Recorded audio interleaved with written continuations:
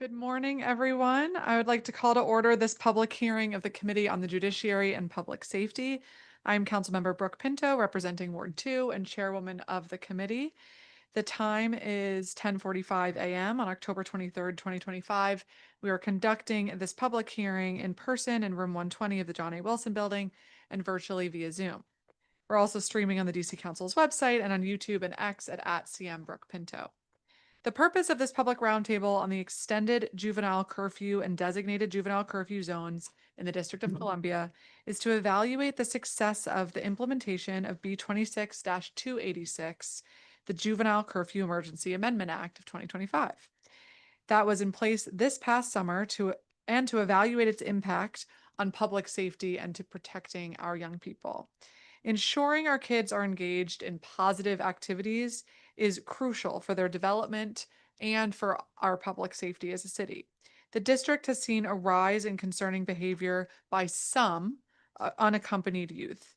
This spring, the district experienced several instances of large groups of young people engaging in harmful and oftentimes criminal conduct in multiple areas around the city, including the Wharf, Navy Yard, and U Street. Multiple fights have broken out, robberies and assaults have occurred, and this remains an ongoing concern. According to local media coverage, MPD says there has been an uptick in disruptive activity by young people over the last few weekends since the juvenile curfew has expired, with young people putting out flyers on social media, calling for meetups to fight, the allegations of groups of young people assaulting drivers in Northwest DC. I want to be clear, the vast majority of young people in our city are doing productive, amazing things. And we want to continue supporting all of their engagement efforts and making sure that they have spaces to play and be kids. That is not changing. That continues to be our focus. We also have to make sure that we have tools to prevent these limited instances of disruptive behavior before it occurs.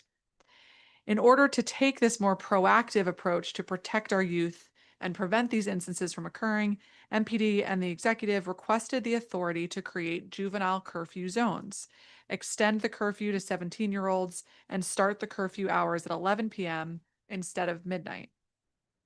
Juvenile curfew zones were specific areas of the city that are designated by the chief of police or the mayor that extend the hours of curfew that can start as early as 8 p.m. instead of 11 p.m. Prohibited gatherings of more than 8 unaccompanied young people and would last for 4 days. Granting the MPD chief and mayor the authority to create juvenile curfew zones gave them flexibility in expeditiously responding to safety concerns that were identified via social media and other means. Importantly, MPD does not make arrests for juvenile curfew violations. Any youth found to be in violation of a juvenile curfew zone is encouraged to disperse from that specific designated area. A youth found to be in violation of the citywide curfew is returned home, and if no adult is home, they're brought to a nearby precinct until a parent or guardian is available to pick them up. Over the summer, during which 7 juvenile curfew zones were declared, MPD reported that they had 0 curfew violations and 0 arrests in designated curfew zones during these extended hours from 8 to 11 p.m. That's exactly how this tool is meant to be utilized. This tool enabled MPD to proactively prevent at these large and oftentimes violent gatherings that had occurred in the spring from happening in the summer. Thus, MPD and many neighbors have viewed these zones as having successfully kept large groups of youth from gathering in those specific zones during the extended hours without increasing violations or arrests. I and this committee believes this is an effective tool. I have also heard from scores of parents who have communicated to me how helpful this tool has been to them in telling their children and grandchildren to get home at a reasonable hour. Unfortunately, though, this emergency legislation expired on October 5th.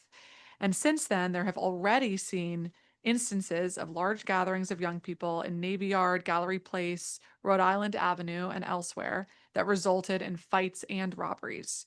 According to MPD, these types of gatherings have become increasingly predictable, with young people passing out flyers physically and online, indicating there will be a large gathering on a particular day. When the emergency curfew legislation was in place, MPD was able to use this information to determine where to designate these juvenile curfew zones in an effort to prevent these gatherings from resulting in violence. Without this legislative mechanism, MPD has been unable to be as proactive as they were before, putting an additional strain on resources when they need to respond.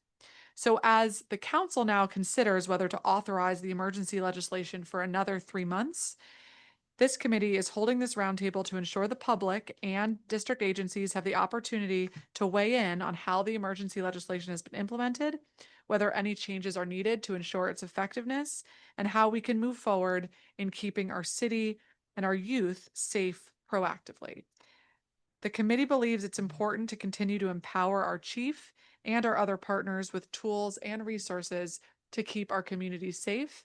And I also look forward to discussing today with Deputy Mayor Pia other ways that the city is investing in our young people for positive programming and activities to continue those efforts moving forward.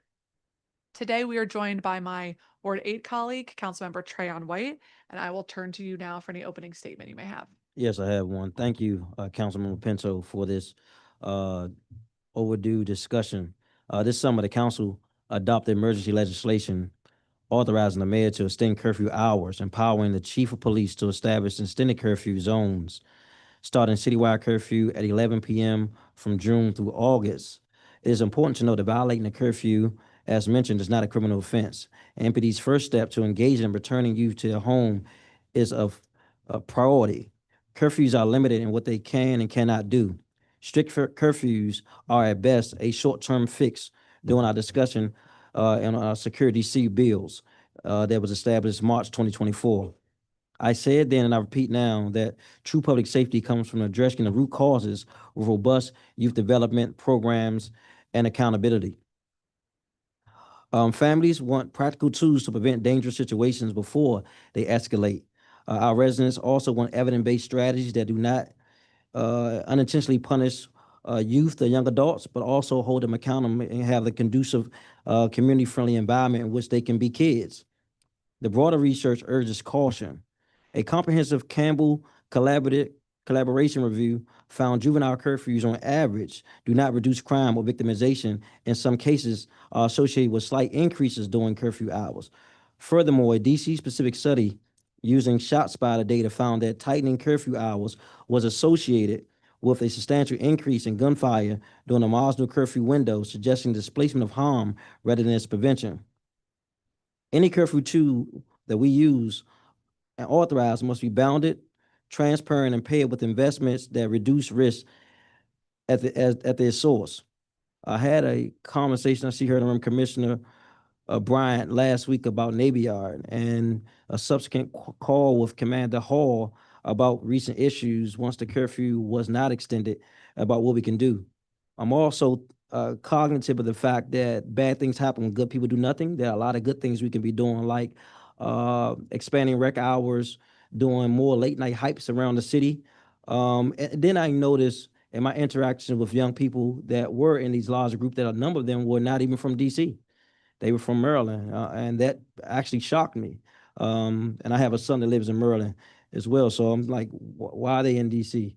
Not to say they can't come to DC. We want to make sure when they are in DC, they are being productive and cared for like any other person's child, like I want mine to be. As we consider whether to reauthorize emergency curfew tools, I'll be looking for evidence that zones prevent harm without widespreading disparities, safeguards against outreach are constitutional when enforced, and integration with positive alternatives are a must. Our youth deserve safety and opportunities, not stigma. If you use curfew powers, we must pair them with resources that meet kids' needs where they are and keep them engaged to make sure they are out and about and make it home safety. I know that's a priority for everyone in this room.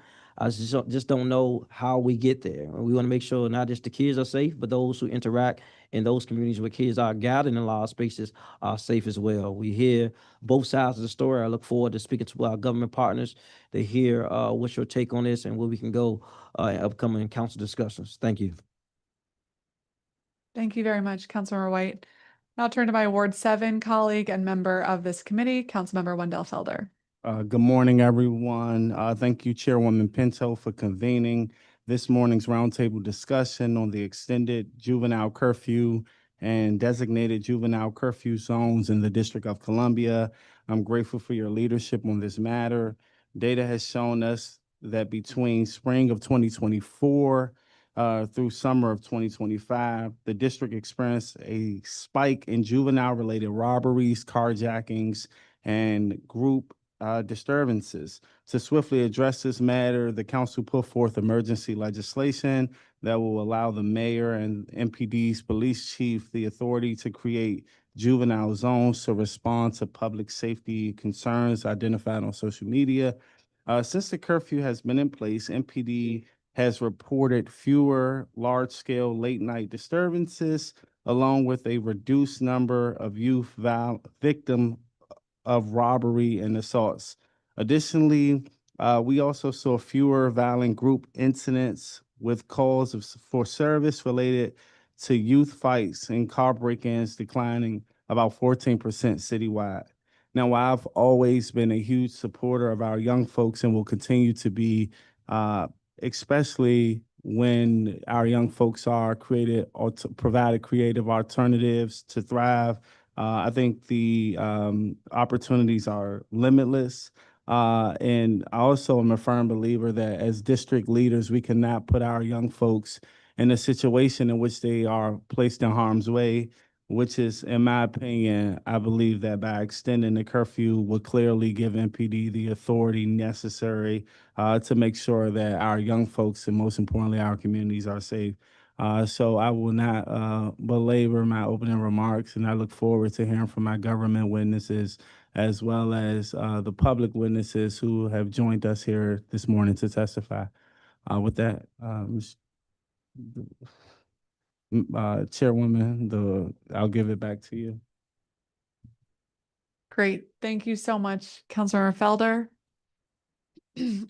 We've also been joined by my Ward 5 colleague, Councilmember Zachary Parker, who also chairs the council's Committee on Youth Affairs. Thank you for joining us. I'll turn to you if you have any opening statement.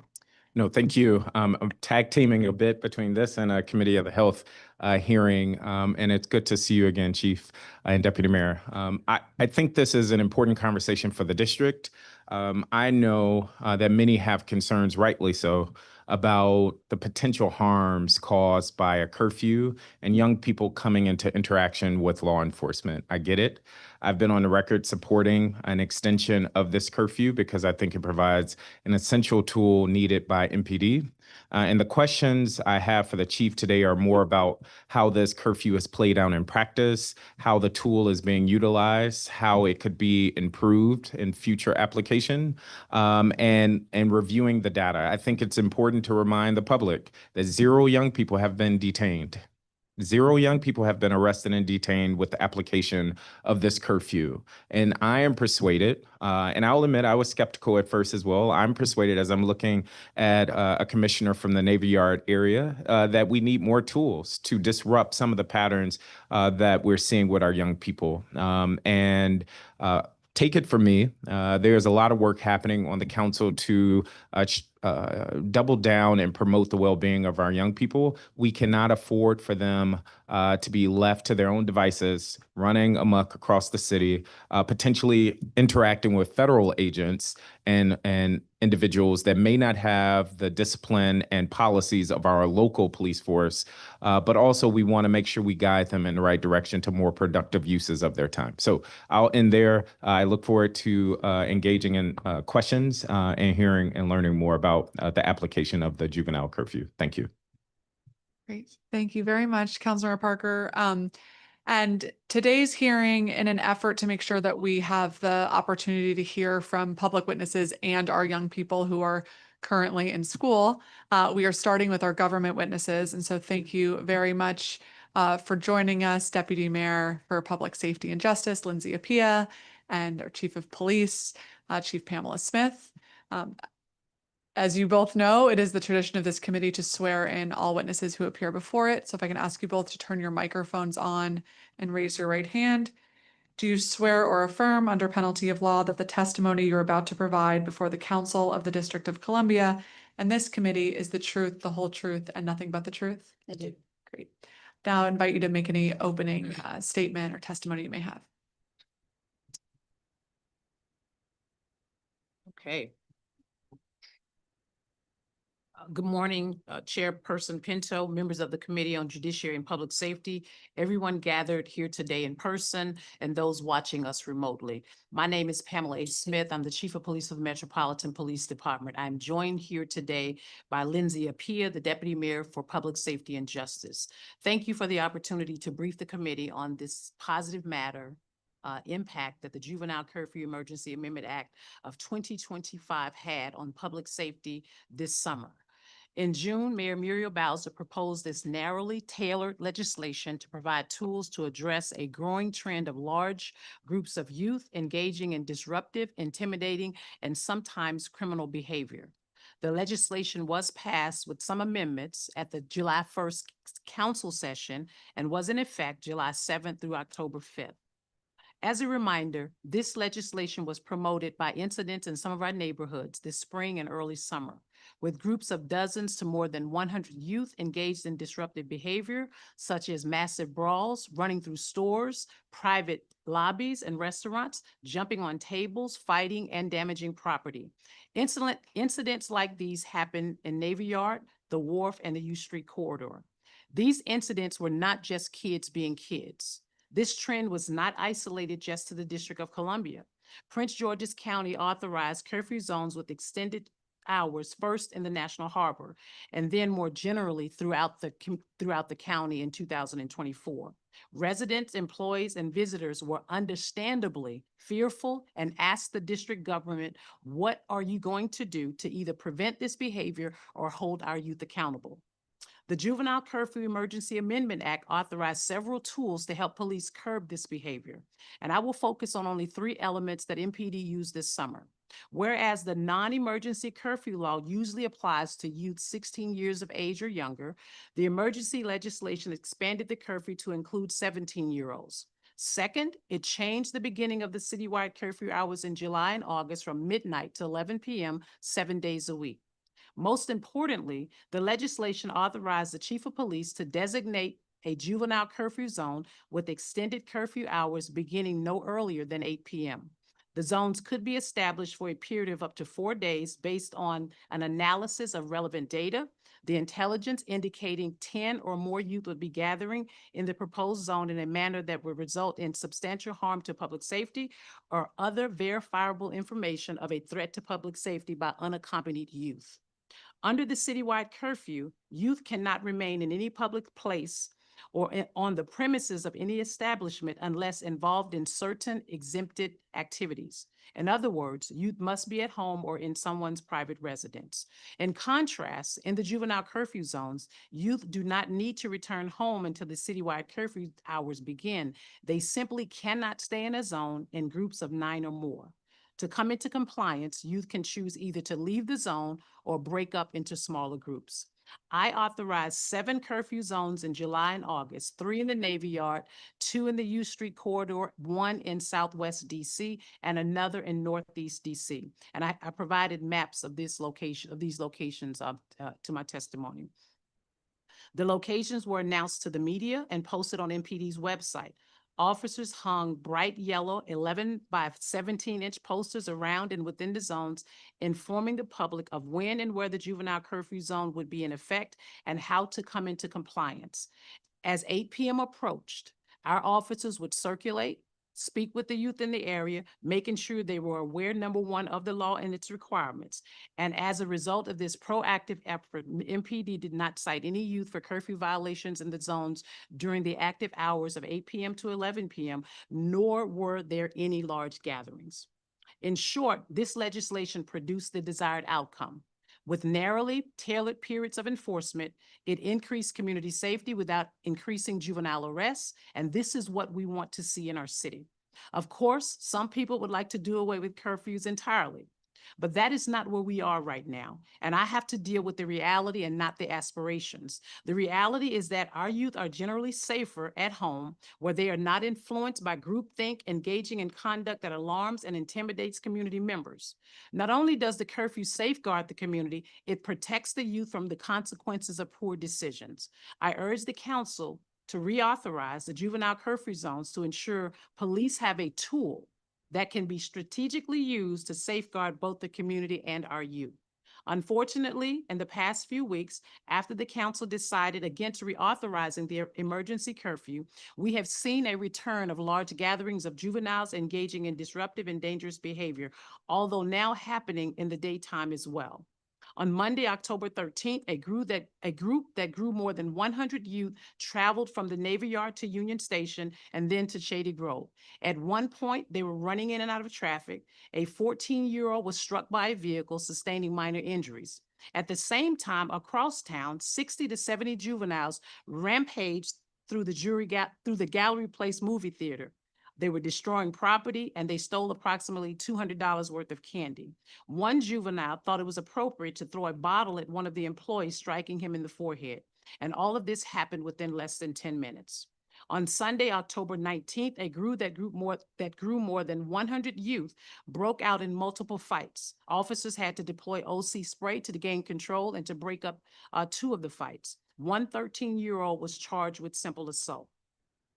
And this past weekend, flyers were circulated on social media for the 2 teen takeovers in the U Street corridor and the Navy Yard Wharf area, telling kids to bring their own alcohol and bring their own marijuana. The takeovers were advertised as starting in the early evening, and the kids showed up by the dozens. In the U Street area, the gathering turned violent, with the groups being disorderly in the street and eventually surrounding and banging on 2 vehicles, breaking out the windows of one of those cars. In both incidents, the drivers got out of the cars and began to fight with the juveniles. One driver ended up in the hospital, and the suspect took his car and rammed it into a tree. To argue that this is just kids being kids is to turn a blind eye to the understandable fear felt by community members impacted by these takeovers and to dismiss the property damage that impacts residences and businesses. MPD, however, cannot continue ignore the intimidating, dangerous, and criminal conduct.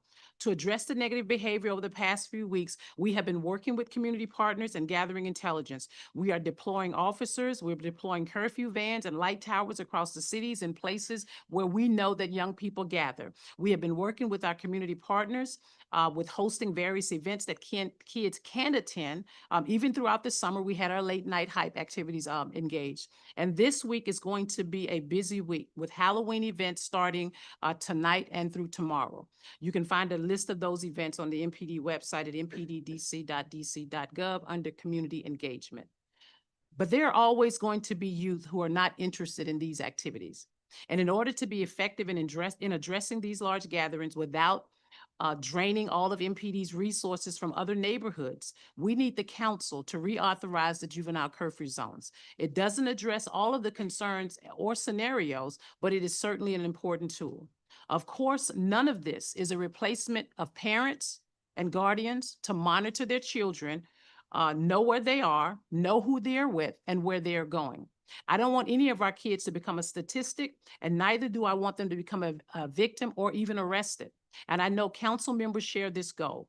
But we cannot wait until our kids move on to the next trend without addressing the disruptive and potentially criminal behavior at large unsupervised gatherings of our youth. We need this authority now to support strategic efforts to maintain the peace. And I think I've said over and many times before that as the chief of police, I am extremely supportive of our young people who are doing positive things. I will also reiterate and support the comments that was made by Councilmember Pinto. It is not all of our young people in this city. We have some very smart, intelligent, and thriving young people who are not just invested in academics, but also invested in a lot of curricular activities and sporting events, and we want them to be supported in those spaces. And so I thank you for this opportunity to discuss this important issue, and I will turn it over to Deputy Mayor Appiah.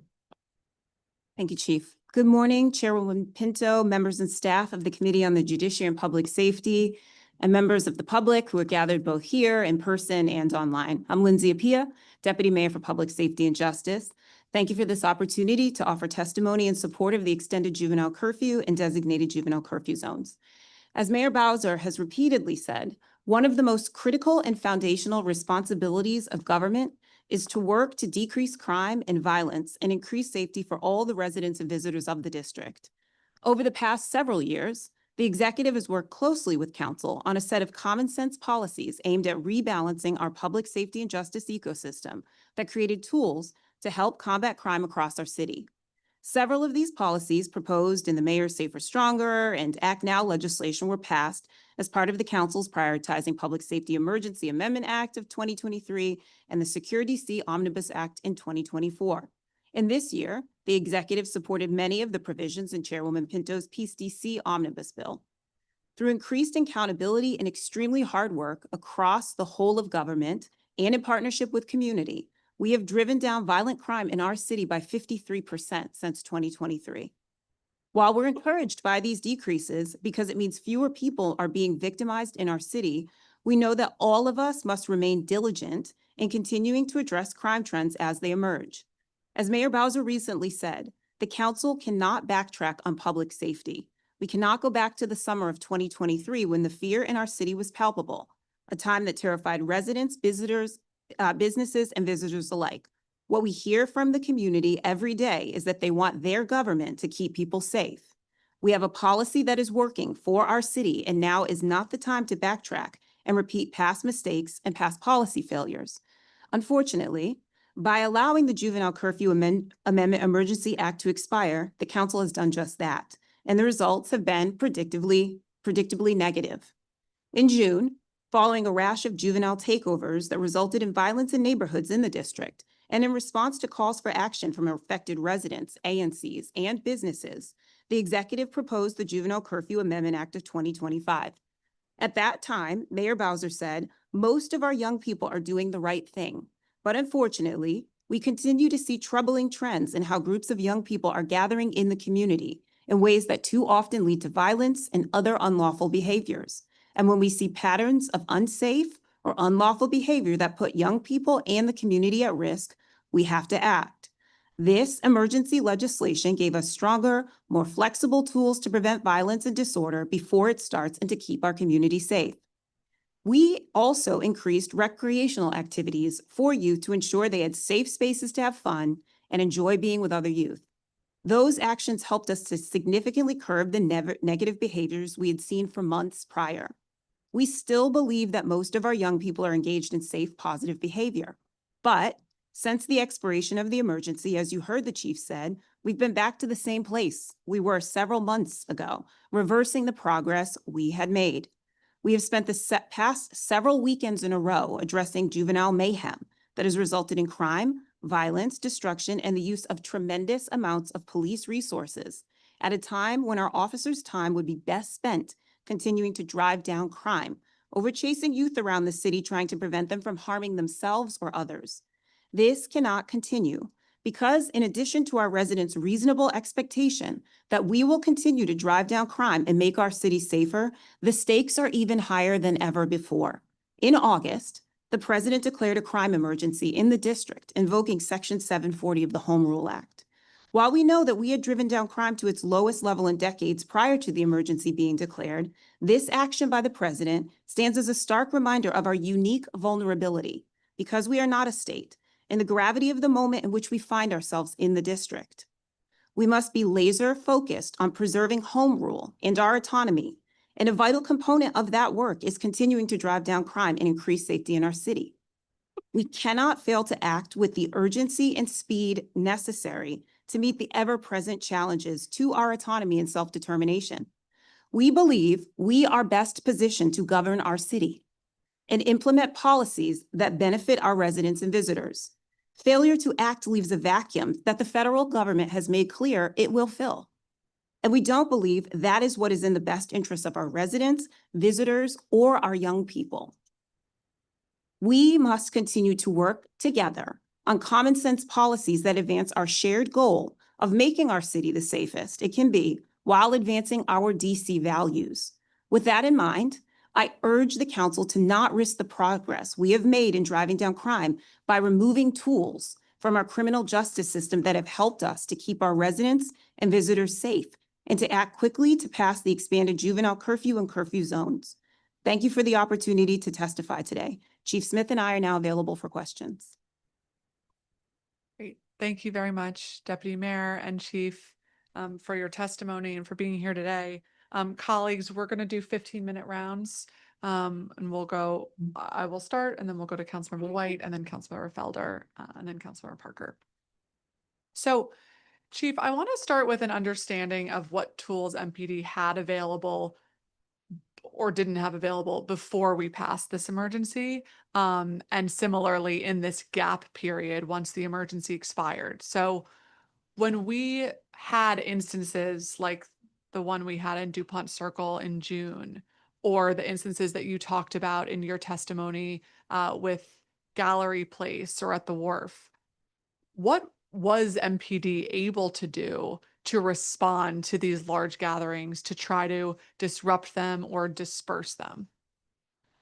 Well, I think one of the things that we initially tried to do was reach out to a lot of our partners, our residents, members in communities, our ANCs, our CACs, to number one, get the messaging out to our parents. As you know, we do have a youth and family engagement division that engages with our schools, engages with our kids, our young people, really trying to get the message out that this kind of behavior is not acceptable.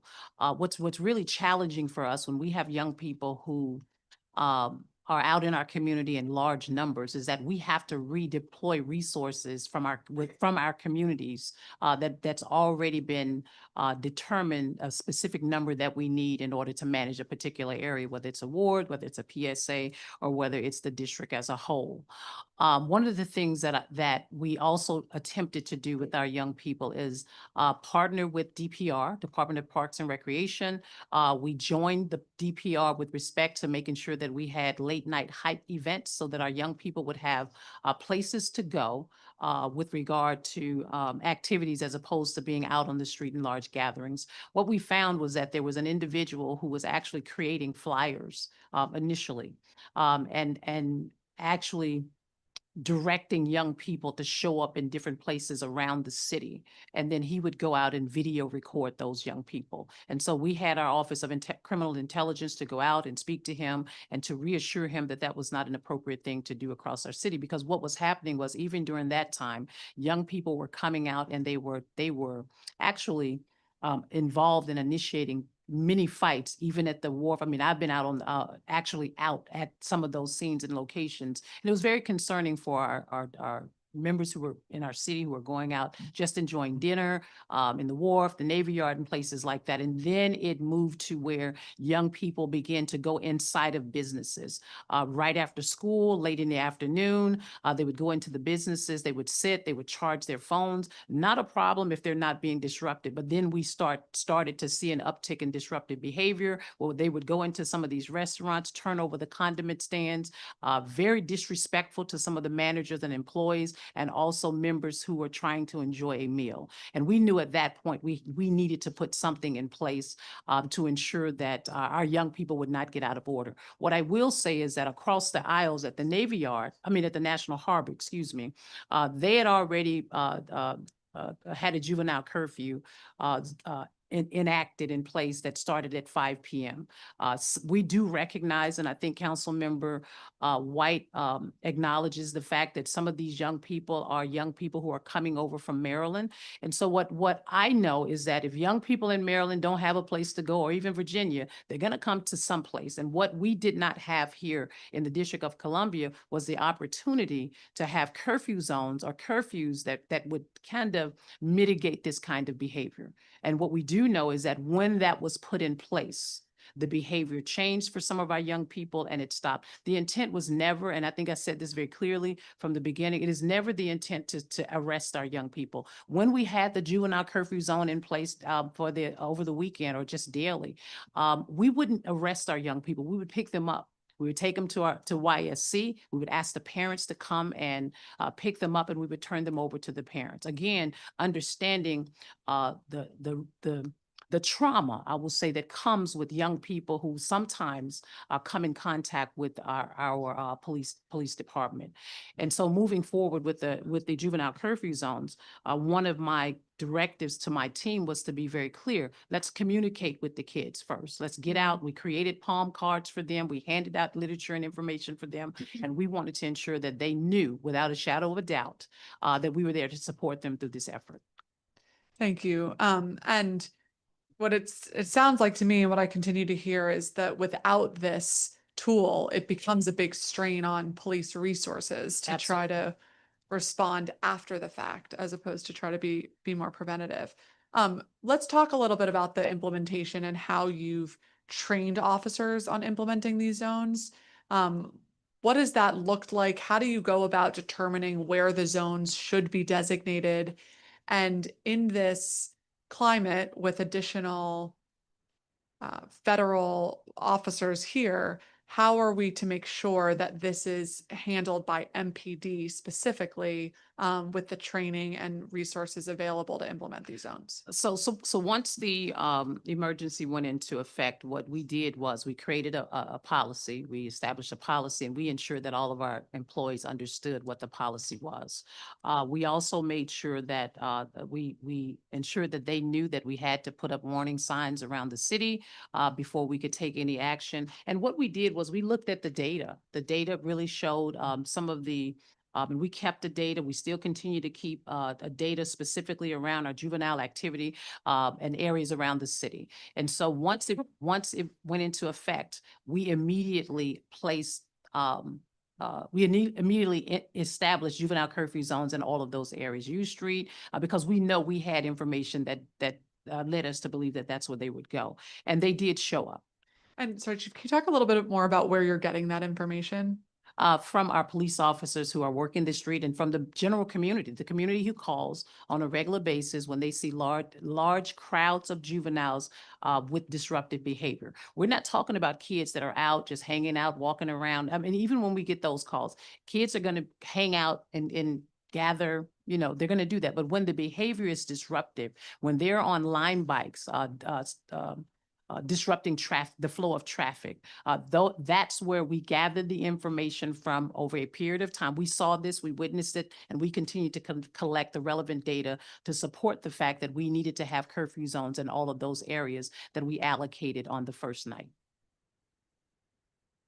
Thank you. And how has the reporting process been? What have you been hearing from your officers, from the community about the implementation of those 7 sites that were selected? Well, I can tell you from a budget perspective, it helped, right? I didn't have to have high visibility patrol in those areas and bring officers in on overtime to manage that. I'll also say that many of the community members that I've spoken to, ANCs, some of the CACs, parents, even some of the kids who really appreciated us having the curfew zones in place, because it gave them an opportunity, and members in community. I walk around in different communities who say the same thing, that we're very happy about the fact that you all put that in place, because it does create fear when people you see large groups of individuals who are actually attacking residents and members in community unprovoked. We've seen that. And so having a juvenile curfew, establishing juvenile curfew zones and having them in place gives individuals around our city the opportunity to really feel free and not fearful of those activities. And please understand what I'm saying. When I'm not talking about, kids that are together, enjoying themselves, having a good time. I'm talking about the behavior. That is what we're looking at: the criminal behavior, the disruptive behavior, and the behavior that continues to incite fear amongst our whether they're visitors, residents, or other young people in community. Mm-hmm. Thank you. So the emergency law was written to allow the chief to establish the zone based off the occurrence of crime in the zone during the preceding 30 days, information indicating that a gathering of more than 8 juveniles is planned that is likely to result in public safety issues, or other information indicating that unaccompanied minors in the zone are likely to create a public safety risk. It also included language that allowed an ANC, BID, or Main Street organization to petition the chief to declare these zones. Were there any gaps in that authorization that you found in the experience that this emergency was in place for that should inform the policy going forward? No, what I will say is that I think what helped to inform us not to continue to establish curfew zones was that the behavior changed. That was really critical for us. And even hearing from, again, ANCs and others with respect to what they were seeing in their communities, some of the business owners, restaurant managers, what they were sharing with us, what they were seeing. We didn't see a large group of kids being disrupted. We saw some kids, but they weren't disruptive. And that's what we want to continue to hear. Okay. Can I see? Sure. One of the things, so when we wrote this, like juvenile curfew zone, it was modeled much on our drug-free zones, which we had worked with, which was the result of a lot of our residents saying many of the same things, the loitering. We want to be able to reclaim public space. And so what we said is that we have to live together and we have to teach our young people that we are neighbors and in community together. And that means mayhem and disruptive behavior isn't appropriate. So we had nearly a year, I think, at that point of experience with our drug-free zones, which I think people were skeptical at the beginning about how that would go. But where we found that, where we said it's not about arrest, it's about allowing people to use space together, to not have to be afraid of what's happening. And so that was what this really was modeled after. And we saw the same thing that we've said in the people ask this, you ask all of us each year, right? Are people being arrested in the drug-free zones? And it was about changing behavior. And so here's what we would say is if we have models in the district of things that work, and when we've created something that works and we modeled this after that, and it worked much the same way, that we need to continue that. But that is really the thing, is we saw change behavior in the young people. Yeah. And did you see that young people would see the signs and just not congregate in those spaces? And how does that play out in practice if there is someone still in that zone? If when we find that and again, if it's 9 or less, not a problem, right? They can certainly remain there. But if we find that they're in the zones, they're disruptive, they are over the number that's required for the juvenile curfew zone, we would have the officers just go and have a conversation with them, which is what is expected. Okay, and has that happened? Like, what does those conversations look like? Is it usually just the person then disperses? Like, can you speak a little more And specifically? the young people were very responsive in a positive way to the interaction from the police officers. And it was really, really important to me to not initially come out and like, okay, but let's educate them. Mhm. Let's create the palm cards, hand it to the young people, explain to them what it was. They were all very receptive. And these are all interactions that are happening with our MPD department. That is correct. Okay, and so there are no federal agencies that are authorized to handle enforcement of the curfew zones, is that right? Well, we don't have any curfew zones. We haven't had, in August we didn't have to establish any where young people were actually being disruptive, and we did have MPD officers, as you know, from during that 30-day period. Where we had the executive order from the president, we were certainly joined at the hip with our federal partners, if that makes sense. Since that time, with respect to our juvenile curfew zones, I know the majority are Metropolitan Police Department officers. I can't say for certain if they're not some of our federal partners working with us. I don't know that at this moment, but I can certainly get back to you with respect to that. Okay, because as we consider extending this for another 90 days, I think that will be an important component to ensure that this is a local law that will be implemented by only our local officers. Yeah. The one thing that I would note though, just there is, so we did have curfew zones through in August. I believe the emergency was declared August 10th. It was through September 11th. We had curfew zones in Southwest, in Northeast, Navy Yard, U Street. Our residents are very vocal about negative interactions with federal officers or with our MPD. And so we can look into it, but I'm not aware of any specific complaints about interactions with our young people in the curfew zones. So there is a host of different federal partners we're working with, and people like Metro Transit who very much absolutely, if kids are at the wharf, right, they're going to enforce our curfew zone. So I want to be like careful to not say that, right, like we won't have partners like Metro Transit enforcing curfew zones. I think it's important to clarify that. They're local. Yeah. Thank you. So just in the final couple seconds here on this round, when we think about what works within the region, you talked a little bit about Maryland's earlier curfew zone at Washington Harbor at 5 p.m. Like, how should we be fitting in within the region so that we don't just have a group of young people not allowed in one area and then coming to the district?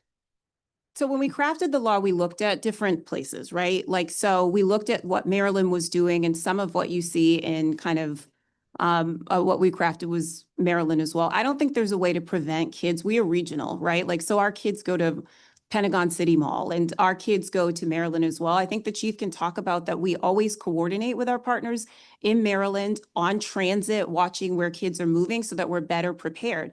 But if we know that there's the curfew at 5 o'clock at the harbor, we're able to monitor kids moving. Well, the chief can put a curfew zone in place to see where they're moving, or be able to move resources in a way that there's no way to prevent kids from moving different places. But what we tried to present was a reasonable set of tools, looking at kind of what is being done regionally. Hi, thank you very much. Councilmember White? Yes, thank you. Chief Smith, correct me if I'm wrong. Is it your belief that the existing curfew law was insufficient? You say insufficient? Yeah, I don't, but you mean the juvenile curfew zones or Ye- the previous ones the prior whole to? law that encompasses the zone. I see you shaking your head. You had a response to that? Well, Yeah, that's why we made a proposal. We didn't Okay. feel it was sufficient. The yeah, previous the curfew previous law was not curfew was sufficient. Yeah. I guess from that, based on the executive branch, what will make it sufficient? Because I know that Mayor Bowser sent something down, the council edited it and put it out there, and you all believe it's not sufficient. I just don't know what makes it sufficient to make it a holistic approach. No, we didn't say that. So if you're talking about the original curfew law, we don't believe that's sufficient because it had a number of things. Number one, it didn't apply to young people who are 17, and we would say juveniles or everyone under the age of 18.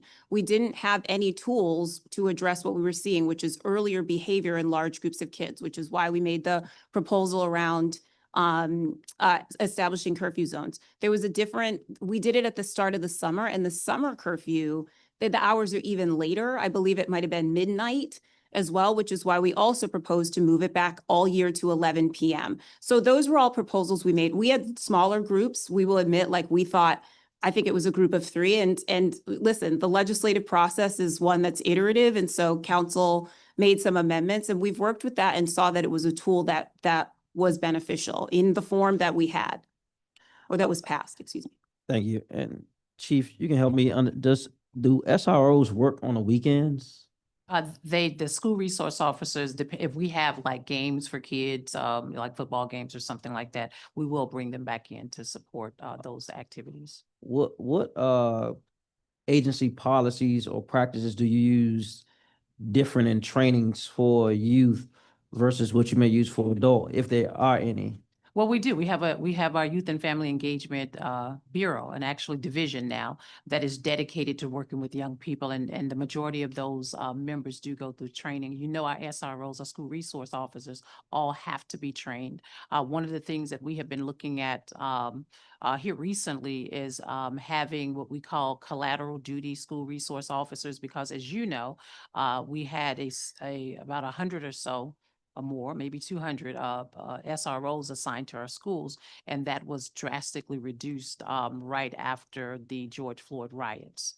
And so therefore, a lot of our officers who were assigned to those locations obviously left the job. We were on a path to pare down the number of SROs that were assigned to our schools. When I came into this space in 2023, that was reversed, and so we are now trying to get those numbers back up.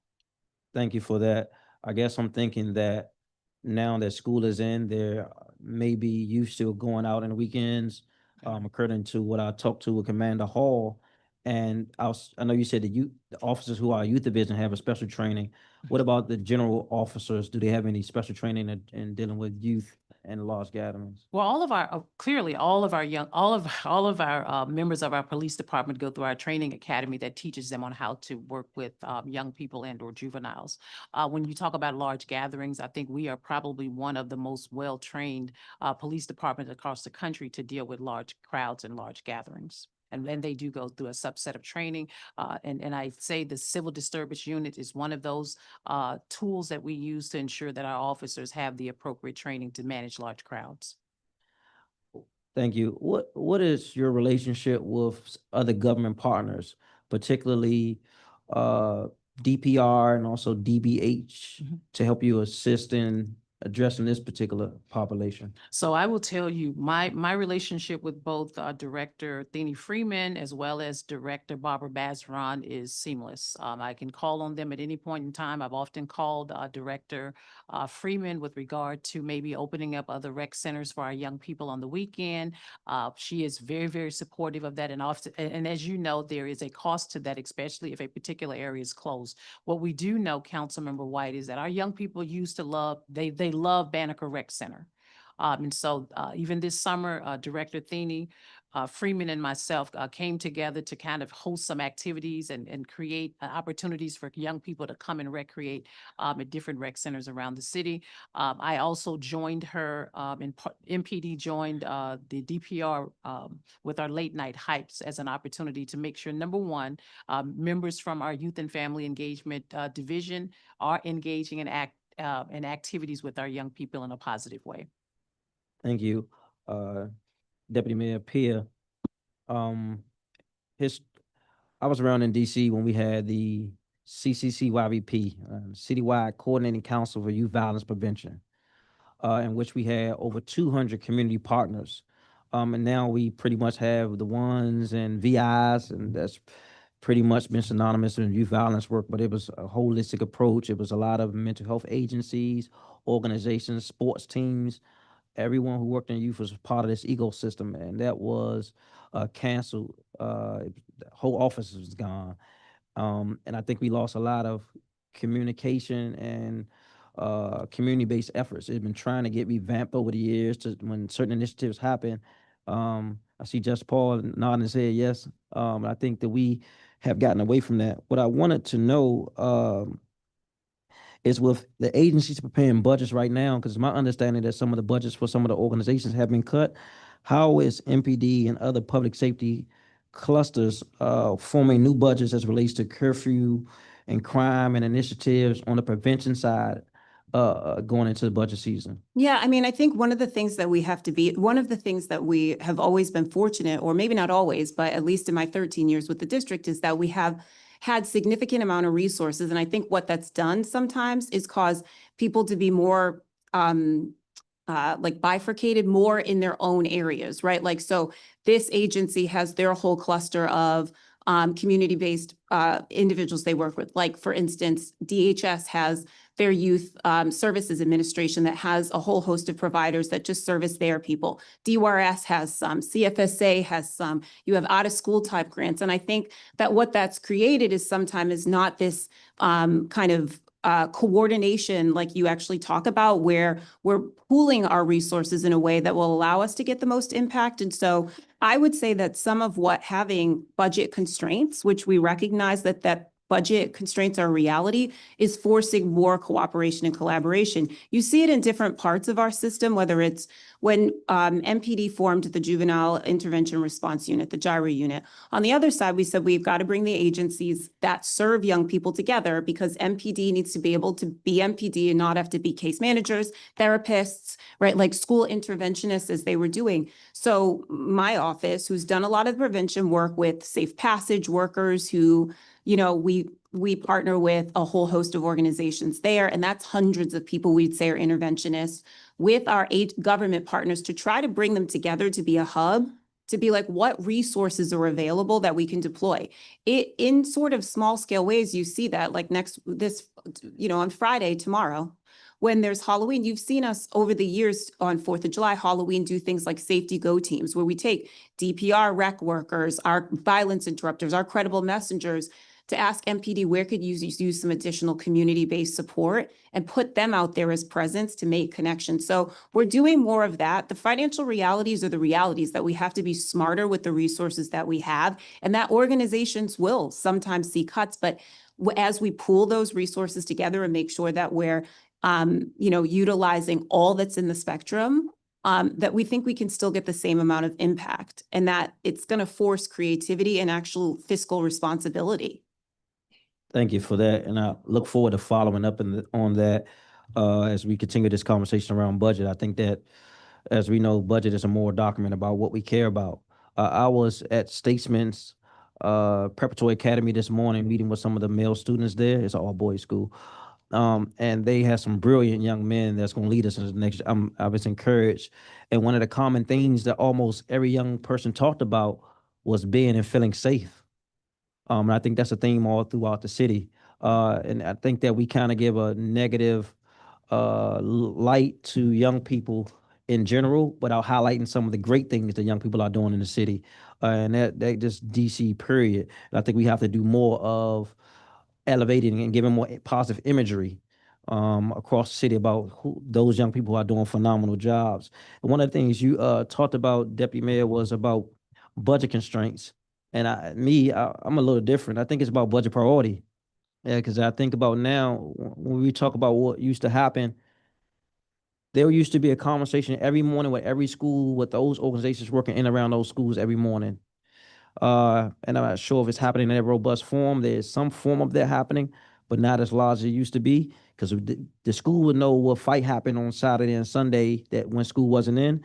And that's when we had about a $9 billion budget, maybe $10 billion. Now we have $21 billion. And so it's less about budget constraints and more about budget priority. I see you itching to So say I'm just saying we're do that. So I think sometimes it actually is about awareness of what is happening, and that we own that, but that every day, because we do safe passage work, that we have both our safe passage, which are community-based organizations, our schools who have designees, our law enforcement partners who will talk in the morning, also at 1 p.m., and then have a 5:30 call every single day, so that we know what happened in the morning, what people saw, what's happening with schools, where resources need to be moved. And I think, again, sometimes I would say it's about awareness about what's happening, because you can talk about, yes, budgets are priorities. We have many good competing priorities right now that we're trying to make sure our schools are fully funded, make sure that our healthcare is fully funded, make sure that we're still investing in prevention in the way that we want to. And that means we have to work together, and we are doing that. There's always room for more growth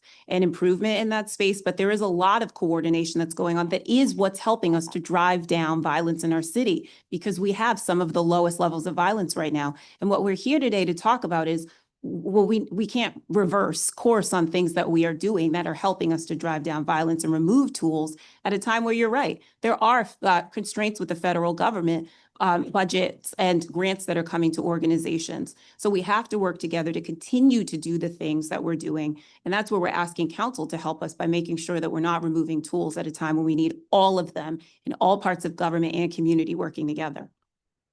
thank you. And I think that, and you and I spoke about this, you mentioned safe passage workers. I think that safe passage workers are no shade to safe pass. I think it's a tool that is used, but I think that they don't know enough because are not involved enough. They're not even involved enough to tell you what's going on in a particular time. They're not the original model for safe passage was to be in the lunchroom at lunchtime and be outside of the school when school ends. So safe passage workers may not always know what's happening. Sometimes you have some great workers that are safe passage workers or great supervisors, but a lot of times there has been some disconnect that hurt us in knowing how to prevent something from happening, escalating outside of the school. I can tell you in the last 2 years, it has gotten a little bit better. But these workers, I don't want to be negative towards the workers. I know Yeah, they're out because there they work very hard, and I would say they're part of a system. So what we need, and what I think the chief would say and everyone would say, is we also need our schools to be partners in there. because we have more adults in our schools than Yeah, ever. but Everybody's got to work together because it's not about putting more people in the schools. It's the schools to work with MPD and SROs working with Metro Transit, Safe Passage working with MPD and school. I got that. I'm gonna Everyone have to working cut you off, together. Deputy Mayor, for a second. I got that, but it's always been some pushback in getting those individuals inside the schools, which we knew was truly the intent of the Safe Passage worker to have wraparound than just standing outside for a few hours in the weather, watching kids go. You want to That's not what respond? they do. Yeah, that's not what they do. And so that wasn't the original model. That's what it became. It wasn't the original model for them. They're not trained to be interventionists in schools. There are people trained for that. So I understand that's what happened. But what we have to do is get back to the original intent of programs, which is to ensure that Safe Passage is eyes and ears for larger areas. We worked with schools to map where they should be so that kids get to the school building to lower truancy, to help work with violence intervention specialists and those trained to actually work with young people in that way. We turn people because we like them into all sorts of things, but that was not the original intent. It's $10 million now to make sure We people have to do what agree they to need do. disagree on that. I was in that conversation roughly 12 years ago when we first started talking about that. I mean, of course, you wasn't a deputy mayor then. I know you was in other government agencies, but that was definitely intent. I'm running low on my time. I pause for one more question. What were the public notice methods for zone activations? As far as I know, you showed the sign, and how do we collect data to know if this is working or not? Truancy. Uh, I'm sorry, the curfew. Okay, so with specifically, one of the things that we would do is we would certainly post it on our MPD webpage. We would also send it to the media. We would also put the notifications up in areas that we declared as the juvenile curfew zones. And then the data was really easy to collect because we didn't have a lot to collect, if that makes sense. We would look the prior 30 days to see if there was any activity in any of those areas. If we didn't see activity that constituted a need to have a juvenile curfew zone in those areas, we would not we would not declare any of those areas as juvenile curfew zones. Chairman. Thank you, Councilmember White. Councilmember Felder? Thank you, Madam Chairperson. Chief, before I get into my questions regarding the effectiveness of the juvenile curfew legislation, I wanted to ask you about an article released by the Washington Post on October the 28th regarding a federal officer-involved shooting in Ward 7 along Benton Road on October the 17th, which included accusations of an MPD cover-up. Are you familiar with that case?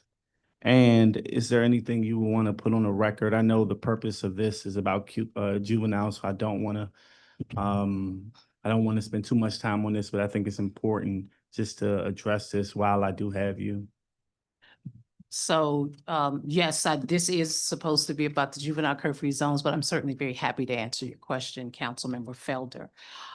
So I am very much aware of the incident that happened with regard to the HSI officer discharging his firearm at a vehicle. The thought process is that he believed that the vehicle was engaging him. The individual that was in the car was engaging him, and he discharged his firearm. What I do know is that a couple of days ago, there was a Washington Post article that was written, and the Washington Post article was the article that actually articulated an MPD cover-up. And what I will do is go on record stating that there was no cover-up. On the day of the incident, the Metropolitan Police Department received multiple calls from the media with respect to the incident. One of my lieutenants who was overseeing our comms during that time period, initially reached back out to the media and spoke to them verbally. The very next day, we created a statement to go out to the local medias and some of the national medias who inquired about it. So clearly there was no cover up with respect to that. What I want to say, Councilmember Felder, is that I pulled the transcript from the hearing specific to the hearing that our Metropolitan Police Department officer had with regarding this particular case that was mentioned in the Washington Post. And I'll stand 10 toes down in saying there is no cover-up. What I will say is that I took some excerpts from the Washington Post article and as well as the transcript, and I want to just highlight some of the things that I found.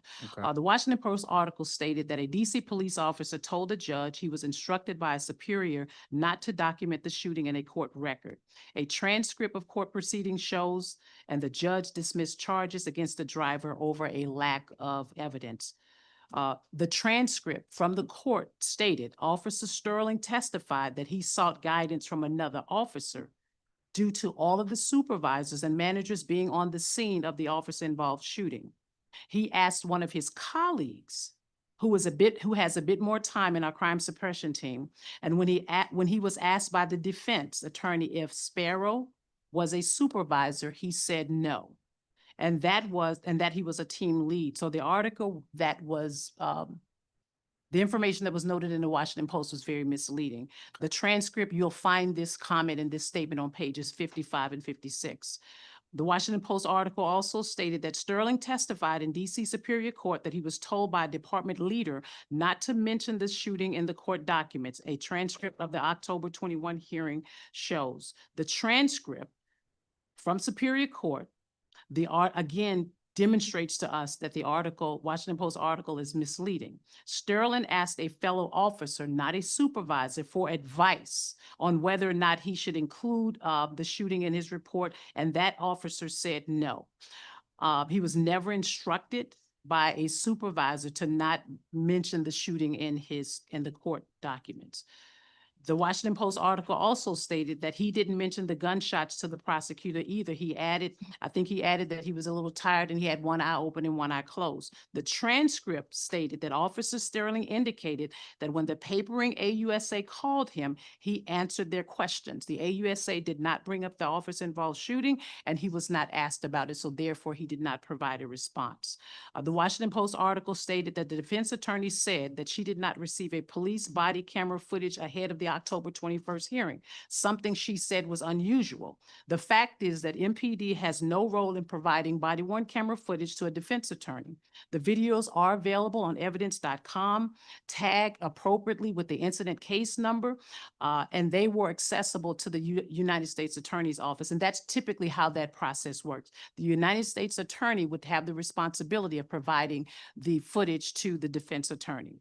The court discussion about the videos being locked down simply means that they were restricted by the Internal Affairs Division, which happens in all of our officer-involved shooting cases. Whenever there's body-worn camera footage, we restrict it specifically to those of them that have a need to know, to include the U.S. Attorney's Office. We provide that to them when they request it. Additionally, the case being dismissed by the judge was not based on the officer-involved shooting not being recounted in the court documents. The judge found the elements of the fleeing statute had not been met, and you can find that transcript on page 75. And I say that because the Washington Post article was very misleading, and it stated that there was a cover-up. There was no cover-up. The process that the officer used with respect to how he wrote his report is the practice of the police department. It predates me, and it's still the same way today. And I take offense to the fact that folks would assume that we would cover up anything at the Metropolitan Police Department. One of the things that I'm very clear on is that if there are things that we have to do with respect to accountability, we will hold our folks accountable. But to assume that there was a cover up, and I'm standing on record to say that there was no cover up with respect to that incident. And if folks could have taken the time out, just 24 hours, to get a copy of the transcript, then they would have known that. Thank you. Thank you, Chief. I'm glad you put your glasses back on. And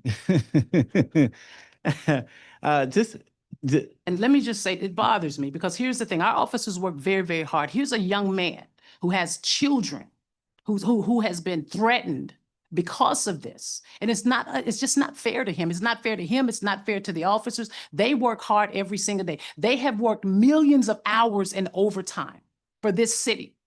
And my thing is that what people should have done was taken just a few moments, just a couple of minutes, just even to ask me. I think there was one council member who called me up and had a discussion with me. Thank you for doing that, Councilmember McDuffie, so that I can articulate to him and explain to him what happened. Councilmember Pinto, thank you for your email, as opposed to carrying a narrative that is untrue. We've worked our behinds off in this city over and over again. And as the chief of police, I work just as hard as my members. And I give them kudos and I give them credit for everything. Do we get it right all the time? No, we don't. Just like some of you all don't. But at the same time, we're in this space, in this place to really ensure that we are keeping our city safe, and to have his name. I yield the floor back to you. Thank you, Chief. Deputy Mayor Appiah, could you speak from your perspective? Why do you think the curfew is needed, and why should this council extend it? Yeah, the curfew is needed because, I mean, I think that it's obvious, right? Like, our goal is to keep young people in our city safe. And we talk about prevention, right? This is a prevention tool that we had seen. I talked about it earlier with our drug-free zones to help us to work together, to have spaces where people can safely enjoy and keep everybody safe. It worked. So the reason we need it right now is the time that if we have tools that work, that we need to double down, not remove them. It's not the experimental moment in the district to see, well, okay, like, let's pull back and forth. We've done that before. And that's what got us to 2023, to be honest, where we were making sort of policy changes. We can't be in that place for a host of reasons. One, our residents and visitors and businesses demand it. It's a very, very tricky and difficult time in our nation and certainly in our city. We have to keep working together to double down on what works. And so it's not the moment for wavering, because we don't have that luxury. And so it's needed because what we saw is when it was in place, our young people and people were not being harmed. Right. And what we've seen for now 4 weekends in a row is businesses reaching out to us because kids are committing mayhem. Residents and visitors reaching out to us because they're being pulled out of their cars. And I will say this too, the federal government reaching out to us because they're watching what's happening and deciding whether or not they need to legislate in spaces that we want. And we say no, that because of home rule, we are capable of self-determination. And so we need to do that. Thank you. Yeah. Chief, I jokingly said put your glasses back on, but seriously, I understand how hardworking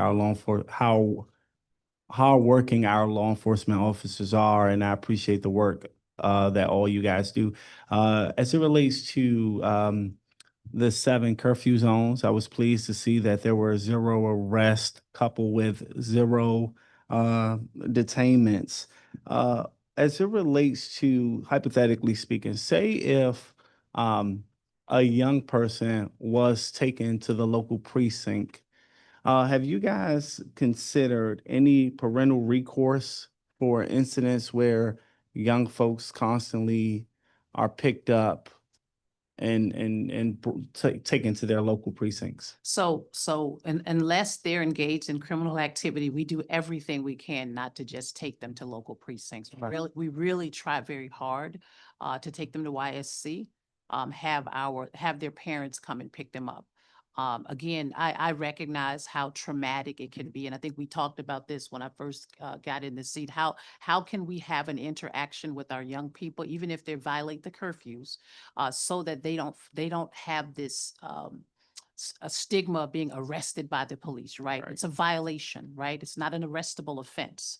And so with it being a violation, the intent is to take them to a place and we have social workers in that space that will help them if there's a need for anything. And then the parents will come and pick them up at that point after that. So just let me say, it's one of the reasons that we did the YSC is because DWRS will reach out to parents and also CFSA, right? Like you're talking about, if we see repeated behavior, then that might be a family. Oftentimes they have sort of either DBH or CFSA or otherwise, and they might need some additional support. Like if their young person is out repeatedly, we'll see children as young. I think we've saw like 7, 9 ages that you're like, what are they doing out at 3 a.m? Mhm. That may be a family that needs some support. And so the thinking was that by bringing them to YSC, they're not put on secure side, that DWRS is actually reaching out to family and also finding out into CFSA as well, because the family may need some additional support. The other thing that I'll say is that we hear a lot about people wanting parental sort of accountability. And we know that that's necessary because we say, we're the government. These are your children, right? Like we can't love our kids as a government more than community and families love them. And so, we would welcome working more on parental accountability. We did make some proposals. The mayor did an uplift to try and strengthen some parental participation Right. in these processes, and that hasn't moved. So, we put out there that we would love to work on that and strengthening some tools for parental participation so they're actively engaged in what is going on with their children. Copy. And just a follow-up question. With the 7 zones and there's been no arrests, no curfew violations, have you seen spikes in other areas that in the event this were to be extended, maybe there would need to be new curfew zones? So we did see spikes once the curfew zones ended. We did see spikes in other areas around the city. Okay. Gallery Place wasn't necessarily on our radar prior to, and certainly Rhode Island Avenue, 7th and Rhode Island Avenue was not a location. I think those were the 2 locations that we've really seen an uptick, if you will, in juvenile violence. Which is an area that we hadn't seen before in the past. We still see them come out within the last 3 weeks. We've seen them over in the Navy Yard, U Street, and again, like I said, Gallery Place, and the Wharf as well. Either one of you guys can answer this question. What has been some of the feedback from either parents? I know, Chief, you were in Ward 7 at a senior building. I know, Deputy Mayor, you go to a lot of events across the city as well. Could you speak to some of the feedback you've gotten from residents, parents, and or our young folks? I think people have been pleased. Like the thing is, our residents, ANCs, businesses, they care about our young people, right? They do. And so that's why they were looking for tools that didn't involve, because I think Councilmember Pinto asked before what we would do. Well, I remember spending a weekend with the chief figuring out, do we charge them with a fray? Like, what do we do? Because we can't have them continuing. Do we lock the Lime bikes? We're doing all of these different things. So what we've heard from residents and businesses, because our kids now aren't or they weren't engaged in unsafe behaviors, that they appreciate that. And that's kind of, let me say this too, some things that probably surprise people that we've heard about the football games as well. Kids, parents, businesses, people want to be safe. You heard Councilmember White say it, that like kids talk about safety. So you'd be surprised with how many of them are like, okay, like if we're engaged positively, we want to be able to go to spaces and not have everybody always fighting, right? So I think there's been a surprising amount of positive feedback across the range and spectrum of people because it's preventing kids from being harmed, and businesses need to operate. Sorry, Deputy Mayor, just my last question this round. I heard a quote from the director of DPR, Director Freeman, and it really resonated with me. She said, we don't choose our young folks, they choose us, but we gotta show them that we care. I wholeheartedly agree with that. My question to you, Deputy Mayor, Chief, you spoke about the partnership with DPR. Deputy Mayor, could you speak to what the coordination efforts look like with DYRS or CFSA, specifically for our young folks who may need support the most? Yeah, I mean, so when I say this is like one of the reasons that we started the curfew pilot in 23 and introducing DYRS into the mix is police need to be policing, right? And so we need our social service side of the house to be working together. So it's CFSA, DBH, DHS, DYRS, and then some of our education partners all coming together to figure out with some of our kids who knows them. And this is every single week, we'll get kind of a list of who are the young people who had curfew violations, who might have been proximity to a crime, who knows them, what services had they received, what outreach can we do, who's on first, which of these agencies knows them the best. And so there's a lot of that coordination that's happening through my office, through our work with our partners in DMHHS and DME cluster as well, which everyone falls in, to remove it from only being about MPD kind of on first with that. And I'll just add to that is that, I would like to see MPD to be the very last alternative for anything with regard to our young people. We want to be able to engage with them in positive spaces with our football games, basketball games, using our CROs, SROs, school safety teams that we have. We want to engage in that respect, but I would prefer to have us to be the last alternative with all of these other agencies and programs in place. It would certainly be helpful to our community and to our young people. Thank you. Can I just say this one thing? Like, we love our kids. I just want to say this because boundaries to kids indicate love. That we're talking sometimes, like, if we create loving boundaries in spaces where it's like, this isn't appropriate behavior, that's not loving. No, for kids, boundaries indicate love. Accountability, which should not have to look like police, but like, hey, this isn't how we live together, indicates love. And so what we're trying to do, it's something, Clint, you've heard me say it in here. Clint Lacey, the director at DOR, what does love look like in public policy? Well, it looks like some of the proposals we're making so that MPD can be like end of the line, right? Like, so that there are like other ways that we're teaching kids, you need to engage like in, like, we're a community here and there's consequence for all of us. But like, that's some of the proposal that we're trying to put forth. Thank you both, Madam Chair. Thank you all. I want to note we've been joined by our at-large colleague, Councilmember Christina Henderson. We're going to turn to Councilmember Parker for his round, and then we will turn to Councilmember Henderson. Thank you. I wanted to come to the designated curfew zones. There was one that was established in Northeast, to the north and east South Dakota Avenue, to the west Bladensburg, to the south V Street, and this was around August 1st. I believe that area included a playground or a basketball court. And one of the criticisms that I think is valid is if we are restricting the areas where young people can go to productively engage, how then are we ensuring that we're not entrapping them? Can you speak to how you make decisions about these zones and try to exclude recreational areas for young people?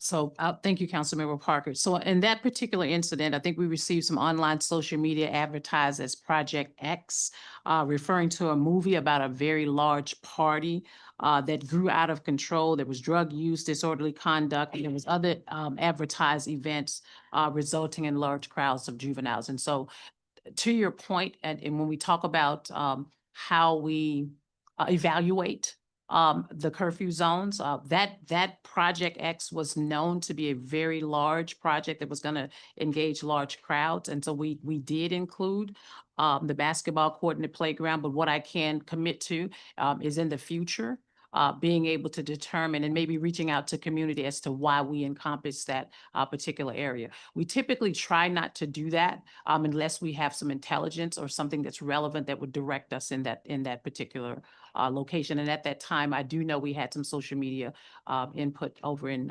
Northeast regarding that. Thank you. Yes, sir. I have seen the flyers that I believe you referenced earlier where at least one discussed the U Street takeover from 8 o'clock until whenever, bring your own bottle, bring your own weed. How are you all intercepting these advertisements? And once they're on your radar, are there other productive engagements that you all or other agencies are, engaging in to kind of disrupt the behavior?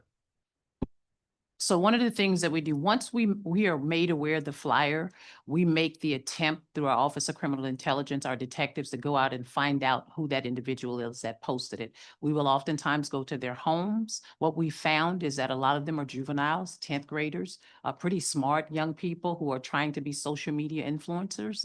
And we will go and speak to their parents. With the incident the flyer that you're talking about this past weekend, there was like 3 of them. We did speak to the young man's mother and father. They were very, very upset by it. And so we asked him to remove it or take it down. I mean, obviously by that time it had like 20,000 views, 2,000 likes and so forth and so on. And I don't want to say the damage had been done, but it was certainly an opportunity for us at that point to reach out to different platforms, engage with different community members to say, hey, let's try to not have this large gathering go forth. And we do that every time we see a flyer where there's some intelligence that leads us to believe that a particular activity is going to take place. And we've been pretty successful with that. Some of them, they may come from other areas, but the team really do, I think, great work in trying to reach out to the individual who are who's placing those things on social media. Now, the kids have gotten a little smart, they try to do things via chat. But one of the perfect text messaging, one of the perfect things that I can say about MPD is that we have such great relationships with some of our young people, and some of them will share that information to us so that we can kind of get ahead of it. I appreciated you saying you would prefer MPD to be the last agency to encounter our young people. I would agree with that.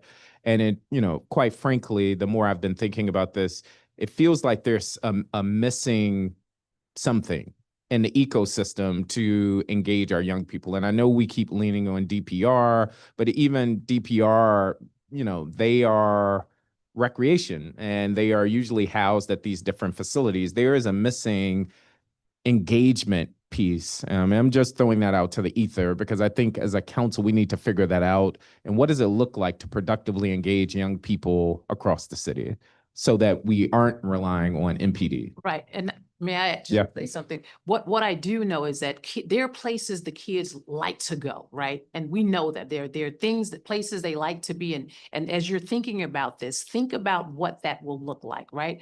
And I'm not saying that they love Banneker Rec Center. I don't know why. I mean, they can plug up cell phones, do all these other things, but during the summer, that is the place once Banneker Rec Center was closed, the kids would actually, and I'm going to use this term very lightly, break in. Just climb over the fence and use the outside area in the back. And I think what we have to do, and I'm certainly willing to sit down with the minds to think about what this is going to look like, is that they want to, and they were peaceful. They weren't doing anything. I mean, let me say, they were probably smoking weed.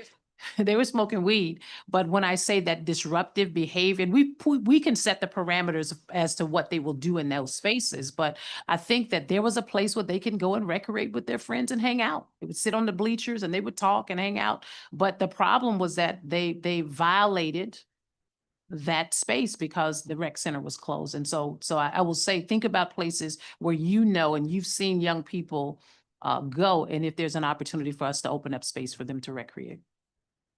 I think broadly, like we've talked in the past about how do we do Rec for All grants and mini grants and things like that to resource people. And we know that those exist. What we're looking for, this is why I think if you remember when we did the announcement for for MPD's juvenile unit, we said community, the collaboratives, all of these different people who know where kids are, like that's where we do need kind of the partnership, because government is not like the be all and end all of all of it, right? Like there are any number of community organizations, influencers, coaches, people who know where kids want to be in smaller groups, and let's talk about what that looks like to support that. But it's, because we are limited in sort of if we open up a rec, it's costs this much. There's these things that we have to consider as well. So Understood. Yeah. Since the introduction of the curfew as an emergency matter, I believe in July, to now, what additional steps have been taken to address what is playing out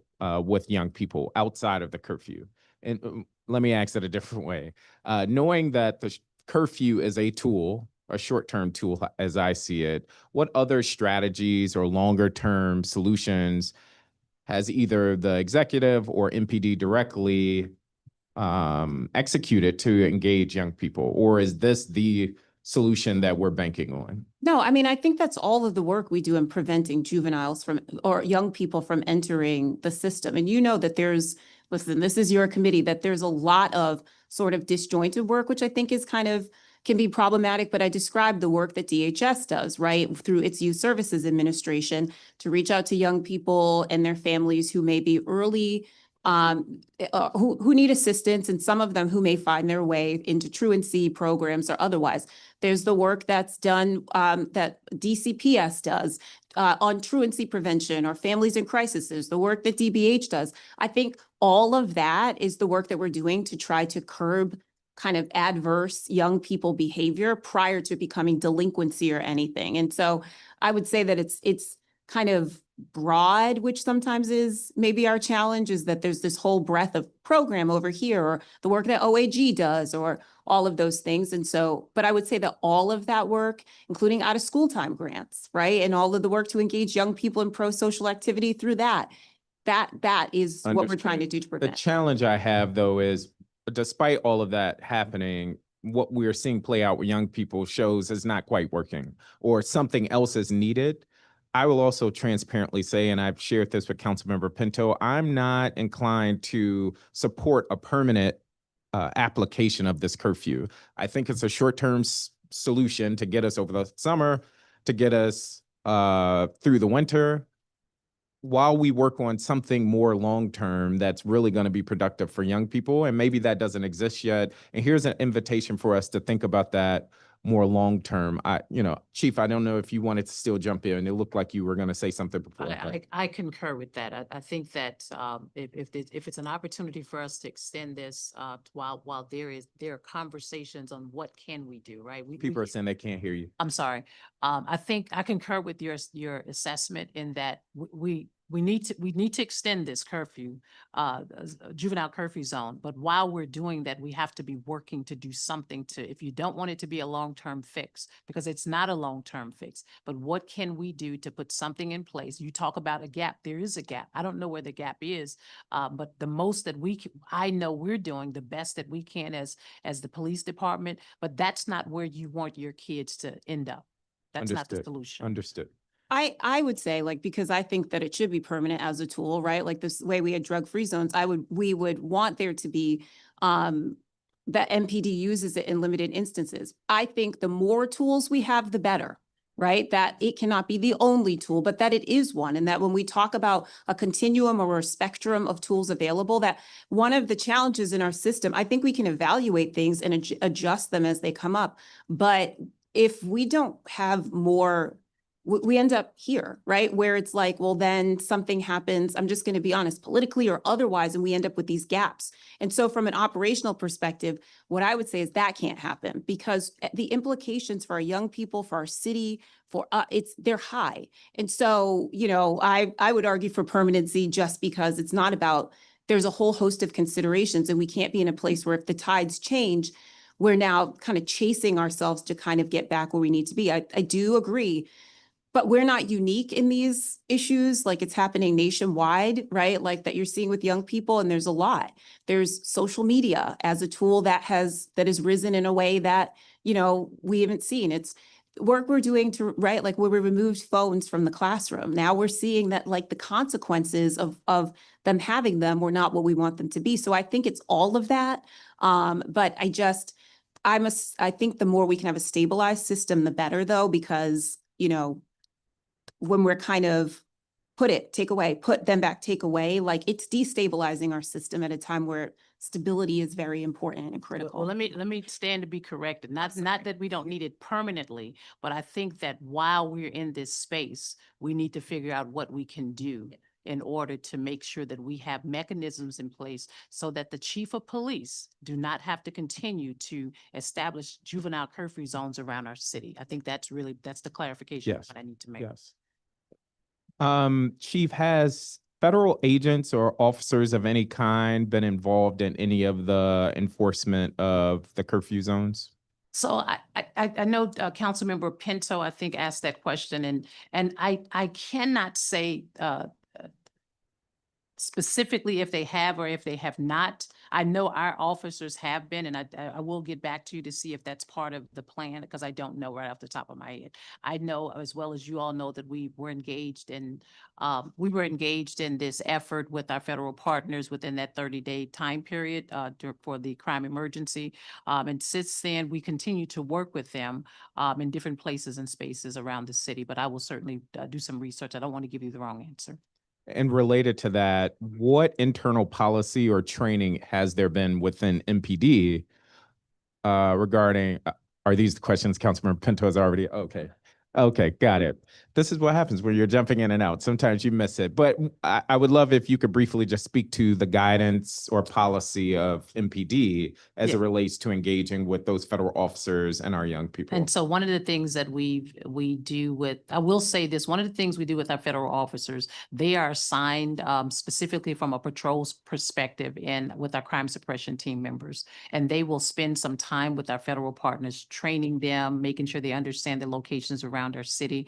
We do know that our federal partners are not, they rotate in and out. So we have to do familiarization and training with respect to that. And I will identify whether or not there's specific training with them on juvenile interaction and engagement.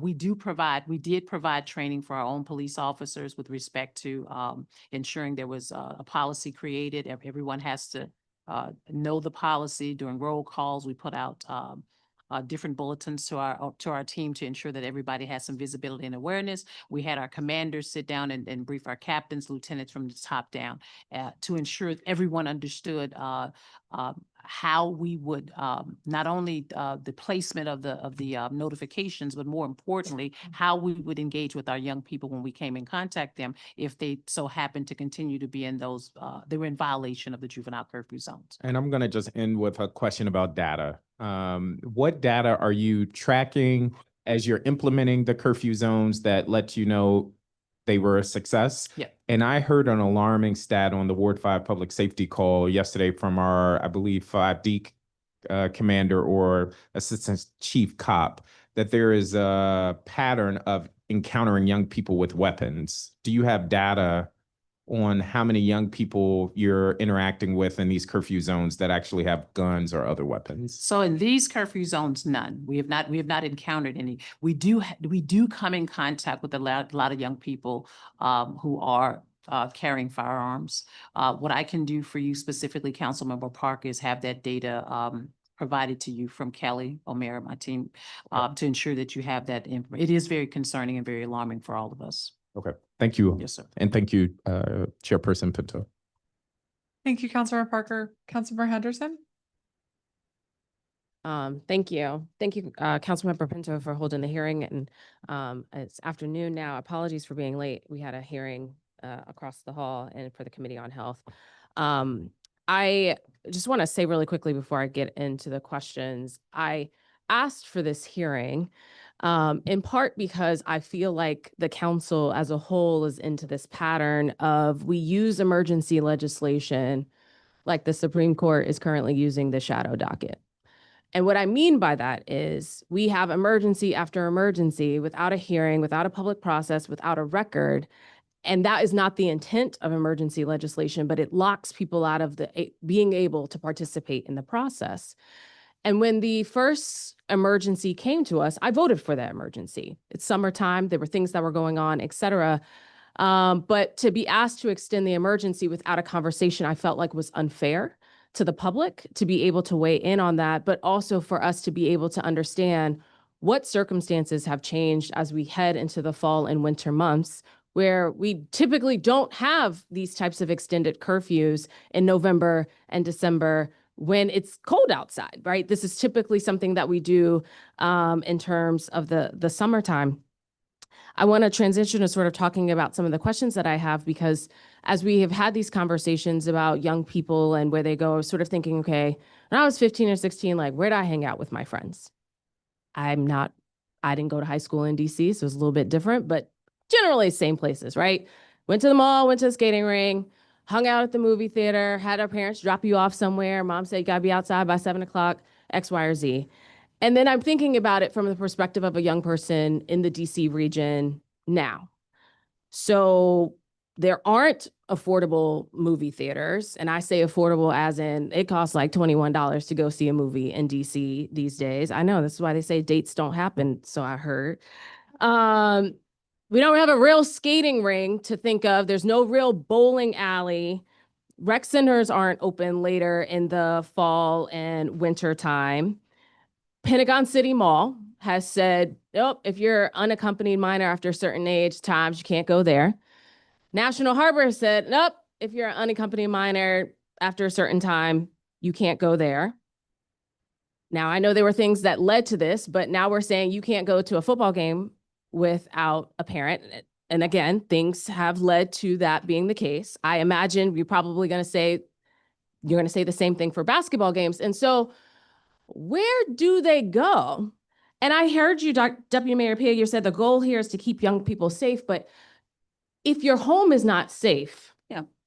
what environments are we creating? Now, in the summertime, late night hike, late night splash, and I don't want to put it all on DPR, but I have yet to see anything in terms of, oh, well, it's October 30th. So November, December, here are the alternative places that we are welcoming to young people as opposed to just saying, go home.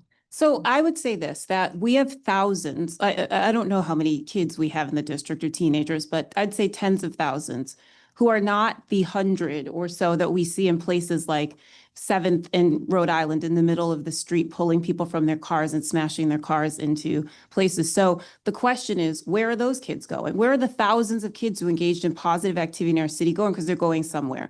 The whole time we did curfew zones, we did 7 total, which means in small, we could do by PSA, right? So a neighborhood, Navy Yard, which says this isn't an area where you all can come in this large group and engage in this behavior. There are exceptions. So let me But I ask would you- ask this when you say create. First of all, our young people are in positive spaces. They must be, because we're not seeing tens of thousands. What we're saying is that in these limited areas where we do see that U Street at 9, 10 p.m. is a club zone. That really, unfortunately, is not a place for our kids. That isn't it, because there's nothing for them there. So that isn't the space.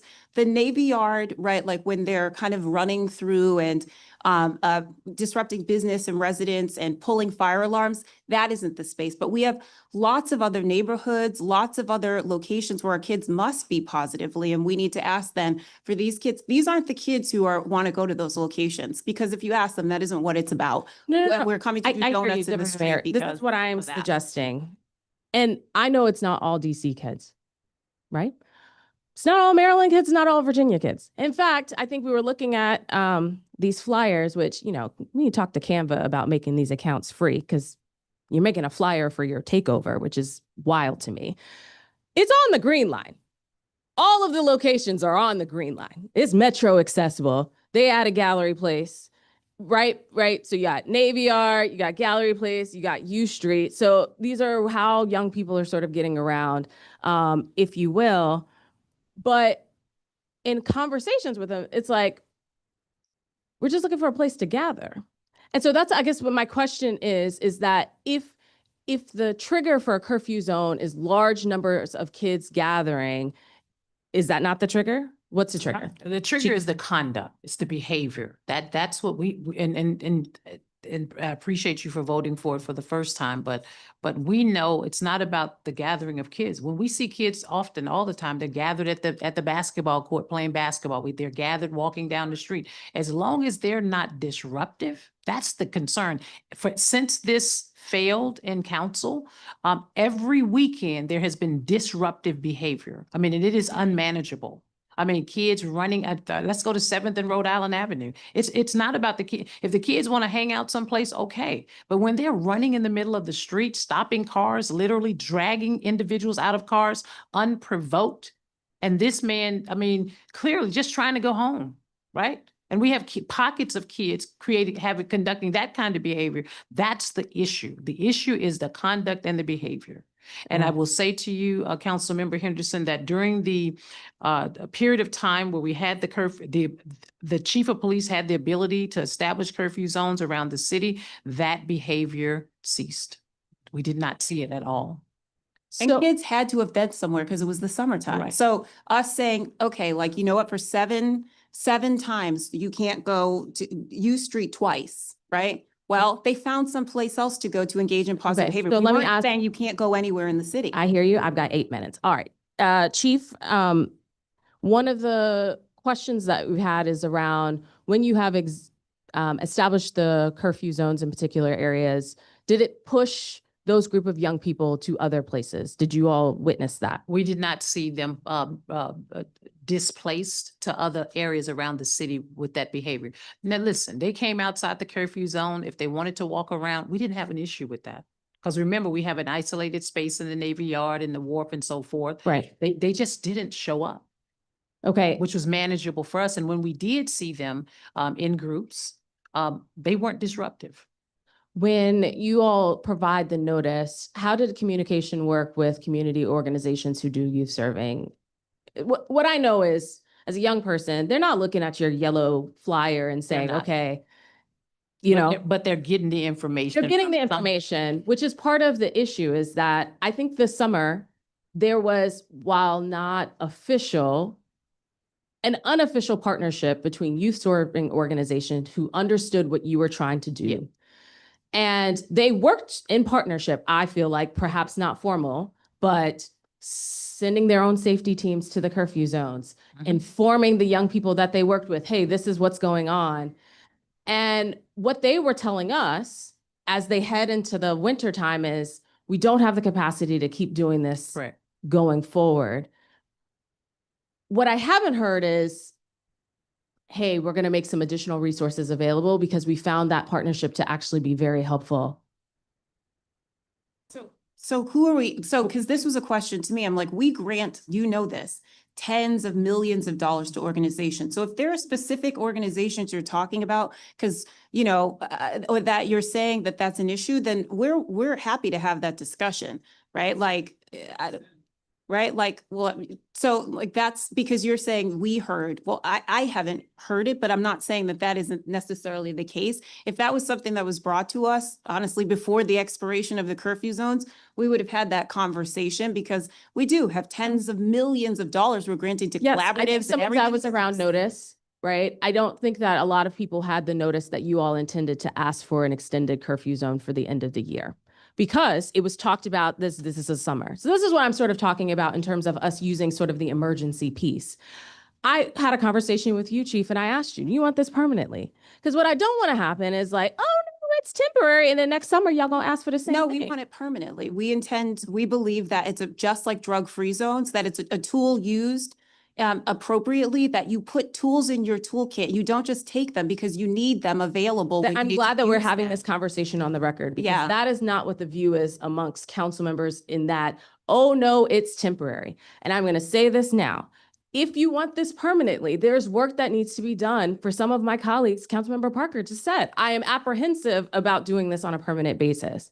And I'm the okay with executive is using this as willing- a, Let me say this. I've done a million hearings. The executive is willing to do whatever work is necessary because right now, what we need is the tools available to allow us to continue to drive down crime and make our city safe. I would say that it may be more than any other time in the history of the District of Columbia, and I'm not being exaggerant. We must work together with urgency and do whatever is necessary to ensure that we don't have mayhem, that we don't have people viewing one incident in our city. One can put us in a very different position, and so Deputy we're Mayor mindful of Pia, that. So we'll do it. Whatever I you need us hear to do. you, and you say you will do whatever it is, but informing people, right, the week before a vote, hey, I want to do this, with no communication, that is not a communication plan. And I think also in terms of the partnership piece of things, I didn't know you had plans on asking for extended emergency until I saw it filed. I voted the same way 2 weeks prior on an amendment on this thing. So that's what I'm saying is that. So we look at what's happening and we have to adapt. That this summer, many things have happened that caused us in the executive to have to adapt to be But like, a pre-conversation before you're asking me to vote, I don't feel like is a hard thing. I don't. And I appreciate the chief, you called in the middle of the vote, which fine, whatever. We had the conversation and we can move on in terms of that. But I feel like when we're talking about criminal code stuff, when we're talking about, it's high stakes, as you said, Deputy Mayor, I agree with you, but I also feel like we need to have open lines of communication, not just between government officials, but also with the community partners who are closer on the ground with these young people. 100%. And so we're not opposed to that. I'm saying to you, like, you're having this conversation right now. The executive is willing to do whatever is necessary to ensure that we have the tools to keep our city safe. Okay. So you're talking about process and you hope we don't come back to have it permanent. I'm saying it will be. So what do we need to do to make sure we have every tool available to keep our young people safe, whether winter, spring, fall? What I'm so that we don't saying is have that lapses? they're just, and we can talk about it offline of whatever that particular process looks like. But, right, I'm a legislator. I'm not an organizer. I'm a parent, but my kids, you know, they 6 and 4. So they in the house because they don't drive and they don't take Metro by themselves, right? And I can control that part. That part, for as long as I can, I'm going to control and keep that on lockdown. But I feel like this is also not just a DC problem. It's a regional problem. I had a conversation yesterday with Clark Mercer at COG, because I was like, we need to have a regional conversation because the kids coming down here acting wilding out. Some of them are DC kids, but some of them are very much PG. Montgomery County, Alexandria, Fairfax, Loudoun. And we have a mechanism in place for us to have those conversations, but I don't feel like we've tapped it appropriately. And I do feel like on the curfew part, I hear you when you say, and I feel the same way too, right? DC can't be the place that allows everybody to do all crazy stuff. And so I do feel like it does put us at a disadvantage in some ways. If PG has a curfew, Arlington, Alexandria has a situation, and then DC is like, whatever you want to do goes. But I do feel like the open communication pieces work. Chief, when you sent the flyer about the takeover situation, I reached out to community organizations. Hey, y'all know this person? They found them. They were opening to having a conversation. Hey, what are some other productive ways that we can channel the opportunities and activities for young people to be able to gather in the city that doesn't include you twerking on a car? Because I've seen those videos too. So I see what your officers are going through. What I am suggesting is that it needs to be more of not just a government conversation, but a community conversation about how we work towards moving on some of these different things. I want to just ask a really quick question, sort of process or not, but the emergency allowed for ANC's bids and Main Streets to be able to petition. Did any of that happen during the summer? I didn't see any directly to me, Kelly. We did? Yep, okay, then yes, I know I spoke to specifically to this ANC who's over in the Navy Yard and this gentleman in the back, and I spoke to some of the restaurant owners as well. Some of them have reached out to me directly. I think some of them have gone through the process that we have in place. Did you deny anybody over No. the summer? No, we did not. Okay. Did you approve the ones that were requested? Yes, because the thing about it is that I think we were all seeing the same thing. And I think the issues and the concerns that they were having, we were also having as well. We didn't have to go, I don't think we received any requests with respect to any of the areas outside of the areas that we had been seeing prior to the emergency. And so until it failed, then we saw the activity up on 7th and Rhode Island. Okay. Thank you. Mhm. Thank you, Councilmember Henderson.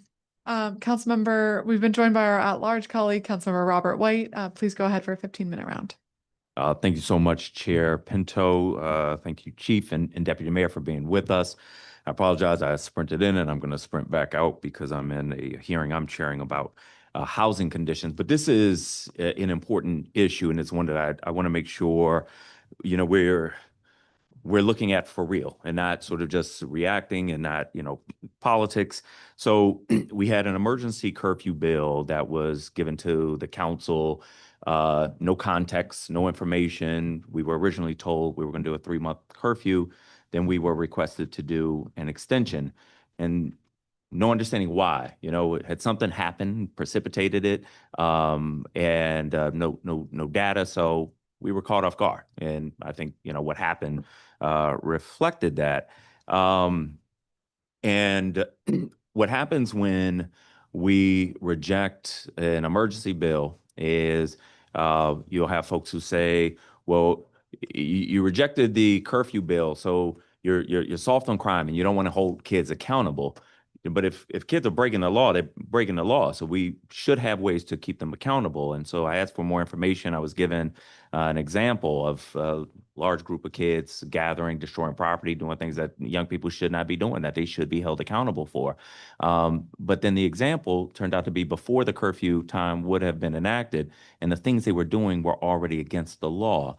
So, Chief, if you would help me understand, just sort of as a basic premise, as we look at the emergency bill, if we know, if we are tracking on social media that young people are going to show up somewhere, do we need a curfew to have some officers present to discourage that type of behavior?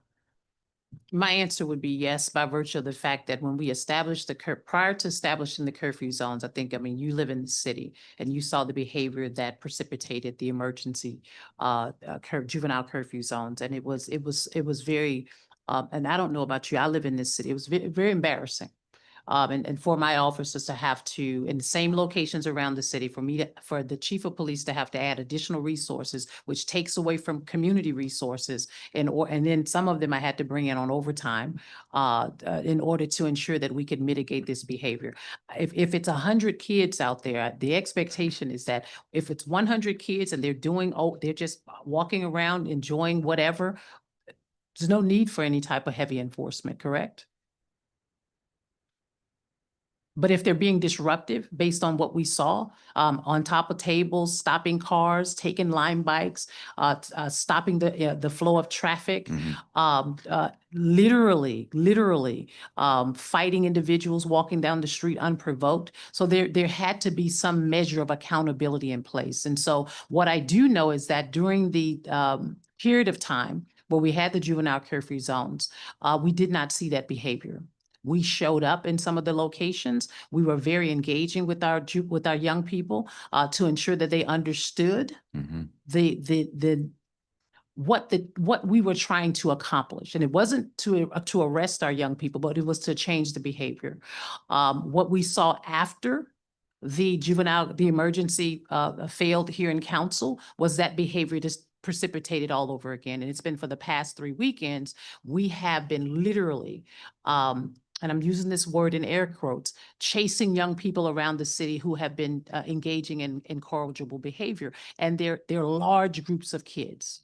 And to me, the purpose for the juvenile curfew zone is to be able to give the chief of police a tool to put things in place so that we can minimize this kind of behavior. And it did work. And I just want to say in context, we live in the city. So, I mean, I think ANCs came to us. I would assume they came to you and expressed their concern. We could see things on social media. So we have been talking about that. We did an announcement in the Navy Yard, I believe in May or so, because we were seeing juvenile behavior that was troubling. So after several months of seeing troubling behavior, the executive made a proposal in June. As to what precipitated a continuation, well, we continue to see troubling juvenile behavior. If you look at the start of the school year, you saw us doing progressive things. You saw 100 young people over at Union Station to meet up to fight. We had several fights at schools. We had kids fighting at football games. So what we were saying at that point is school started end of August, right? Like, so we continued to see juvenile behavior, maybe not in the curfew zone, but kids are kids, whether at Union Station to fight in other places. So from our perspective, even if we had wanted it to end, what we saw was behavior from young people that continued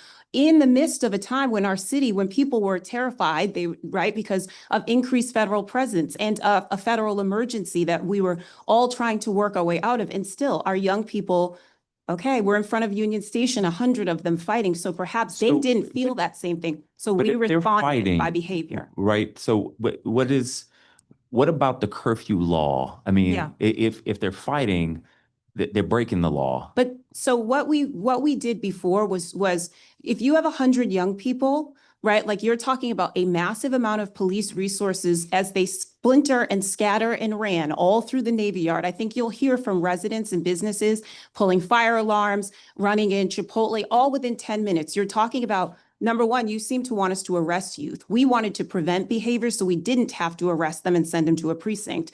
They would be arrested for that. We would use the police resources to arrest them for trespassing, affray, and every other offense.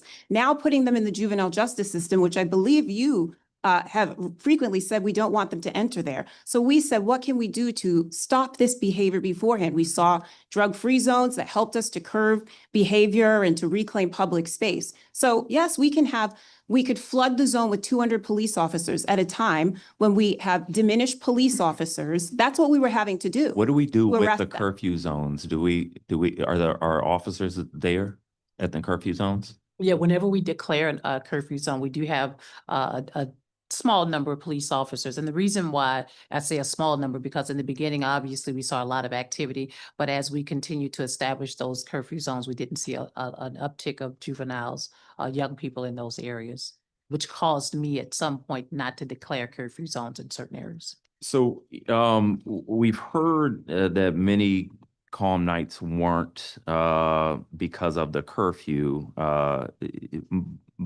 but because community groups were already out talking to young people, guiding them home, de-escalating. How is MPD working with those same groups, not just to clear the streets, but to build trust and reduce harm? Well, I'll say, Councilmember White, that's what we want. I would prefer not to be engaged in that respect with young people. We can, in community members, so, and when I say engage in a negative connotation, but context, but we want our community members, we want our programs, our grassroots organization to really be the face or the voice to our young people. I mean, we're always going to support young people regardless. We have an entire division that's really set up to work with children and families. I think what's important here, having ANCs and other members, groups, programs, directors, CEOs, restaurant owners and managers contact the Metropolitan Police Department to assist them in ways in which they can get out in community and talk to young people. That's what we want. That's what I would prefer. So what I'm hearing described in terms of the need for the curfew sounds like a permanent issue. I can't recall curfews in the winter in the past. That doesn't mean they weren't there. I don't recall them. But the issue seems to be an ongoing issue. So what's the permanent solution you're looking at? So, I mean, this is not the permanent solution. We believe that there's a host of solutions. And so one, I would point again that the chief only called 7 curfew zones, right? Because if they're not necessary and we don't see troubling behavior, we don't use them. But we want them to be available so that so that when they are needed, that they're there. We talked earlier about when it comes to sort of young people behavior. Well, we're not alone in the nation and what's happening with our young people. And so all of the prevention work that's being done across the continuum, whether DHS, DYRS, OAG, the schools, that's what we believe is the long-term work of determining why are some of these, our young people engaging in this behavior and how do we stop it? But there will never be one tool. We have to have many tools available so that we say you diagnose what the issue is and you have a host of things that you can prescribe for that issue. This is one of them for us, what is a relatively small subset of our young people. And this will be permanent is what we want to do? We could keep on doing this thing where we do short-term emergencies, or we could say that we've seen it with drug-free zones. I continue to use that because that's what this is based on, that we use them in the manner in which is appropriate, tracking and otherwise, and that it's a tool that we have available to us. But that's a legislative thing. I don't see the utility in us kind of getting behind ourselves and being like, oh, we need to put an emergency back in place. Our preference is, I mean, that's a way to legislate, but as the council member is right, that isn't a way to legislate. So I believe they should be permanent. Okay. I've heard from young people, especially those who come from immigrant families, that they walk in groups because they've been followed or harassed by ICE or fear that people are scared of being snatched up. How is MPD making sure curfew enforcement doesn't deepen that fear or cause kids to feel unsafe in those situations? Well, what I will say is that no one has said that to us. And what we try to do, Council Member White, is that if they're just small groups of kids walking around, there's really no reason for us to really engage them. Unless they're doing some sort of nefarious activity, behavior, simple assaults, fighting, and things like that. I see young people walking together all the time. I'm in the Navy Yard often. I'm on U Street, Connecticut Avenue. I'm east of the river. I'm at some of the schools. We see them often. There's no reason for us to engage them in any way with respect to any type of arrest or detainment if they're walking together and they're not presenting any behavior that would warrant that. So yesterday I showed up somewhere and a young man, I don't know his age, was on a bus, got to the Petworth station, and he was pulled off the bus by federal agents. And was a young Latino man. So the notion that if they're not doing anything wrong, they don't have to worry is not a notion that I think a lot of immigrant and specifically Latino residents, even if they're not immigrants, are feeling right now. And there is a sense that there is coordination or cooperation between MPD and ICE. How should residents be seeing this? Yeah, so I mean, what you described, so you're talking about feelings of fear, and we absolutely acknowledge that. We fully acknowledge that what is happening in our city and across our country is causing fear in people. And that, we talk about our DC values and we value equity and we value inclusion here. And that's how we've always operated.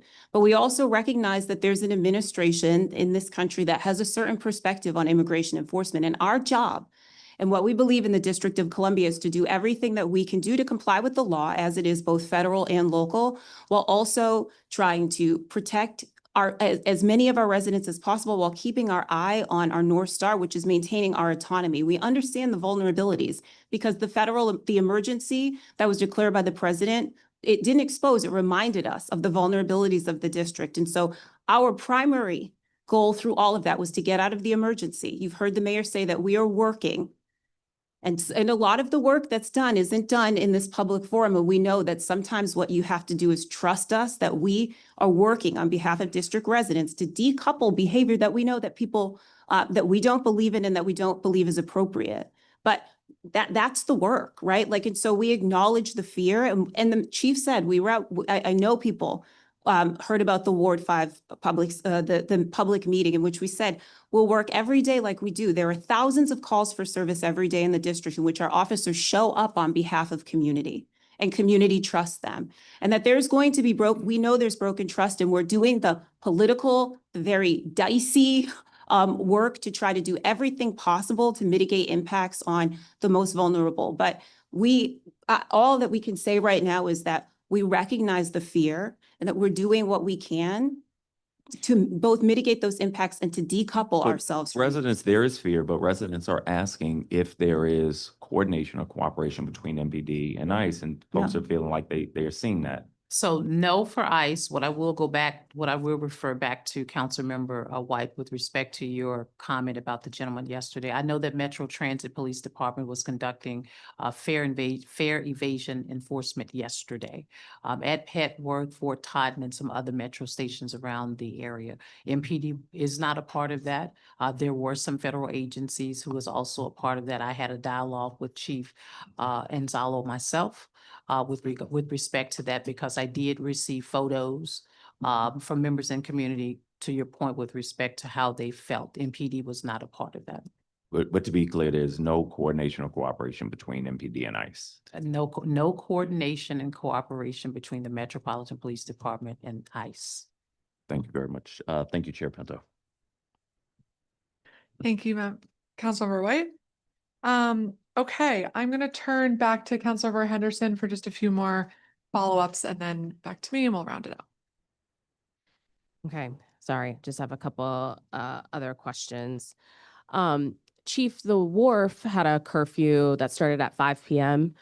And this was for a couple in the summertime. This was a few weeks before we had done the juvenile zones. Did you all have any data or anything about what happened in that time with the 5 p.m. start, which I thought was very early? Yeah, so I think, in collaboration with the operation security manager, Diane Grooms, that's private. Yeah. One of the things that we oftentimes look at when we think about how to assess and evaluate operations and how we engage. If we can remove one element, I can deal with the rest. And the wharf in this particular, and when I say deal with the rest, is that was really a sore spot for us. We saw hundreds and hundreds of kids using the Southwest, the metro station, walking to the wharf, and they were engaged in multiple fights. And so Ms. Grooms has the opportunity to declare curfew. And when I say curfew, not having any juveniles below the age of 17 without a parent at that location. And so we agreed that that would be the best course of action to do that. We still provided law enforcement officers there. We were seeing them coming early in the evening. I was down there and I watched kids just come hundreds and hundreds. And then what ended up happening was, as it got later, the fight started. And so it created a pandemonium and a lot of fear for those individuals who were there trying to enjoy an evening dinner with their families. Okay. I think that's also the time of the National Harbor, which is kind of a similar, that's the curfew time for the National Harbor as well. And the one thing that I would point out, because I was on the phone one time with the chief where she pulled up, there were very young kids who were going there in large groups too. So 5 o'clock feels early, but it doesn't when you have 13-year-olds who know they have a limited amount of time to be out. And there were very young kids, lots of very young kids. And so it really was based upon seeing some of that, and then also National Harbor. Okay. What do the conversations look like? And I appreciate that this is a JPS hearing, not a youth affairs hearing or education hearing, but with your counterparts across the government around the work that they are doing. Chief, I don't anticipate you to fix this. And if you are the fixer, then we have made a serious issue. Same for you, Deputy Mayor Pia. If it comes, no, but what I'm saying is when it comes to public safety and justice, if we're not fixing it in recreation or education or mental health or otherwise, then we've already gone too far. But I would go back to my question around if we're seeing this type of behavior continuing on into sort of the winter months, what is the larger strategy around how we engage in programming in the same way that we do in the summertime? So, I mean, I'll use an example, like however people feel, right, about the behavior we were seeing at sports events. When the chief called, like, and the chief has regular conversations with the chancellor, but the chief called me and I called Deputy Mayor Kine, and we had a collective conversation about what's the right thing to do here, because a public safety issue is for our kids is an education issue, is a DMHHS issue. And so, like, the coordination and cooperation is such where I described earlier the work that's done on the human service side. When MPD identifies kids who we keep picking this child up, they're not in the juvenile justice system. Mhm. They need some services and supports around. It's a team. It's a team kind of model that, like, my office is helping to sort of create a hub with DHS, because many of the kids that we know are known to multiple agencies, and it's Okay. who knows them. How do we, like, intervene? Who's going to do the long-term work if they may not be ready for ACE or PASS or their family's overwhelmed? So I think we've talked about this Okay. before, like in that context. Yeah. So there exists a curfew. It's already on the law. It's in DC code, but it starts at midnight. Is the biggest issue you have with the existing law the timing, and then it doesn't give you the ability to do the zones? Like, are those the two biggest issues? Yes, because what we do know about our kids, they're very smart. They will disappear right before the midnight juvenile, 11 p.m. juvenile curfew zone goes into place. Wait, I'm sorry. The existing one that exists. So like they do their business, what, between 9 and 11:30? Well, maybe earlier than that. Now we're It's like seeing them do it 5:30 and earlier now. 6:30. Okay. But what we've noticed is their young people, when they're out, they know when to get on the train, know when to get out of there. They'll disperse. Which is why, when I'm saying that, which is why the juvenile curfew zone has worked for us. They know where to go, where not to go. They don't want to be arrested. They don't want to be taken into custody. They don't want to be detained and transported to YSC. And I'm gonna tell you that the gut check for me with this whole idea about the curfews and curfew zones for me was when there was a young child who was out after the curfew zones, and it was pouring down raining. Um, and we brought him in, and we took him to YSC, and then the very next day or the couple of days, he was back out on the street again, standing under a tree in the pouring down rain. And so the first thing I'm thinking, like, well, there's something else going on with this kid, right? And that's where, when you talk about some of the other agencies being involved, which is one of the main reasons why I stood up the Juvenile Investigative Response Unit, was specifically so that we can tie in some of these agencies to figure out what's going on with our young people. And that was one of the gut checks for me, in being able to say, hey, we can't take these kids to the juvenile processing center. There's something else going on with them. And so I say all of that to say, Councilmember Henderson, in that they know when to go home, but they also know if there's nothing in place, they're going to show up and act out the way they've done in the early spring, the beginning of summer. And I believe having this juvenile curfew zone in place is going to help us even throughout our winter months. And here's the reason why. We've seen they've started to show up over the last 3 weekends, and it is a lot for us to manage. And this, I'm telling you, we're going into Halloween this weekend. Tonight and tomorrow, we have lots of safe haven Halloween activities going on around the city, to include residential areas who want to have block Block parties. parties. So Yep. we have to also engage in that as well. And so this would certainly be a helpful task for us if we could move on this issue or Yeah. matter. Thank you, Chief. I always say, I know I'm over my time, and I know that Councilmember Pinto wants to get to the public witnesses, which I also want to hear from. We worked together on the drug-free zone piece. And I know a number of months ago, someone reached out to a reporter, was asking, what complaints have you heard? And I was like, none. And what it signals to me, right? We receive the notifications before you have a drug-free zone in place. I don't get them every week. I don't get them every day. We get them every so often that you're putting one in place, is that you all have been very judicious in terms of how you use that particular tool that is available to you. So I hear you on that, and I appreciate you being here and your testimony today. Thank you, Chair. Great. Thank you, Councilmember Henderson. Just a couple more follow-ups from me, and then we will turn to our public witnesses.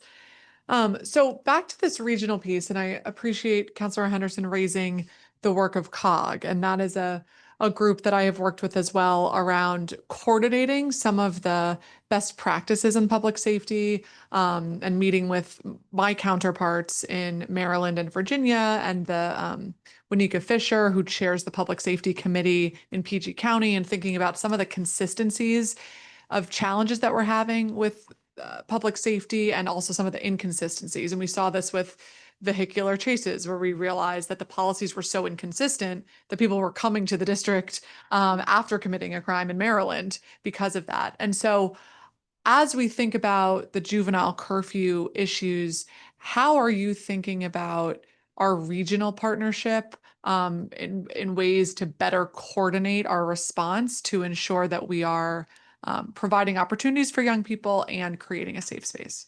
I mean, I think on the legislative piece, I mentioned that we looked at PG County, and then also we looked at the surrounding counties to see what they were doing, right? Like, what are their curfews? Because you don't want to be wildly out of step with them. And so the proposals that we made largely were in looking at what is PG doing right now. Virginia doesn't have, to be honest with you, doesn't have some of the same issues because the way they enforce is much stricter than what happens in the district. So that's one piece, the policy piece. And then, the communication piece. I mean, I can turn to the chief on how she coordinates with law enforcement in the region, because I mean, it's I mean, and it's not just in the region. I think with the juveniles, if we all can be very honest, with juveniles, this was happening across the United States. I mean, it was a very, very critical issue. And so I sit on several committees, one in particular with the major city chiefs. And we were all collectively talking about how we were trying to manage and deal with some of the juvenile issues within their major cities as well. And so one of the things that I will say to you, Councilmember Pinto, is that I'm always working with our chiefs. I know we have members that attend our COG. I think in this area, there hasn't been much of an emphasis on juveniles specifically because some of the other jurisdictional areas around us are not seeing such of an uptick that we've been seeing. And so certainly I reach out to the chief in Alexandria and the chief in PG County. We kind of all joined at the Montgomery County with respect to what they're seeing, not just with juveniles, but all crime. And in particular with this, we're seeing most of it occurring here in DC. And again, we've made arrests of young people who are not DC residents. A lot of them do come from other areas. But I think that if we have something in place, even with those young people wanting to come here, they will know that there's accountability here in the District of Columbia as it is in some of the other areas that we service. And you do see that, we sometimes say like that, even our counterparts are adopting some of the things we're doing, because recently, I think it was Montgomery County and maybe PG, they were seeing some of the activity that we saw at our sporting events, and they had kind of a lighter policy than we did, and recently adopted a more stringent, closer to what we're doing, because the behavior is regional. So you see that kind of interplay of that's what DC is doing, we'll pick it up. That's Vice what. versa. And that was specifically about our football games. We started seeing fights at the games. The chancellor and the deputy mayor implemented the protocols for football, and that has been helpful as well. So one of the things I'm really concerned about in this climate is the increased fear that many in our immigrant communities and our domestic violence survivors are having. And I've heard from several people who are feeling fearful to call the police because of a lack of clarity of who's responsible for what. And and Chief, you and I have talked about the incident outside Bilingual, where an officer was very rude to the school official there, and said, don't call MPD next time. And so as we think about those dynamics and the uptick that we're seeing in immigration enforcement and in domestic violence cases, especially happening indoors, what types of training and messaging are you giving to your officers on a regularized basis to ensure that we can build community trust and make sure that people who are in need know that they can call our Metropolitan Police Department. So so our officers, as well as our commanders, our lieutenants and captains are almost on a daily basis are engaged in our community. I look at the list of events that they have. Sometimes I wonder how they're able to even manage some of it.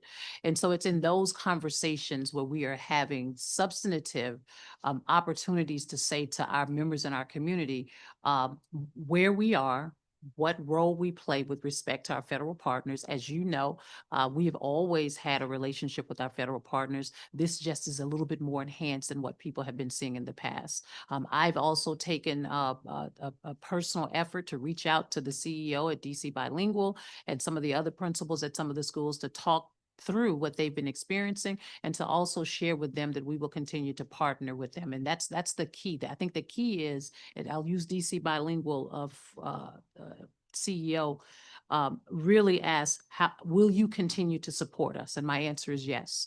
And what does that look like? It's going to take an opportunity for me to sit down with her and try to figure out what does that look like.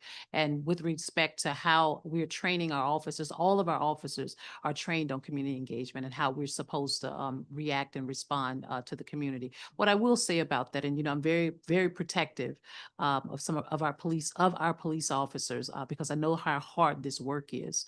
I don't think people get to see a full picture when you only see one video. When you see a video, it only shows one version of what happened. No one saw the other portion of the video where we had individuals stopping, getting out of their cars, approaching our officers while they're trying to conduct a safe traffic stop. It's unsafe. It puts our officers at risk, and it also puts the individuals that we are making contact with at risk. And we would ask the public to not do that. Even when we're trying to detain or arrest someone, there have been moments, again, the video shows one thing, where we've had to create a tunnel to get our officers out of some of those instances. And so there is onus on both parts with respect to how we manage this, but I am committed to making sure that members in all 7 districts, that we're engaging and rebuilding, if you will, what we feel may have been the bridges that have been kind of broken because of these efforts. Well, thank you. And I appreciate your continued effort there. And can I say one thing on domestic violence? Because yeah. the chief won't say it. It's an area of focus for the mayor and that we've talked about at that level repeatedly.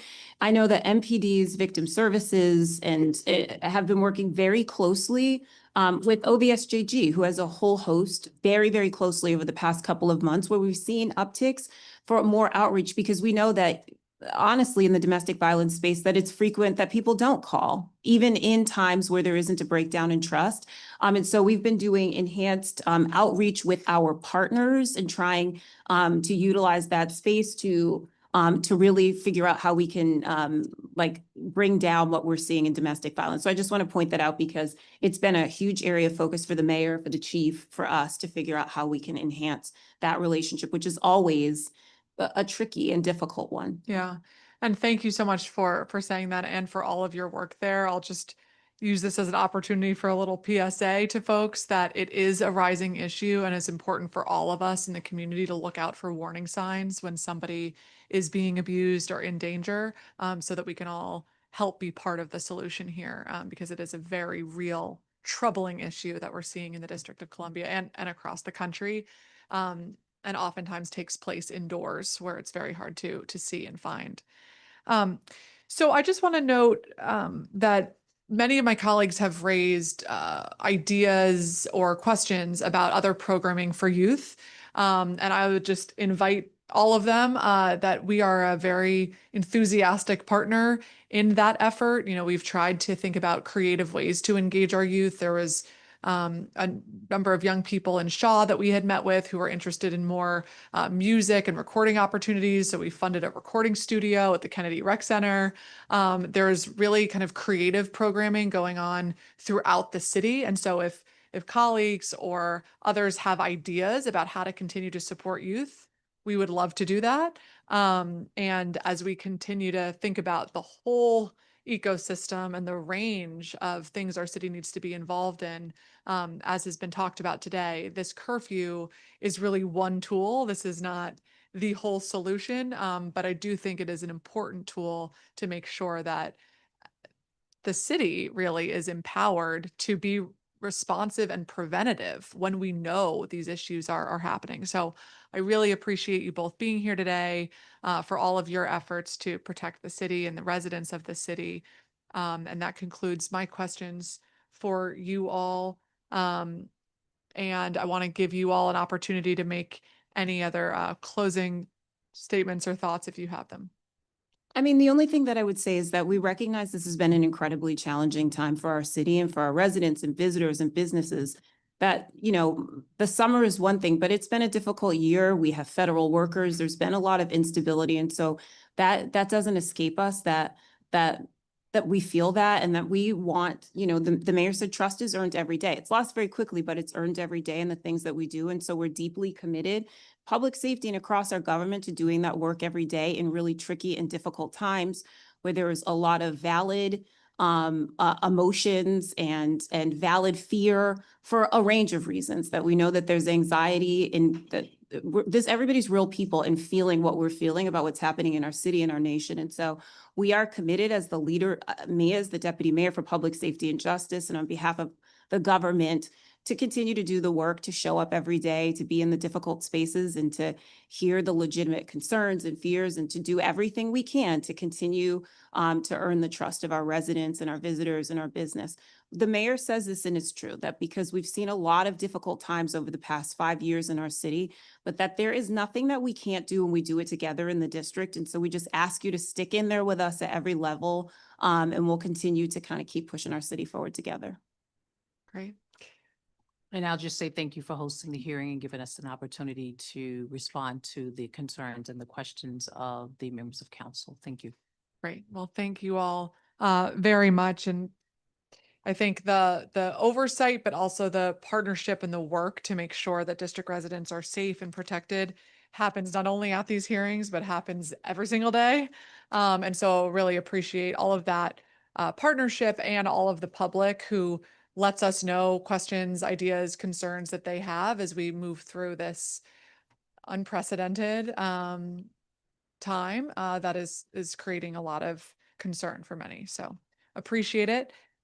We are now going to turn to our public witnesses for today's hearing.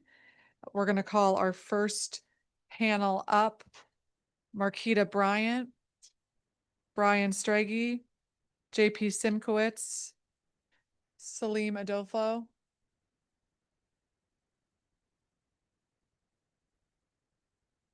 Mr. Simkowitz here. Oh, hi. Okay, great. Welcome to you all. And we will begin with Marquita Bryant, ANC Commissioner 6/8F02, which is the Navy Yard area, and also the Vice Chair of the Commission. Welcome. Good afternoon now. My name is Marquita Bryant, and I'm ANC Commissioner for 6/8F02 and the Vice Chair to our Commission, located in the Navy Yard area here in the District of Columbia. I'm someone who was born in this city, raised in this city, educated in this city, became a homeowner in this city, raising my child in this city, and now elected to represent residents in my single-member district right here in our city. I am here today seeking relief for my community. During the start of my tenure in January of 2025, more so during the start of the spring months, I was immediately faced with emails, calls, and concerns from residents regarding various juvenile meetups. These meetups were not the average moments of hanging out. Rather, various activities were happening during those meetups. Those activities included fighting, unlawful entry to our residential buildings, disturbances or takeover of our local businesses, assaults on residents who are simply coming and going, robberies, and unfortunately, the recovery of firearms. As someone who is tasked with making public safety that of a priority, I began to address this concern with an overall approach that not only called for accountability, but to also provide youth with a safe space to be their self. And I thank DPR for that. I reached out to local organizations in our city who are doing the work with the understanding that it takes a collaborative effort. After doing such, I began to question whether there was a need for a curfew or not. After seeing youth as young as 8 years old out by themselves in the midst of various meetups, upwards towards 11 and 12 midnight, I knew that there was a need for a curfew in place. With the meetups becoming more and more unpredictable and averaging between 100 to 200 youth, I also knew the bottom line was that there was a great need for a fully developed strategic plan that ensured transparency and careful coordination to disperse these larger than normal groups with MPD officers, while also understanding that peer-on-peer violence was a growing reality where anything could have happened to innocent youth in the large gatherings. As such, the curfew became a huge relief during the time it was in place. It gave seniors and smaller toddlers a chance to enjoy outside areas without fear. My point today is that I'm here today because there's a need for either a curfew or a legitimate means. We need a plan in place, plain and simple. If not, it poses a reactionary measure that are unknown to many that could cause serious harms to others. One of the most serious incidents that happened before the curfew was in place was during the 4th of July weekend. We saw 20 juveniles arrested in the Navy Yard area. 12 were arrested for illegal discharge of fireworks. 7 juveniles were arrested for illegal possession. Just kind of summarize and wrap up. Yeah. Happy to yield her a minute of my time. Oh, okay. Very nice. Thank you, Commissioner. She can have one. Well, everybody gets 3 today. Well, then 30 seconds. 30 seconds, yeah, it should be finished. One juvenile was charged with carrying a pistol without a license and other related offenses. During the chaos caused by large groups of juveniles, a juvenile was a victim of a contact shooting in the 1200 block of Half Street Southeast. So I say this to say we do not have a curfew until later in the night. We saw evidence over the summer that emergency curfew worked in deterring juveniles from large meetups and engaging in fights and from criminal activity. I will also request a regional meeting due to juveniles not being all from the District of Columbia, but from Maryland and Virginia, causing more strain on our DC youth who are not engaging in such activity, but taking the fall for these occurrences. Recently, when the curfew was canceled, we had more occurrences, but I can go into that in questioning. Thank you. Thank you very much, Commissioner Bryant. Brian Strege, Chair ANC 6/8F. Thank you very much. Good afternoon, Councilmember Pinto. Thanks for the opportunity to speak at this roundtable. For those of you who don't know me, my name is Brian Strege. I'm the chair of ANC 6/8F, which is the ANC that covers Navy Yard. Happy to be here with my vice chair, Commissioner Bryant. So there's been a lot of talk about Navy Yard today. If you've watched the local news anytime over the past year or so, particularly in the spring, you'll know that Navy Yard has had its share of issues with juvenile crime, including a few of those public space takeovers by large chaotic groups of teens, sometimes referred to as melees. So this past July, in response, the council passed the Juvenile Curfew Emergency Amendment Act, and we're here today to evaluate the success of that legislation. From where I sit, this emergency legislation appeared to be quite successful, and I believe it would be a good idea to reinstate at least some version of it going forward. Put simply, it worked. I'm about halfway through my second term here as an ANC commissioner, and I'll say that crime in particular is a very delicate issue. You can have all the statistics and metrics in the world that might indicate crime is decreasing in the aggregate, but that doesn't matter much if your residents don't actually feel safer. And if residents don't feel safe, some of them are going to vote with their feet and move out. And that's what I really want to avoid. So some background on my experience with crime in Navy Yard. My first year as a commissioner was 2023, and the district as a whole, as we all know, Navy Yard included, was suffering through elevated crime levels as a result of the pandemic, and it seemed as though DC was taking longer to recover than other large cities across the US. I spoke with so many residents in 2023 that just seemed exhausted and distraught by the crime, and several of them were actively making plans to move out of the neighborhood and out of the district. In 2024, it seemed as though things started to recover a bit, at least based on the stats, but what I've learned is public perception of crime lags behind the crime stats. Many of my residents continued to say that things felt unsafe to them. And of course, fast forward to the present day, and now we've been having all these issues with juvenile crime, most notably in the form of these high-profile melees. So once the council passed the emergency legislation this summer, I can actually tell you that things got noticeably better in our neighborhood. I'm not exaggerating when I say that August and September were the 2 best months I've ever seen in my entire time as a commissioner in terms of resident feedback about crime. It was working. And I don't think these residents are trying to make a political statement about the curfew either. I think they actually do feel safer. So that in and of itself to me is a huge success. I personally do hope that council reinstates this legislation, at least in some form, not to be alarmist, but literally the day after the emergency legislation expired, there was another juvenile melee in Navy Yard. You may have seen it on WUSA 9 that evening. This event may have just been a coincidence, but I've also heard that some of the teens were very much aware that the curfew had ended, so maybe not.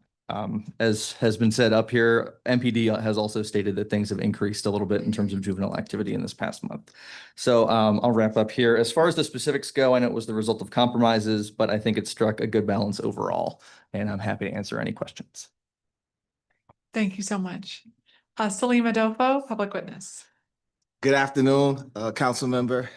My name is Salim Adolfo. I have the honor of serving as the chairperson of Advisory Neighborhood Commission 8C, and we represent the Congress Heights community in Ward 8. I appreciate the opportunity to testify in support of efforts to strengthen youth safety and engagement through a targeted data-informed youth curfew paired with expanded community-based programs that help our young people thrive.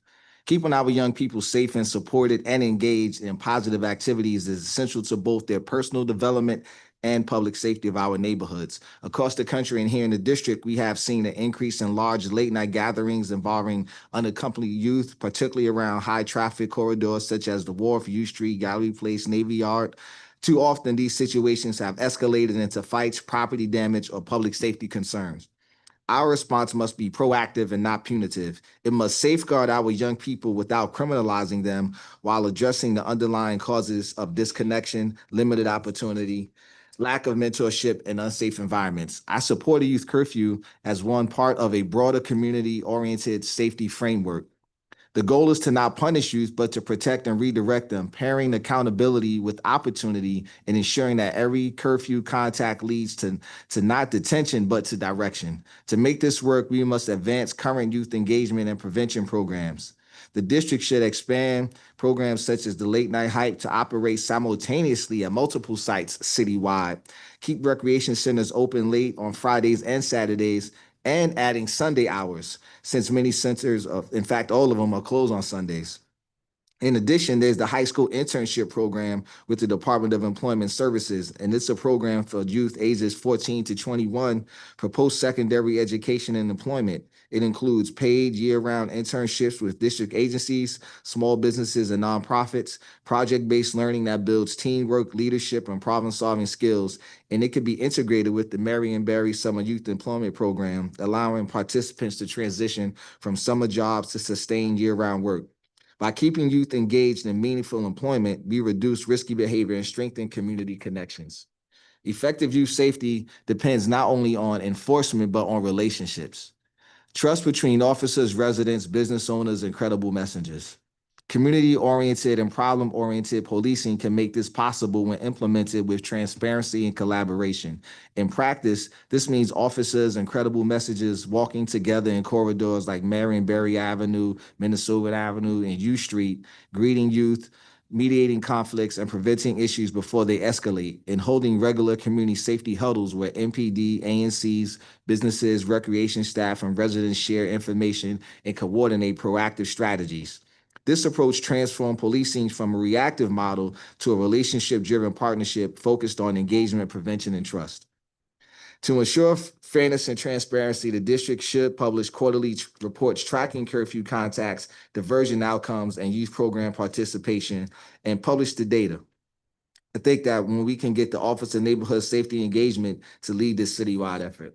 And in conclusion, our collective responsibility is to create a city where every young person feels safe, valued, and seen. A youth curfew with implemented responsibility and paired with strong community programming can serve as a bridge, not a barrier to opportunity.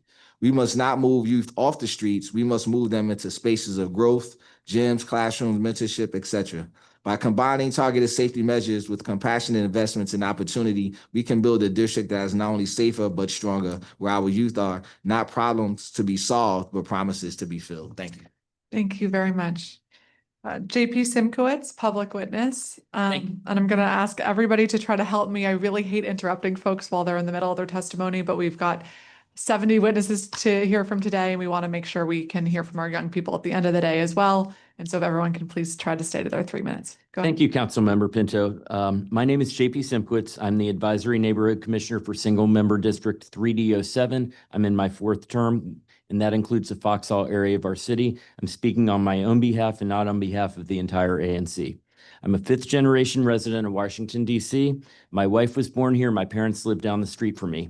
I want to ensure that our children grow to adulthood in security and safety, and that's why I support Mayor Bowser's plan to protect our youth by creating juvenile curfew zones. If you live in the District of Columbia long enough, you know that there are times and places where large groups of children congregate. These large gatherings of children frequently leads to assaults, destruction of property, and thefts. If the council provides Chief Smith and her officers with the power to disperse crowds of children in designated curfew zones, the district as a whole will benefit from safer streets. As a practicing attorney in the District of Columbia, I'm concerned with limitations on citizens' rights, but I'm convinced that this plan meets the constitutional strict scrutiny test because it is narrowly tailored to achieving a compelling governmental interest, and it is the least restrictive means of doing so. This plan presents exceptions for children participating in sporting events, school events, going to work, and simply being out with their families. This curfew plan is only targeted at large groups of children gathering in places where criminal behavior is statistically likely to occur. I am concerned, however, with governmental action that criminalizes behavior that may lead to a lifetime of consequences for the offender due to a stigma of an arrest or conviction. But in this case, a child who violates the curfew is not arrested or subject to any criminal sanction, but rather is ordered to disperse and go home. Only if a child fails to disperse does the officer call the parents to pick up their child. But even then, there's no arrest record that could haunt the juvenile later in life. It seems like yesterday that I was a kid roaming the streets of DC with my friends late at night.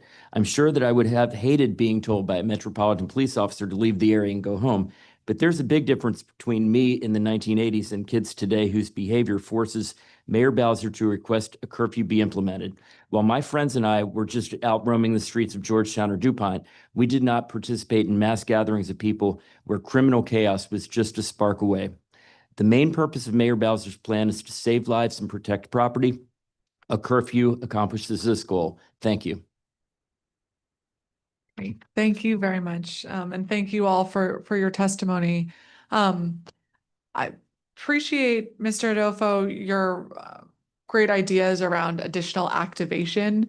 And there is a bill right now before the council to expand rec hours at DPR facilities on weekends, including on Sundays.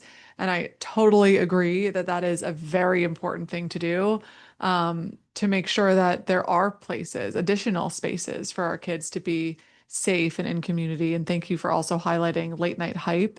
I wanted to ask if you have been to any of the late night hype locations or heard other kind of positive experiences from young people who you represent around what types of activities they may be interested in. One of the things that we're looking at now is the expansion of teen centers that are specifically targeted to activities that a teenager may want to do, which of course is different or maybe different than something a 9-year-old may be interested in versus a 79-year-old, to really focus on spaces that are, I need a better word for cool, but like a cool teen space that a teenager wants to be in. Actually, I've had 2 late night types of events in my commission area. One in my single member district was late night splash, and we've had late night hype at the Berry Farm Rec Center. And I will be honest and tell you the families that I've seen participate to bring their children there, as well as some of the ones who were able to stay with their children, aren't the families I think that we're targeting, just to be blunt with you. I think that it still is a great opportunity, but one of the challenges that we see is that there are neighborhood and crew beefs that take place. So children may not want to go to Berry Farm Rec Center, or may not want to go to the pool at Oxen Hill Park, Oxen Run Park, because of the different neighborhoods. And so that's why I recommended that we have some that happen simultaneously across the city. I know that's a huge budget issue from talking to some of the folks at DPR, but I think some of the money that's spent in other areas that haven't yielded the results we want could be transferred to another area. But in terms of some of the activities that we discussed, they do have fun. These are some of the things that they want to do. But like I said, I don't think that's the target population, just to be honest. And so do you or anyone have ideas about how to better reach the target audience? So I guess I do. I think that we have to increase the communications around some of these activities to get directly to the target audience. I think that we publish stuff on Instagram, we publish some of the stuff on X, but if those folks are not following the government agencies, how will they know? And the information that is communicated to the people who would generally visit a recreation center or generally visit the pools. So I believe that the direct outreach going into what at the time when we had building blocks, they were able to find the hot spots, have folks go into those areas and communicate and say, hey, we have these opportunities here. Or if we can't create a late night hype at a recreation center, create a late night hype in one of those particular spots that we would deem a zone where we want to address some of the problems in the community. Okay, thank you.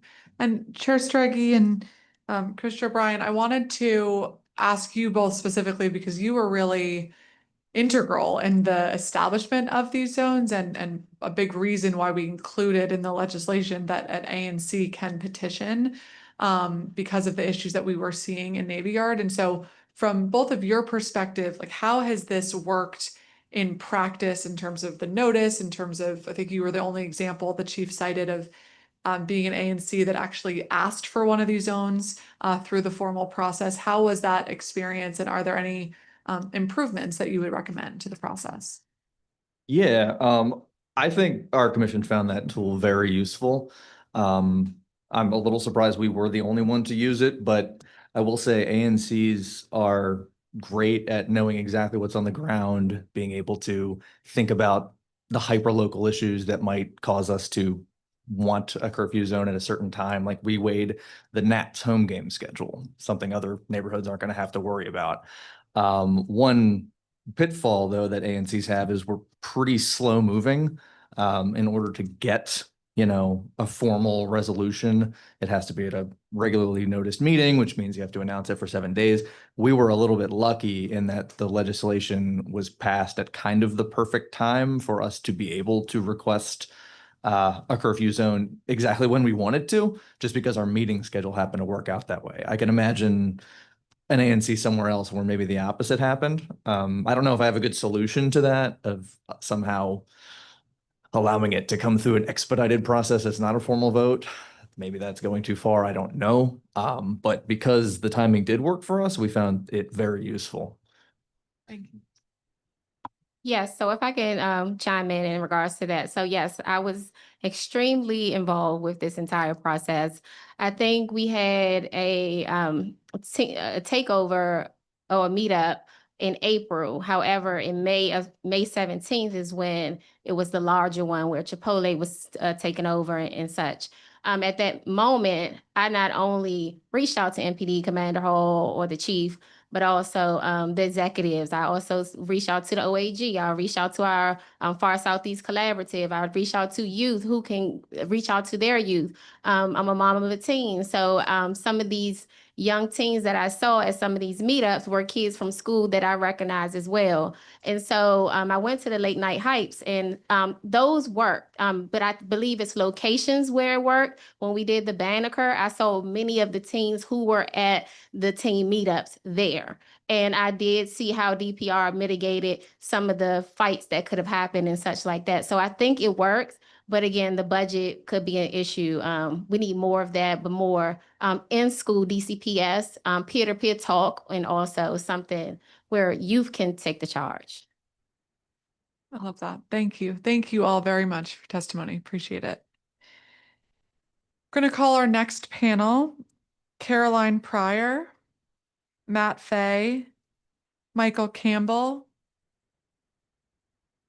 Michael Campbell here. Karen Christian.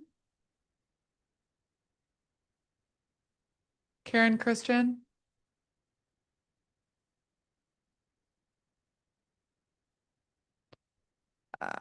Cherry Phelps L.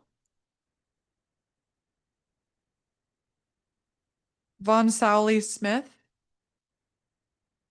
Michael Cohen,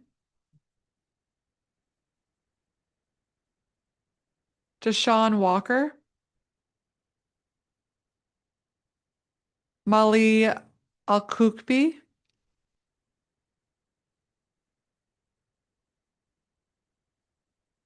Molly here. Okay, Ralph Buxell,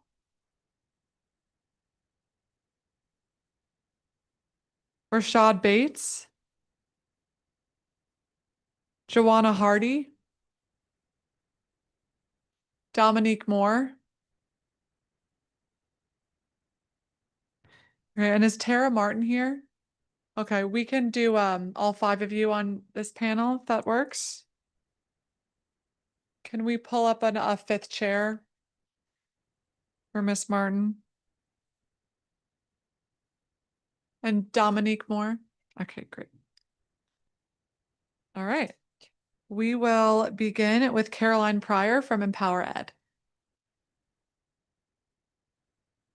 Good afternoon, Chairwoman Pinto and staff. My name is Caroline Pryor, and I'm the Director of Policy and Power Building at Empower Ed, a teacher voice organization. I'm here today to voice our adamant disfavor of the juvenile curfew zones proposal being discussed. I know everyone here today shares the same goals of youth safety. Our young people deserve the right to feel safe, seen, valued, and supported, and to move through a world where they are free. But by nature, a curfew zone does none of those things. It is, at best, an incorrect theory of change, and at worst, an act of danger for our young people. Deputy Mayor Appiah said that boundaries equate to love, and this is true, but love is not what these interactions represent.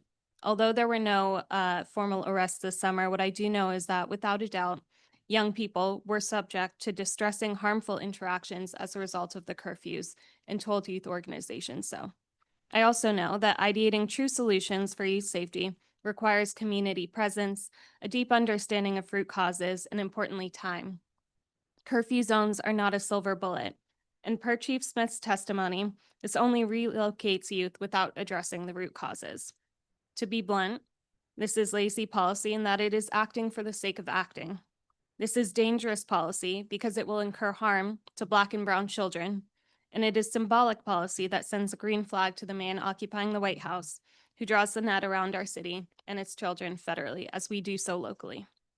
Here's what the research shows. Evidence of curfew zone efficacy is specious. Black youth are 269% more likely nationally to be arrested than white youth for curfew infractions. Juvenile curfews have no effect on youth criminal behavior. Here's what our young people tell us. Law enforcement it's frightening. It's something to be avoided. We only need to listen to the testimonies from yesterday. Youth I've spoken to tell me they're aware they're being targeted because they are Black. And DC's youth have put together a set of 9 demands, which I will attach as addendum.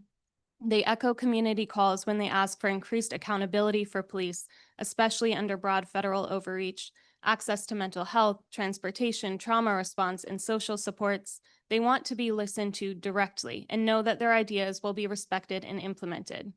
And I'll echo my colleagues at Fair Budgeting Coalition. In pretty much every hearing, we've manufactured increased harm for residents because city leaders don't listen to them, take an axe to social safety nets, and replace support with a police state.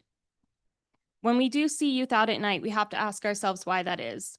They're seeking community and social rest, things they're increasingly robbed of in school as we maximize instructional minutes and testing boot camp. They may feel unsafe or unwelcome at home. As any teacher knows, it's wrong to assume that students are more safe at home than they are outside. We have to start understanding youth are outside because they're in search of concepts adults deny them, safety in numbers, joy, and connection. Very briefly, I want to say that all children make mistakes. Some children get to recover from them, and that is almost always depending on where they live, the color of their skin, and the privileges they hold. Thank you. Thank you. Matt Fay, public witness. Good afternoon, Chairwoman Pinto. My name is Matt Fay. I'm the Advisory Neighborhood Commissioner for 1B01, the Secretary of 1B Commission, and Chair of the Economic Development Committee for 1B Commission. I thank you for hosting this public roundtable and appreciate the opportunity to testify in support of the extended juvenile curfew and designated juvenile curfew zones in DC. Specifically, I'll be speaking this morning. I wrote it before I was familiar with the process. This afternoon, on the U Street corridor. I'm speaking today as a resident of the area and individual commissioner. The full commission will review a resolution in support later this or next week. ANCB 1B represents the area along U Street and Florida Avenue from Rhode Island Avenue on the east to 17th Street on the west. The safety and vitality and economic success of this corridor has a significant impact on the 20,000 or so DC residents who live in this area and the many small businesses that operate along the corridor. Over the past year plus, the community has seen a substantial increase in the number of use on the U Street corridor on any given Friday or Saturday night.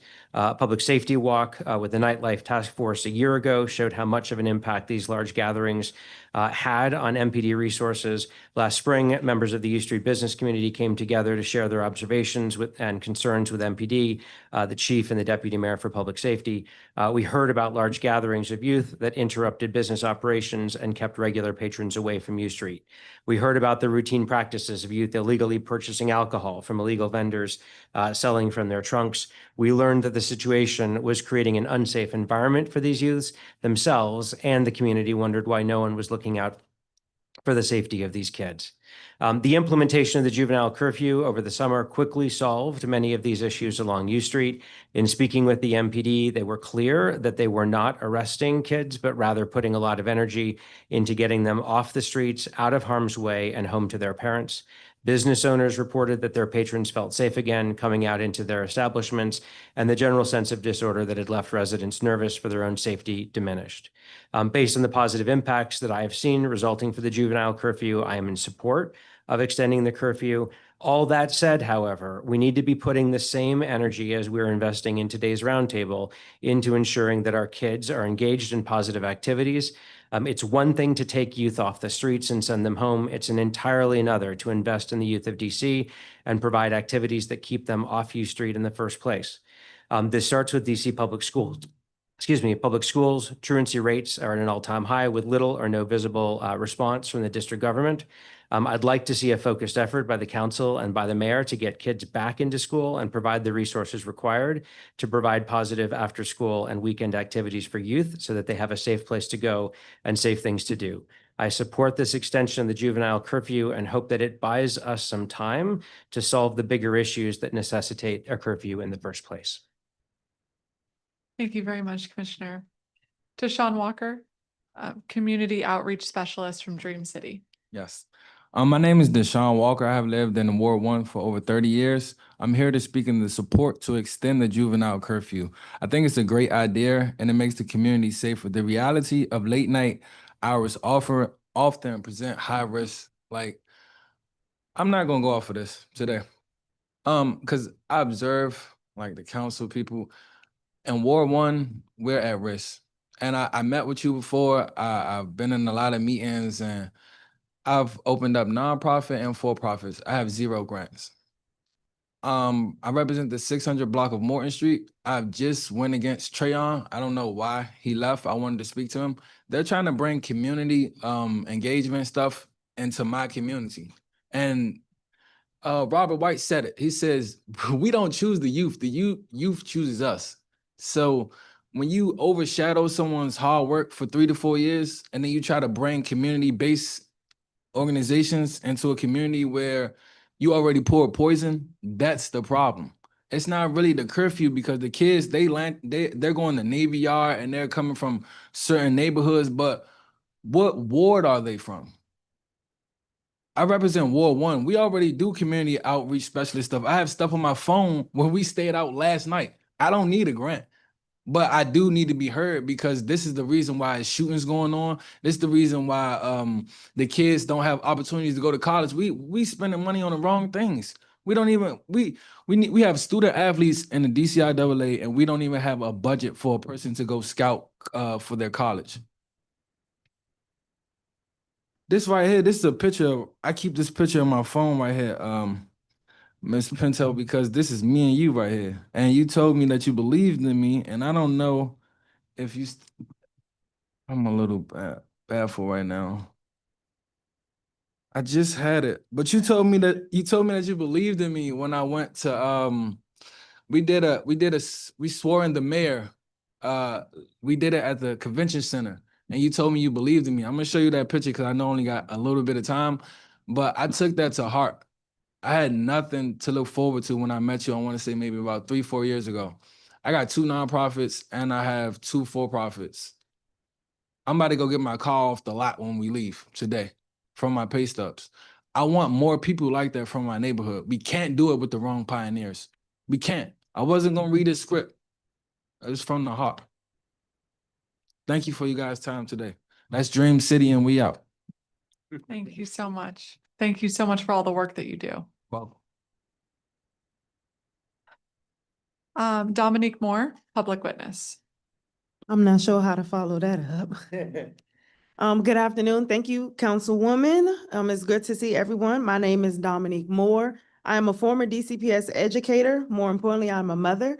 I'm the founder and executive director of the community-based organization called Life Rain, and I'm also the community organizer for Empower Ed.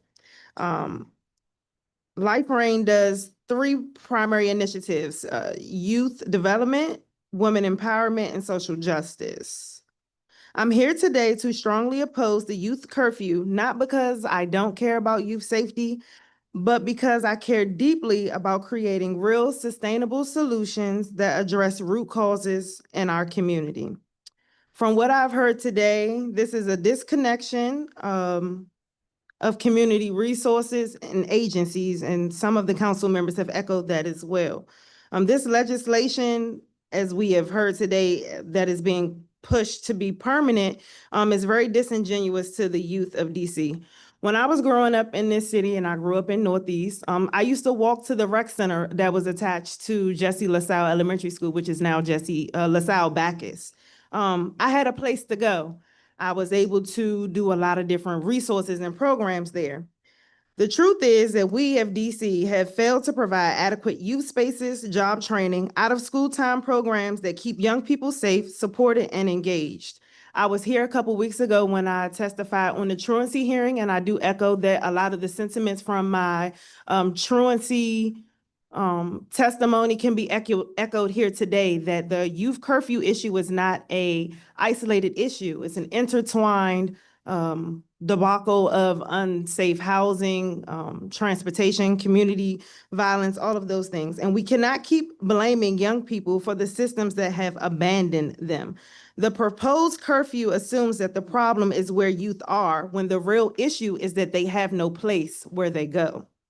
We don't have enough safe community hubs that stay open after school hours. We don't have enough rec centers that are open on the weekends, and we don't have consistent, i.e. consistent funding for mentorship and mental health supports. We don't have culturally relevant education or curriculum that keeps our kids engaged that will help bring down the truancy rate. I've taught in this city for 7 or 8 years. I've been a teacher for 15. It really breaks my heart when I see a room full of people that know nothing about connecting with these children, that make decisions for our children. And these are my babies, and I refuse to bury anymore.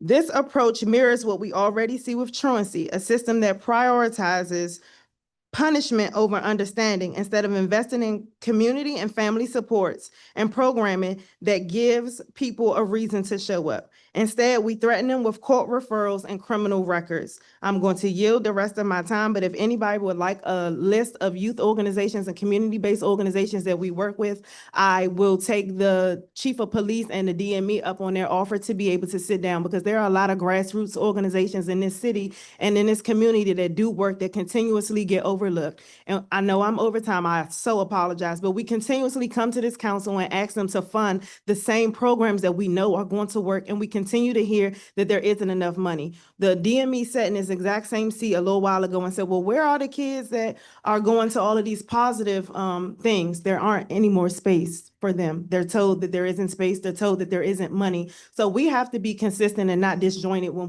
we say these things, because right now it's just a horse and pony show, and we can't keep doing that. I'm sorry. Thank you.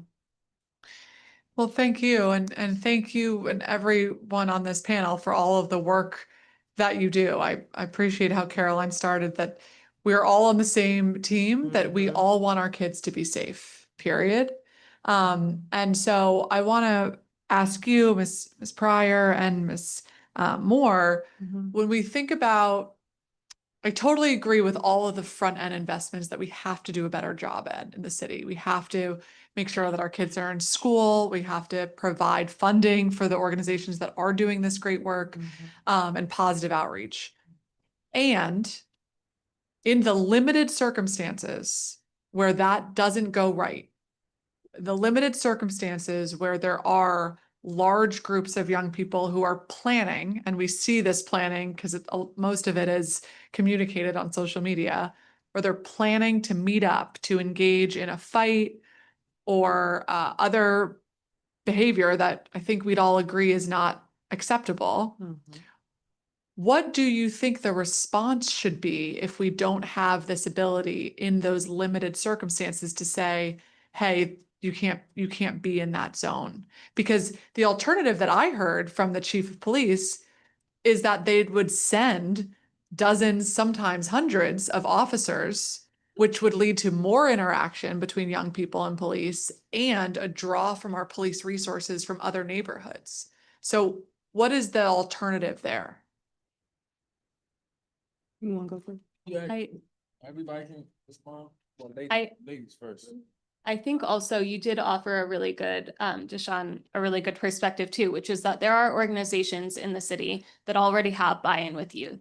And to borrow an educator phrase, what we need here is buy-in.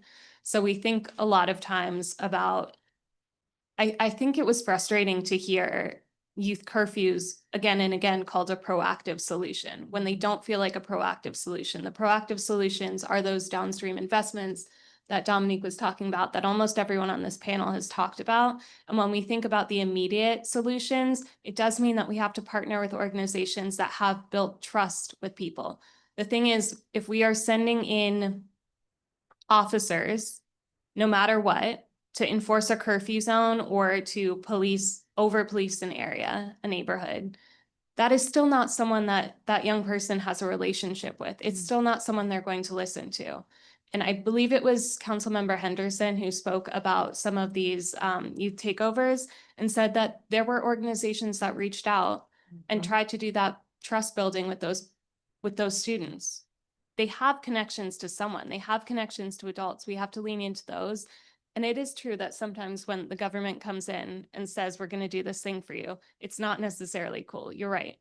But there are organizations that have been doing this work. And I think also just actually allowing, and I will kick this question to the next person, but allowing youth to talk to you all and actually feel heard. So I will quickly wrap up because I want to be able to give you an opportunity to speak, because you have some great ideas. I think the one thing that we need to do is be able to provide alternative solutions, and we don't have those alternative solutions right now. It is basically just get out and go home. If the Navy Yard or Gallery Place, the Wharf is someplace that they want to be, then we need to create pop-ups and activations in those places. I am a little disgruntled that the kids keep going to places that even the adults want to be. And they want to be there because it's fun, there's lights, there's music, there's good food. It's safe and engaging. But we have to welcome them. The other thing that I was going to say is that with these curfew zones, there should be a community-based organization or a nonprofit organization that is partnered with the commander and watch officer and the MPD that is on the ground with those kids to be able to help mitigate or litigate some of those communications, and that would help restore trust as well. But to be able to just simply tell them to get out and go home is just not a great answer, because some of them don't want to be home. It's not safe for them to be home. So they're outside with their friends because their friends are their community. Sean, I think will you turn your microphone on? I think we need to, instead of locking up the kids, we need to gain data a different way. So whichever kid that we encounter, we figure out which ward they're from and we figure out where they live and we hold them accountable. The people who are supposed to be getting paid for the activities need to be fired. But to say a slightly different thing, which is that over the last probably 3 to 4 months, as I wrote this today, one of the things I realized is how strong a relationship the ANC has built with the MPD. over the last several months, we have needed to engage with the MPD a whole lot less. I would like a little bit more space to not engage with the MPD, and I would like more space to engage with folks like this. I would like space to engage with DC Public Schools. I would like to focus on the root cause, and I'd love to have the space and the quiet so that the folks who are asking us for help can say, this over here, we're not worried about. Let's put our energy, all of us, into solving this problem and engaging youth. And I'm hoping that a temporary extension creates that space to do that work. One more thing. Can I say one more thing? Sure. Geometry, when you solve for X. So the thing that I love the most about this field is called data. Once again, I'll say it again. Let's stop the kid. Let's figure out where he lives. Let's figure out where he resides, right? Because someone's already getting the money. So someone who deserves the money needs the money, who can, like Mr. White said, whoever the kid chose, that's who gets the money. And I think that's the problem in the district right now. Thank you. On a note, we've been joined by my Ward 4 colleague, Councilmember Janice Lewis-George. I will turn to you if you have any thoughts on the matter and if you have any questions for this panel. Thank you so much. Thank you to all the public witnesses who are here and offering real solutions. I've heard so many solutions already offered, and I appreciate that because people say, well, if this isn't it, what is? And you all have literally laid out what is if it isn't. Some of the things I want to ask you about in your expertise role, because a lot of you have shown some expertise here. How do we do this work regionally as well, right? We are the DMV, right? As much as DC likes to be like, we DC, we also are the DMV. And a lot of what we've heard is students coming from PG County and out of or other jurisdictions, and a lot of them being a part of the groups that are congregating in some of these major corridors.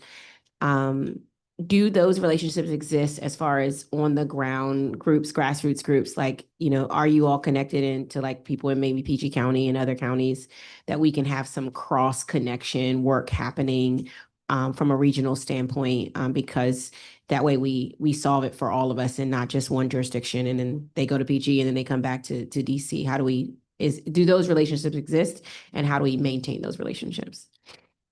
Yes, I would like to say that those relationships do exist. As you know, we have named part of PG County Ward 9, so a lot of us do work with both borders and different agencies. But those relationships do exist, and there is a way to be able to further the communication. But I would also be willing to explore those collaborations and communication so that the kids, because there are kids from different agencies and different neighborhoods, to be able to create a space that works for everybody. So just cross-curricular, cross-agencies and collaboration. But I think that people will be open to it, and I think the students will be open to it as well. Absolutely. One thing I've heard you all talk about is out-of-time school programs. And those are your after-school programs. For those of us who grew up in DC, we used to have so many, from DC scores to higher achievement to upward bound to DPR. You were in one of the DPR programs. I mean, we were saturated in programs, and our parents made us go. So we really had no time to get into trouble or do anything else. What is missing in our out-of-time school programs? Like what kind of after-school programs outside of just the sports curriculum? What other programs can we be bringing to our young people that they want to engage in and want to be a part of? It's the connections. The program is there. The kids don't respect who's running the program. Like, I graduated from Cardozo Senior High School, right? But I went to Bell. I was a student athlete at Bell. When I first started doing this work, it was the guy by the name of Frank, and he was doing the community outreach specialist at Bell. I can't tell you his last name. Mm-hmm. Yeah. Who is he? So how can he engage in and what I mean, so I don't go on to the hate side, how can he engage into a Columbia Heights Village person if you're not from that community? How can you engage into a person that lives on Rock Creek Church Road? How can you engage in the Kennedy Street member if you never went to these schools? You're not even alumni. You don't even speak the slang. They could see you coming by your shoes. We're not listening to him. But Yeah. Yeah. I hear what you're saying. Yeah, real credible messengers, people who can build connection because they are naturally in connection and have real relationships. I also just say, and I'm saying this as someone that did not attend DC schools, there are organizations that are in need of that funding. And I think we've heard today that there is a ballooning police budget. I think that there is very little trust right now. We heard yesterday, anyone who tuned in yesterday to the hearing, there's very little trust right now in NPD. And there have been community calls that we have been a part of for a long time to reinvest some of MPD's funding into things like universal out of school time programming, which is a bill that was, I think it needs to be reintroduced at this point, but is something that could give funding to those credible messengers. Yeah. Those organizations exist, they just don't have the funding. Yeah. As far as the out of school time programming, I think that we need to increase capacity. I think that we maybe need to loosen some of the restrictions until we get to a safer space with our youth. There are a lot of great organizations that were operating outside of building blocks. Life Rain was one of them. I have seen zero grant money since the building blocks program has been disseminated. One thing I think that we need to talk about that we have a great opportunity to flush out and remedy is the Safe Passage and Violence Interruption Program. There is a lot of gatekeeping. There's a lot of talking down. There is a lot of you can't come here that unfortunately people at the top may not think happens, but it happens. These community members, safe passage workers, violence interrupters, regardless of the stigma and things that happen, are still people, are still the connections that and relationships that we need. I think that is something that we really need to look at and flesh out. I said I wasn't gonna go there. I'm sorry. That's okay. Go there. But we need to be able to loosen the restrictions. There are programs and people and community organizations that do these things that may not have a 501c3, that may not know how to get the clean hand certificate. Right. And unfortunately, that automatically disbars them from $25,000 grants, which can help change their community. Thank you. I appreciate it. Thank you Yes, so ma'am. much to this panel. Thank you. Thank you, Councilor Lewis George, and thank you all again for being here today and all of the work that you do. We'll keep pushing. Okay, Tara Martin, thank you for your patience. You can come back to this panel, and then Karen Christian.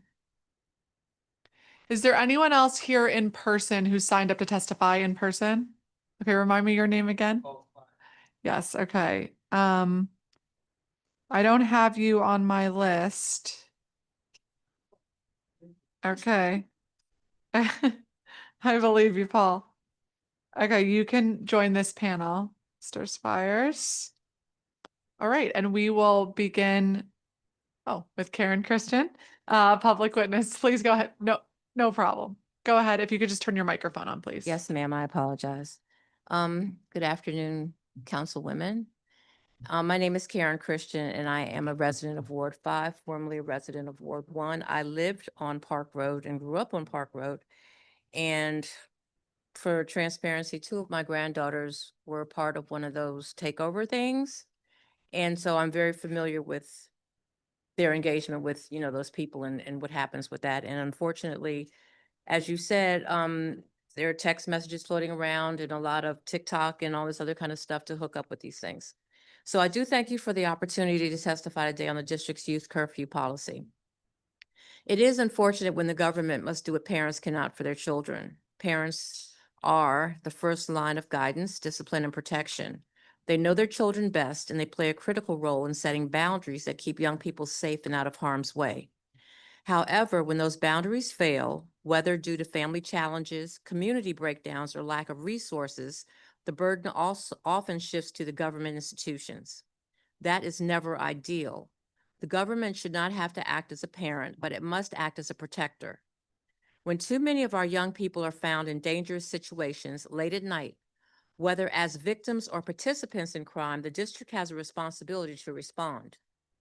A youth curfew, while imperfect, can serve as a temporary safeguard. It is not a solution to the deeper issues that drive youth behavior, but it can help reduce immediate risks. If the curfew prevents even one child from being shot, trafficked, or arrested, it serves an essential purpose. That said, we must be honest. Curfews are only a short-term tool. The long-term solution lies in strengthening families and communities. We need to invest in mentorship, after-school programs, recreational spaces, and mental health support that provide our youth with something positive to do and something to turn to. And someone to turn to. We must also rebuild trust between law enforcement and our young people so that public safety is a shared responsibility, not an adversarial one. So while I understand and support the intent behind the youth curfew, I urge this council to treat it as part of a broader strategy, one that addresses the why behind youth behavior and not just the when and where. Thank you for your time, leadership, and continued commitment to the safety and well-being of our city's young people.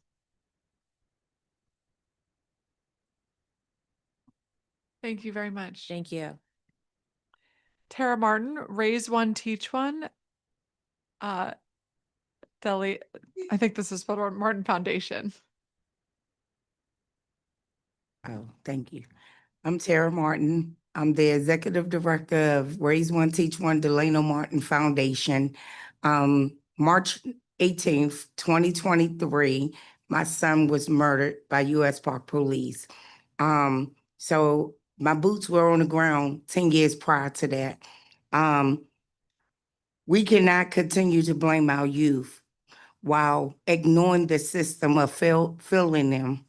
A curfew may silence the streets for a few hours, but does not heal the pain, trauma that drives our kids outside in the first place.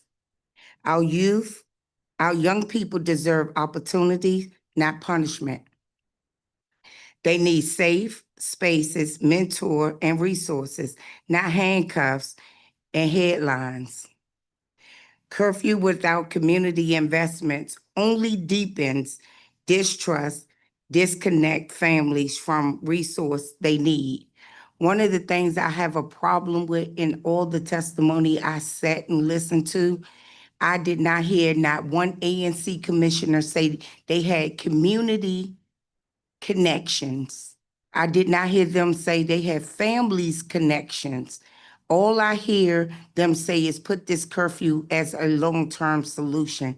That is not the solution. The solution is working with us, because Councilmember Pinto and Councilmember George, y'all know my family struggled without services for 2 years, and I was a parent, an advocate, a grandmother, and a DC resident that had no resources. No one came to my aid when my son got killed. My kids went through the system, you know, and you also got to understand, right now our federal officers are working with MPD, and they back up and let the federal officers do their due.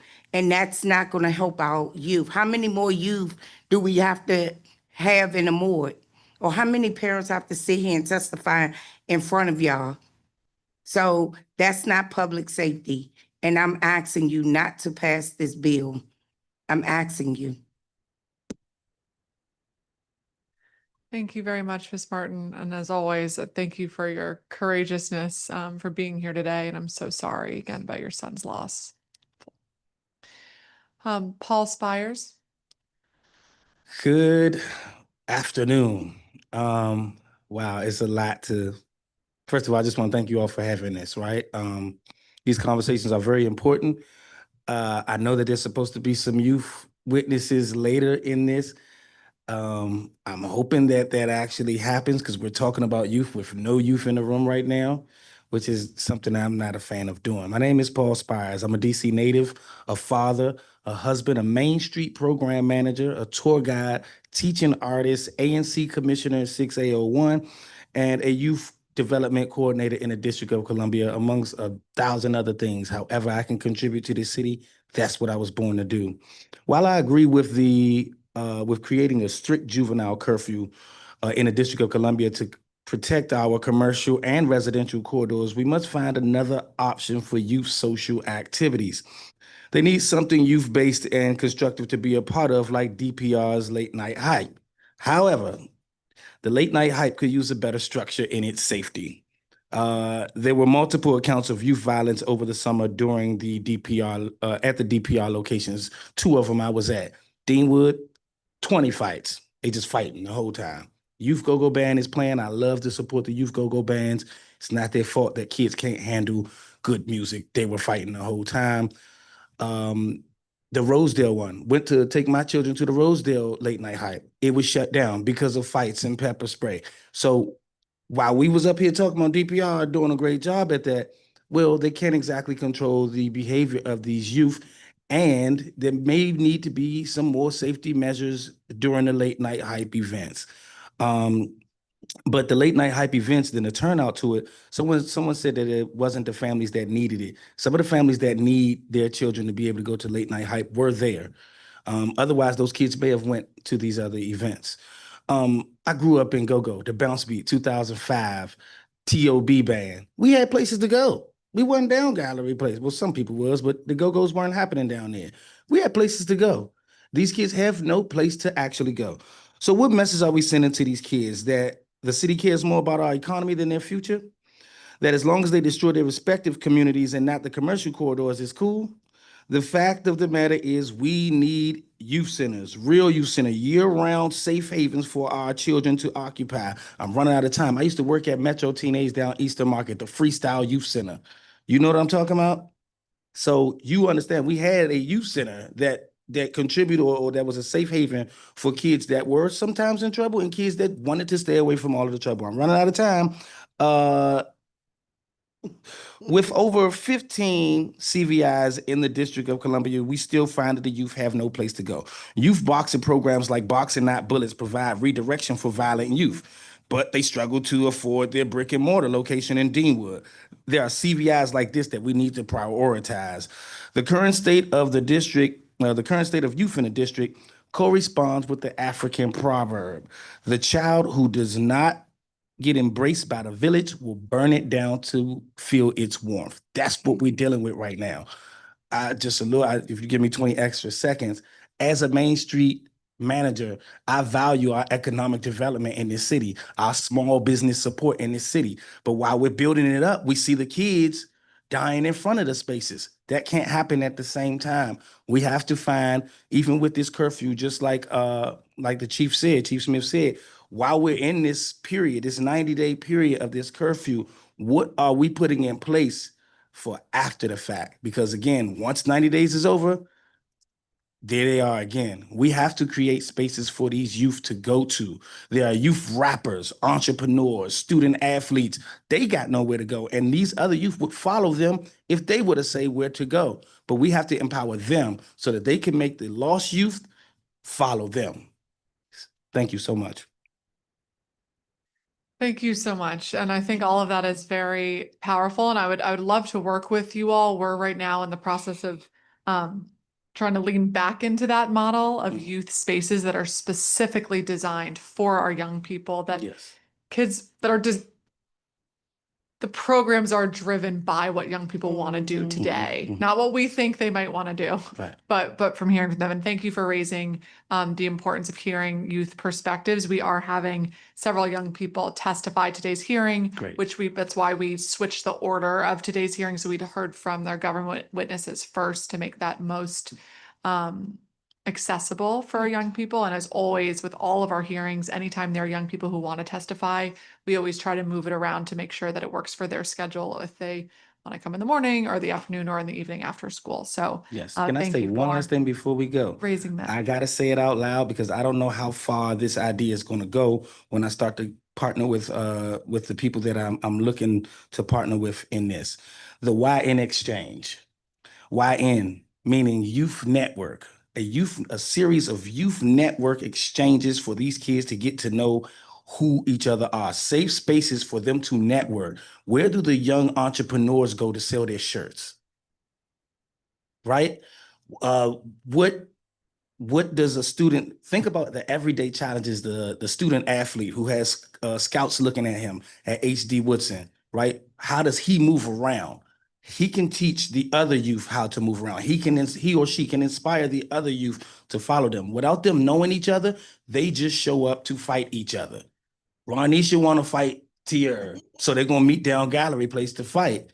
Well, what if they was able to go to Boxing Not Bullets and learn from Sugar Sheet, who's in professional boxing right now, that could say, hey, this is a avenue or channel, a way for you to channel that same energy around fighting.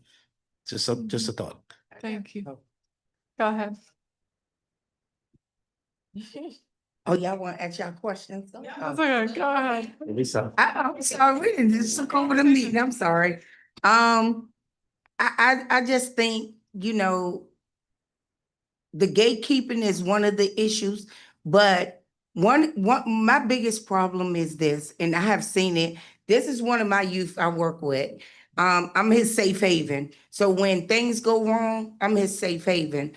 I have another one that I went and picked up from the subway station. Called me, Mom, I need somewhere to go. I went and got him. So I'm the lady in the shoe, and I take all the kids. That's me. One of the things I want the council to look at the missing flyers. Most of them say 200 Ash Street. 200 Ash Street is child and family. Most of those people that's meeting up are kids that's already on a run from CFSA. I know this for a fact. Majority of our kids that's over DYS waiting for placement, they are released on the criminal side, but they are being held at for CFSA to find placement. Once they get out, they free. They don't know how to act. They know it's no accountability or consequences. They can just get up and run from CFSA. So, what made me say this to y'all is when she said that child got out of DYS and went right back to the rain. Did anybody think that he might have been a CFSA kid? Or did anybody just think that his parents might be deceased or on drugs or whatever the case might be? And he's crying out, but not saying it out. A lot of kids cry out and don't use words. So we have to watch that. And I get that y'all boots are not really on the ground because y'all are making policies and doing these. But basically, I think before bills are passed, I know y'all have these, but have evidence. Because I walk with receipts. And majority of these kids are homeless. Majority of our kids are homeless. I know for a fact this is one, but he's in my house. These kids are homeless. And I need us to pay attention and open our eyes. We used to have youth move through DBH. Once they stole the money, they just closed the program. Did y'all forget about the kids? That worked. That was a spot that they went. I know, I was there. I worked at DBH. I was part of that program. And we had kids from everywhere. And then the other one, let's find out why our youth are beefing. We cannot add to the beefing. We need to be the ones that solve the solution. You got Langston, I work in Langston Lane. You got Langston Lane right here and Woodland right here, and they don't cross over. Make it make sense.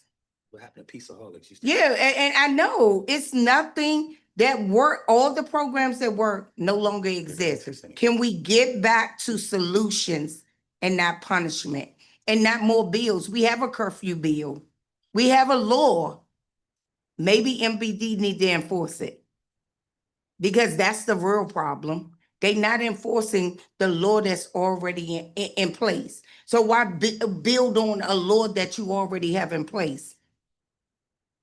I mean, let's be real. Do you have something you wanted to add? I just want to say that I just did an event at Sasha Bruce Youth Works, and I was speaking with the gentleman that runs that program, and there's no treatment facility. So I spoke with Judge Anita Josie Herring. She's my judge. I came to treatment court, so she's my judge, and she's still my judge. So anyway, I spoke with her, and she said there's no treatment facility for youth in DC. And that's an issue. I mean, I understand farming out, and I understand the ramifications to DC with lawsuits or whatever that may happen within those facilities, because I was in a facility, so I get it. But my question is, if you put a facility in DC or in the area somewhere, the kids will they will still have their community, and their parents are able to visit them. I think a lot of it is psychological with the kids. Like, I have two grandkids who are out here trying to do what they want. One is 12, one's 13. And we've had to move them from McKinley Tech and put them up in Georgetown and Hardy just to try to get them out of their environment. But I'm just saying, if you put a treatment facility here, give the kids, because a lot of these kids are on drugs. When I went to Sasha and Bruce, they were asking a lot of questions about opioids and, addiction and things like that.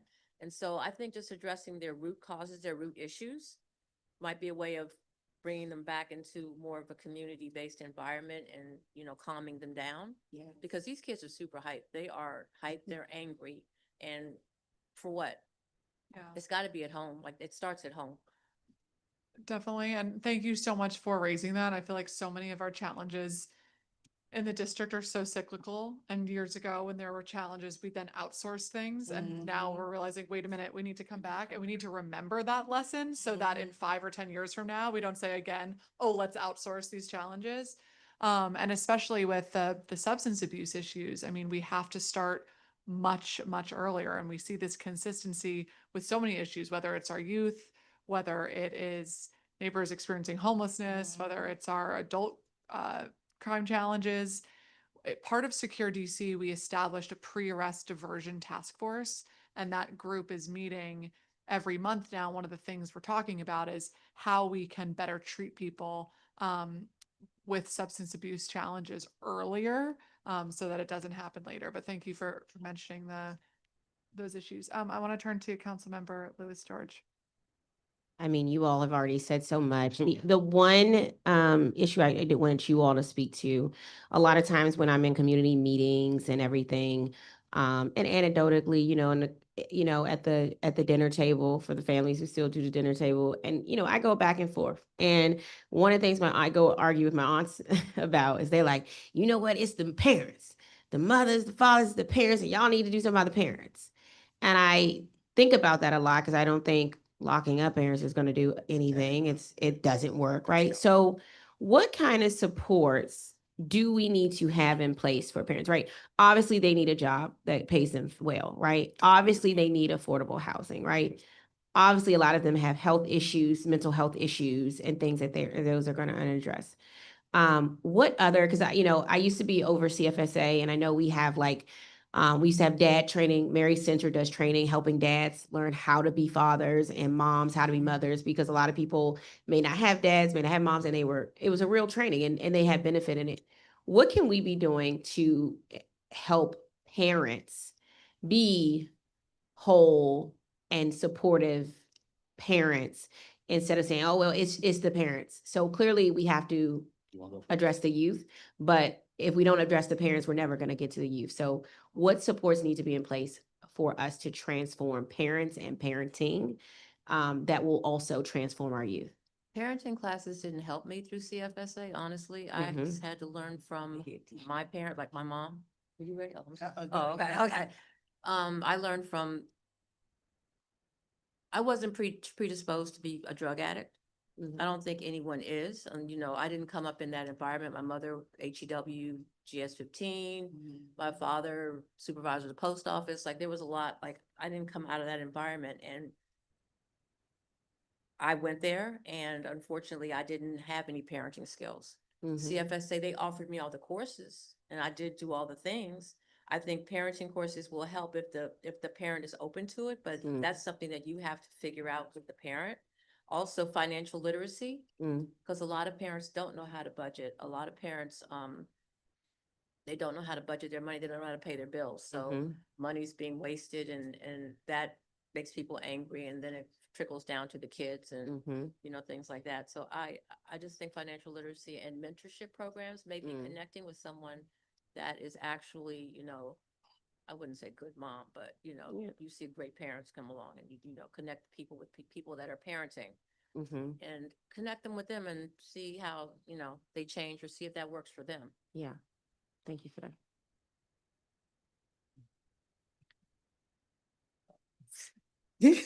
That's a tough question. No, it's not really, it is, but I'm gonna be very transparent. I'm gonna use me. Trauma, losing my son killed me with no support, no trauma group, no nothing, no nothing. Trauma is real big. If I wasn't as strong as I was, I would be a drug addict right now, or I would have committed suicide, or I would have done some craziness to be in the criminal justice system. When you don't work on your mental, that's a big problem with me with DC. They cutting all of the mental, well, DBH is cutting so many programs. I was at Better Mornings doing trauma group. It works. It was working for people. It was working for everybody. My kids was joining, their friends was joining, and then all of a sudden, Better Mornings cut the whole program. And then I start seeing the anger, and I start seeing the multiple phone calls at 2 and 3 in the morning, the outbursting, the smoking, the drinking. They went right back to alcohol and the marijuana. So if we do not have peer ran, because I was running the group. I am a peer that lost my child, that went through the trauma, that sat there and started this peer group through Better Mornings, and they cut the funding. They said DBH cut their funding and they cut the program. So that's the first thing, trauma.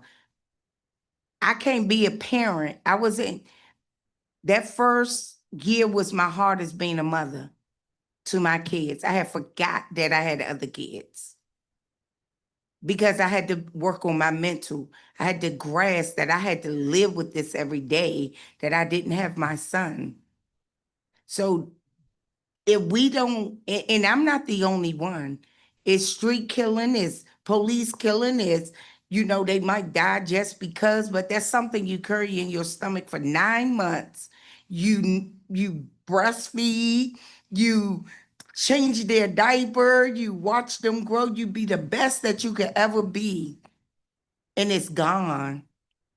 And no one in the government helps you. You could call this person, they say, oh, you're on a waiting list. I'm still on the WINS waiting list right now. And it's 2 years later, almost 3. We got to do better. I mean, we putting all of these things in place, but that's the first thing. Locking up a mother that have not had trauma dealt with, you're asking her to be a good mom? And you don't know her story. Everybody in DC got something to tell. They can all write a book. And I'm just being honest. So that's the problem. Let's deal with our trauma. Let's get better at trauma. I think that's the thing. Thank y'all. Thank you so much. Thank you. Can I answer too? Oh, Thank you. We're gonna have to turn to our That's right. next panel. If you have a quick Nah, closing thought. You know what? Because honestly, what was said, right? But it's multiple pieces, right? A part of what they were saying, and then a part of what Commissioner Lewis George said. Maybe we need to, not maybe, we definitely need to be funding the pursuit of happiness in people's households in here in a much more substantial way. That way they won't be at 2 jobs while the kid is out. However, the contradiction to that is there are a lot of parents in this city that they got money, but they're at the club every night. So if we go to, I ain't gonna say which clubs, but we go in the club and they in there used to pray for times like this to shine like this, but the kid is out on the street, lining up to fight somebody or maybe breaking into somebody's car. Something to think about. But if we pull everybody together, all those youth programs that we talked about earlier, I think Trayon White mentioned that there used to be a conglomerate of youth work. We were all in one space and could really find out what's going on in our streets, like how Peaceaholics did. Right now, our leaders, sorry, I'm not trying to downplay y'all job because I love what y'all do. And it's a very delicate thing that we might not have depending on how Congress moves, right? But we got to figure out how to get into the depths of what's going on in our community. Do any of y'all know where the Yo is? The Yo. Anybody here know where the Yo is? Okay, it's in 37. I heard somebody whisper it. It's up 37th. That's something that people that's boots on the ground doing youth work, they know that place. And if you YouTube the safest neighborhood in DC, it's gonna take you to the Yo, which is probably the most dangerous neighborhood in DC. But these kids go up there, and that's where they feel safe. When they come out onto these streets, that's when they in trouble. So maybe instead of marching down Minnesota Avenue for our peace walk, maybe we need to go up to where people actually are. That's all I gotta say. Thank you very much. Really, really appreciate Thank you. all of that. And I think you're absolutely right. Government cannot do this alone, and it's going to take all of us to do together to make sure that we set up our kids for success. Appreciate it. We're going to turn to our next panel of witnesses who are joining us virtually. Robert Pittman, Adam Prinzo, Absalom Jordan, Victor Battle, Julia Tutt, Cassandra White, Ianette Brooks, Kayla Lynch, Dominique Bradford, Grace Kolonsky, Nina Murphy Martin, Sean Townsend, and Tierra Brett.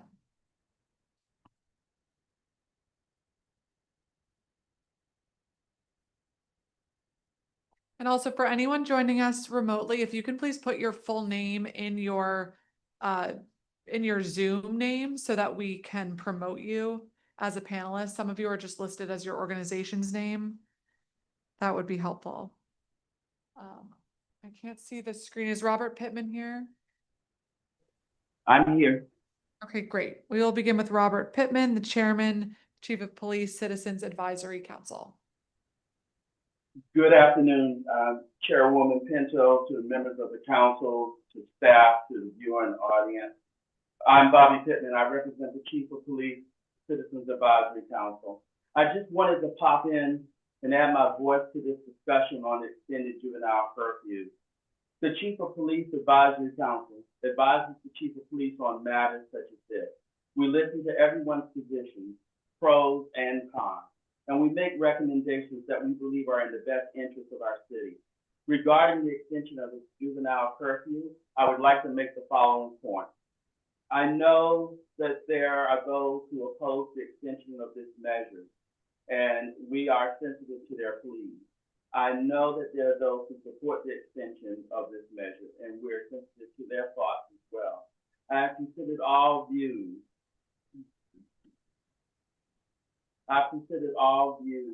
And it is my hope that we can, that all can consider the following points. We have a chief of police that understands both sides of this issue and has worked with their managers and directors to ensure that this measure is very limited in scope and has not yielded any arrests that I am aware of. Some doubted this measure would be effective and would result in mass incarceration of juveniles. It did not. The measure was carefully crafted to deter behavior, and it was effective, not just because of a piece of paper, but because of the passion and skill of our police commanders and their officers who made it so. No one wants to see anybody arrested, certainly not juveniles. As I understand what transpired over the summer, there was very little police interaction. Once the legislation sunset, however, we have seen a resurgence of juveniles committing acts that are unacceptable in society, regardless of age or color of skin. The Metropolitan Police Department is charged with ensuring safety. Consider that young people must understand that there are consequences to one's actions. Surely we can all agree on that. It is the responsibility of guardians and parents to manage the behavior of their children. Surely we can all agree on that. Now, once the legislation sunsets, we have seen a resurgence of juveniles committing acts that are unacceptable in society, regardless of age or color. The MPD must maintain safety. Consider that young people must understand that there are consequences to their actions. It is the responsibility of guardians and parents to manage their behavior, and council members who feel that the constituency that you represent require you to vote against this measure, think about what can happen. It's often the juveniles that are discharging weapons, carjackings, and other things. These are your constituents. Those who are harmed, these are your constituents too. Surely you want all members of your district to be safe. Can we meet somewhere in the middle? To those who say that the police are over-policing Black and brown people, I ask, when it's your family or you that is attacked, will you hold that same position? Council members, being a leader means making hard decisions and not just going along with the loudest voice in the room. If Black lives matter to you, you will ensure that those Black lives really matter by reenacting this bill. So I ask this committee and the council as a whole to take a deep breath and understand what is happening in the real world. Please take the necessary measures, which is your responsibility as officers of the city, to make the city safe. And I will conclude with the fact that this is not a solution to everything, but it's what we have right now as a tool. Let's look at it over another 90-day period and consider all the things that so many people have said before me about how we come up with additional solutions to this problem. And finally, hearing about victims, maybe it's time to redefine what a victim is. If someone's child is killed, maybe we should consider them as a victim as well, so that they can get support that may not necessarily be available. Thank you for the opportunity to add my voice to this conversation. I heard what many people said before me.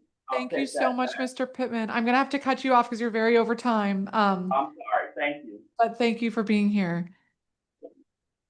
Adam Prinzo, Commissioner ANC 3C02. Good afternoon, Chair Pinto. My name is Adam, and I serve as the ANC Commissioner in 3C02, representing Western Woodley Park. However, I am not speaking on behalf of ANC 3C. I support the juvenile curfew as a tool in a more wider plan, to engage our young people. A curfew alone won't solve the challenges we're seeing, but it is an important tool that should be paired with investments in safe spaces, mentorship, and other opportunities that keep our youth active and connected to our city.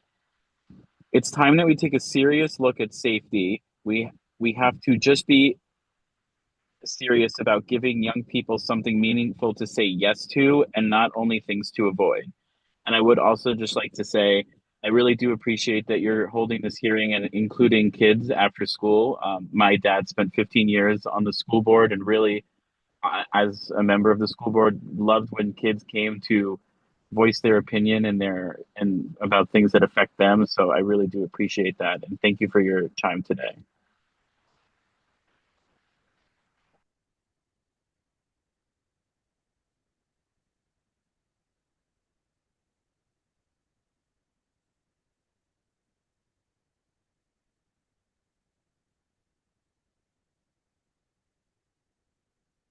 Absalom Jordan, Chairman, Friends of Oxen Run Park.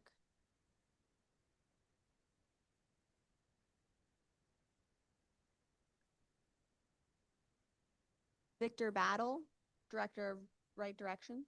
No? And if you're on, if you can just make sure your name is in in your Zoom name so that we can promote you. Julia Tutt, Public Witness.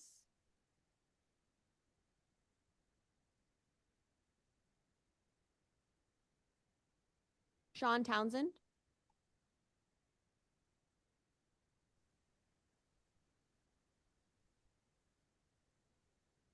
Can you see me, hear me? Yes, we can. Okay, great. Good afternoon, Chairwoman Pinto and members of the committee. My name is Sean Townsend. I have the pleasure of serving as the president and CEO of the Restaurant Association of Metropolitan Washington, representing more than 1,500 restaurants and hospitality businesses across all 8 wards and throughout the region. I'm also a Ward 5 resident, father of a 10-year-old son. So ensuring that DC is safe for our youth and our workers is personal to me. I want to thank the mayor and Chief Smith for their leadership and this council for your focus on balancing safety with compassion. From the restaurant industry's perspective, this measure gives MPD a critical tool to prevent problems before they start. Our workers often leave restaurants late at night, and our guests want to feel safe enjoying dinner or nightlife in places like U Street, Navy Yard, Adams Morgan, and the Wharf. When disturbances occur, it doesn't just hurt safety, it shakes public confidence and impacts businesses citywide. As Chief Smith mentioned earlier, we've seen incidents in and around restaurants. DC's dining scene is one of the most vibrant in the country. It drives tourism, supports thousands of jobs, and generates the tax revenue that funds essential city services. We have to protect and preserve it at all costs. There's also a domino effect that I don't hear folks talking about. When officers are pulled to respond to large youth gatherings or curfew-related incidents, It strains MPD resources and directly impacts the reimbursable detail officer program that nightlife establishments depend on to stay compliant and safe. When officers are tied up elsewhere, those details can't be filled, leaving security gaps that hurt operators and neighborhoods alike. This curfew approach is not about criminalizing youth. It's about protecting them and everyone around them. And pairing enforcement with opportunity matters. The late night activations gave young people positive spaces and proved how engagement and prevention can work hand in hand. There are solutions that address the root of the issue. These are conversations that need to continue in order to support our young adults long term. When residents, workers, and visitors feel safe, businesses thrive, and so does DC. Again, I want to thank everyone involved in this important measure to ensure our city remains safe, welcoming, and vibrant for all our youth, our workers, and our visitors. Thank you for allowing me to testify. Thank you very much, Mr. Townsend. Appreciate it. Tiara Bratton, public witness.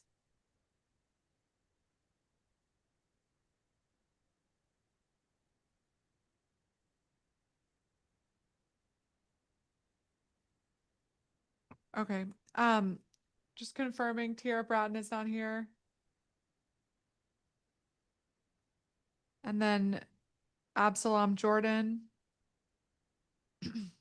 Victor Battle, Julia Tutt, Cassandra White, Ianette Brooks, Kayla Lynch, Dominique Bradford, Grace Kolonsky, Nina Murphy Martin. Okay. Well, let me ask you, Mr. Townsend, what you've heard from restaurants kind of before we implemented the curfew in some of these zones, and then since, if you've heard feedback. Yeah, good question. I think that what we've heard, especially in those areas that MPD has been focused on with the curfew zones, like Navy Yard and the Wharf, they've seen a decrease in the traffic in terms of young adults to teenagers at night. And what we do know is that we have had instances of our young adults. You know, just being young adults and disturbing customers or patrons as they're dining in some of these instances, and it just makes it difficult to whether you're dining outside or inside of the establishment. Where some of these instances have occurred during the actual emergency, where we saw these curfew zones being implemented, we saw a decrease in the amount of incidents that were occurring in and around our restaurants in some of these corridors. So it in fact did help, what I'm hearing from our members. We have started to see an uptick in the youth gathering around in some of these areas again. And so we are much more supportive of the measure to be used as a tool throughout the city when MPD sees it fit.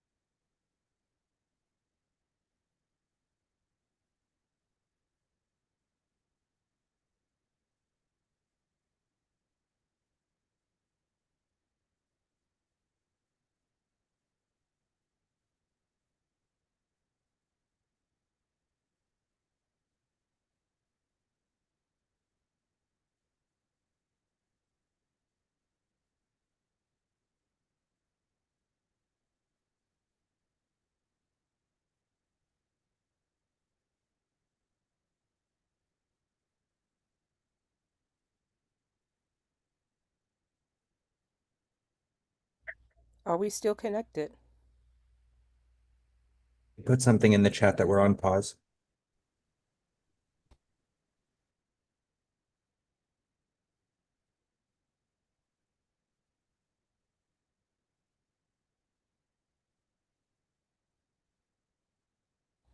Hi, Sean. You did a great testimony.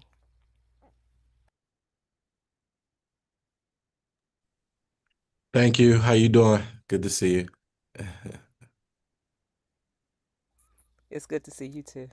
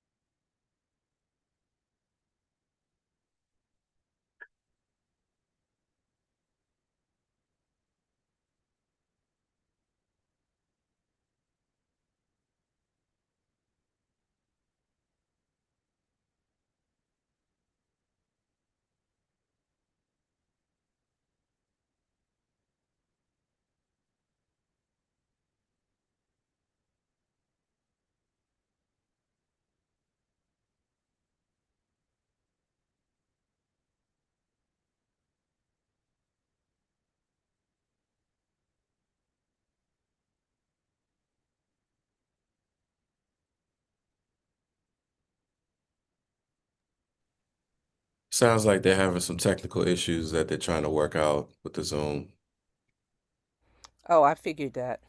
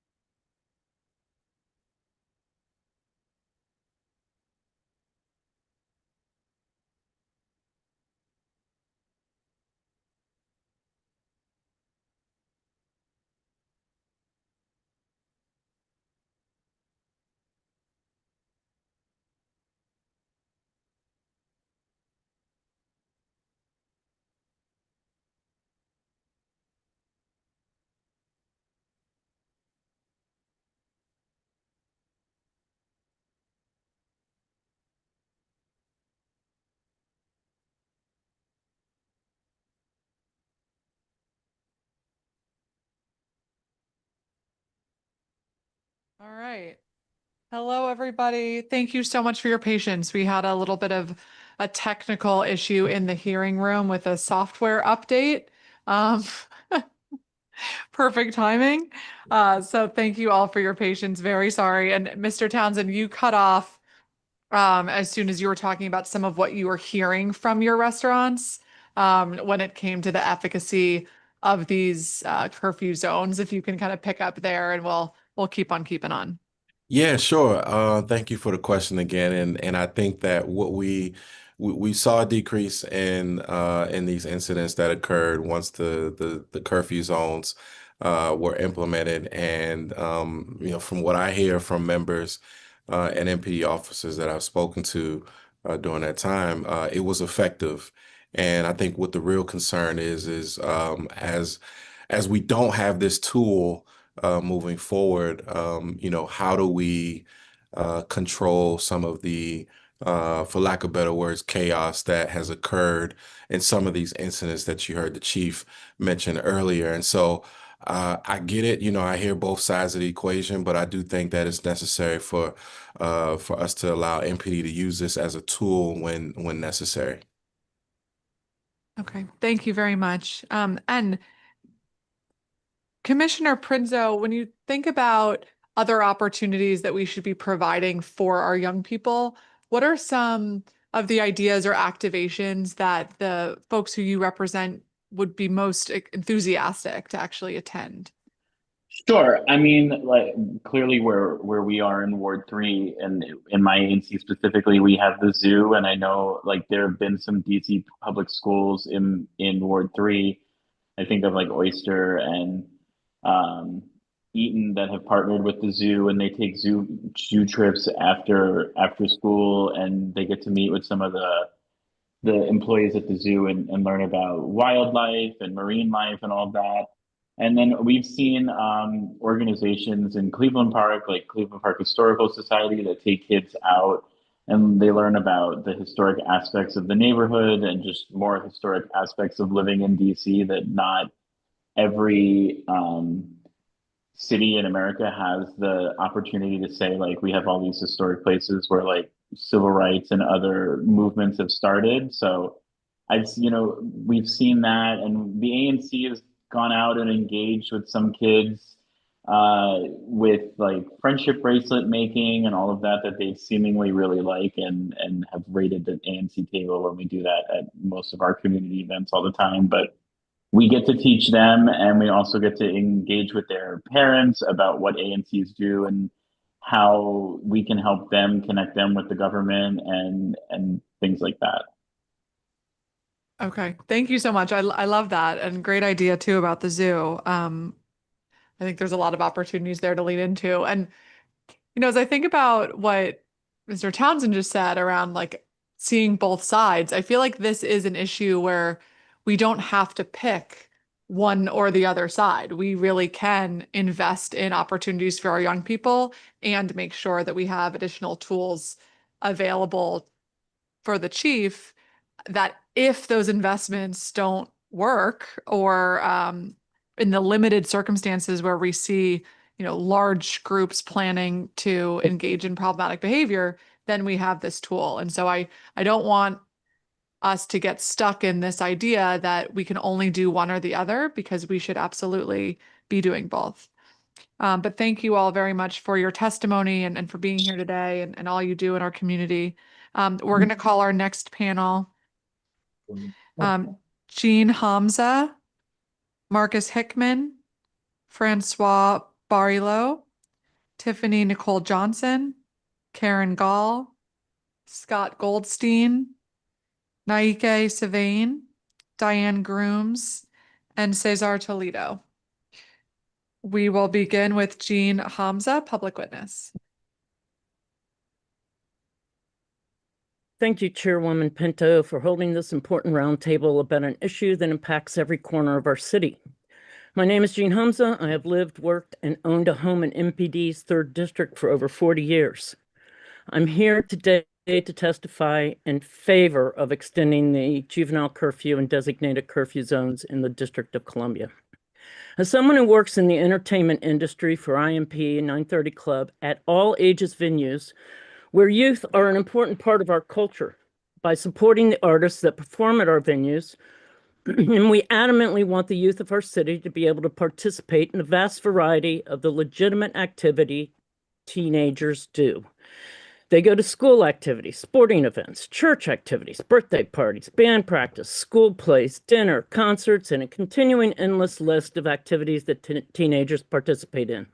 I am not aware of any youth who weren't able to attend a concert at any of our venues. All of them are in the curfew zones because of the curfew.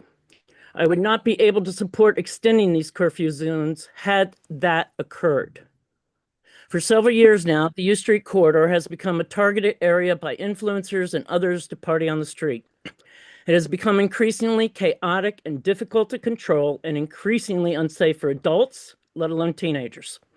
As a multitude of videos have shown, the youth crowds make the corridor even more dangerous. We have all seen the videos. This is not what we want for our youth, and this curfew is a vital tool for MPD.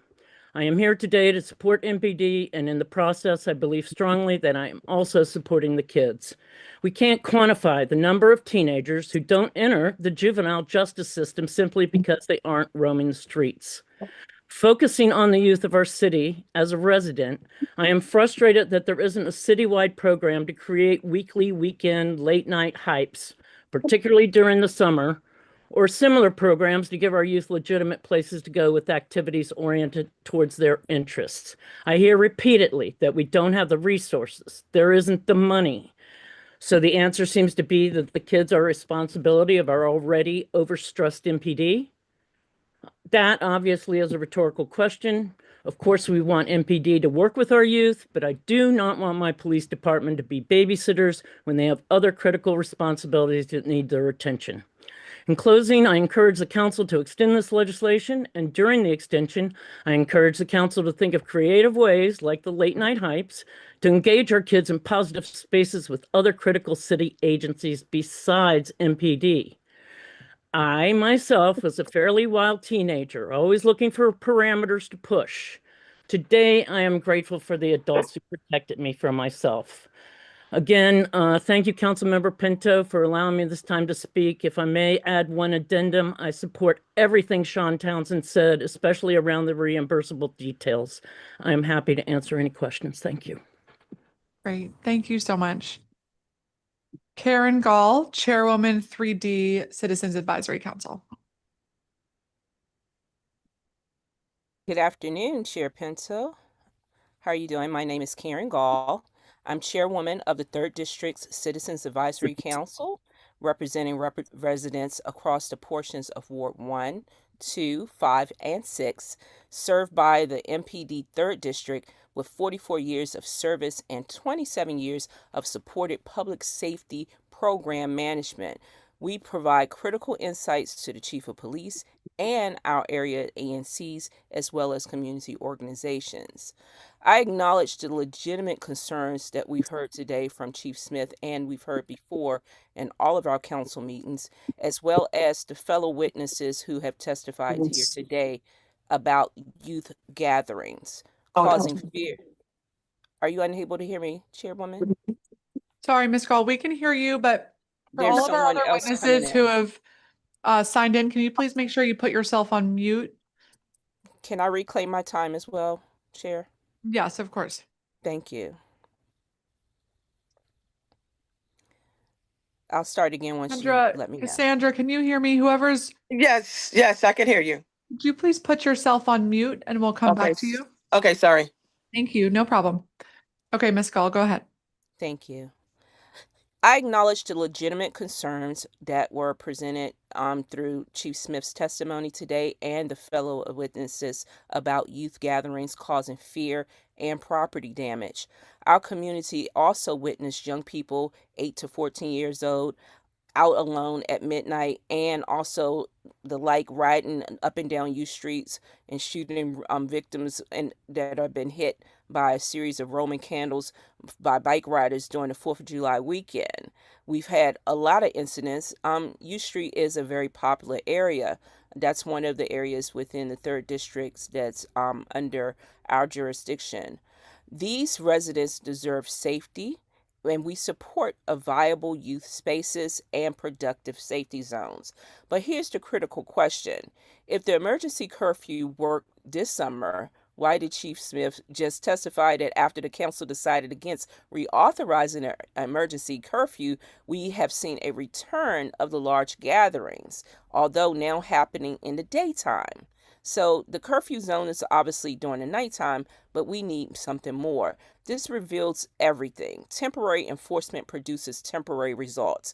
We need stronger solutions to control these chaotic concerns. Youth adapt. They disperse before midnight, shift to daytime. We cannot enforce our way out of this. The deputy mayor also mentioned that we want our grassroots organizations to really be the face of and the voice of our young people. That's what we want. We want our organizations to be the face of the young people. Chief Smith shared a very powerful story about a young child being picked up after curfew in the pouring rain and taken to youth services, and then back out the very next day, standing under a tree in the pouring rain. She says there's something else that's going on with this kid, and we agree. As a village auntie, I say the same thing exactly. So why are we waiting until youth are picked up by police to connect them with services that are needed before the moment in the rain? The youth curfew issue is not isolated, but it's intertwined with unsafe housing, inadequate transportation, and systemic disinvestment. The curfew assumes the problems is where the youth are, but the real issue is they have nowhere safe to go. We're consistently giving these insights all the time in all of our meetings that we have.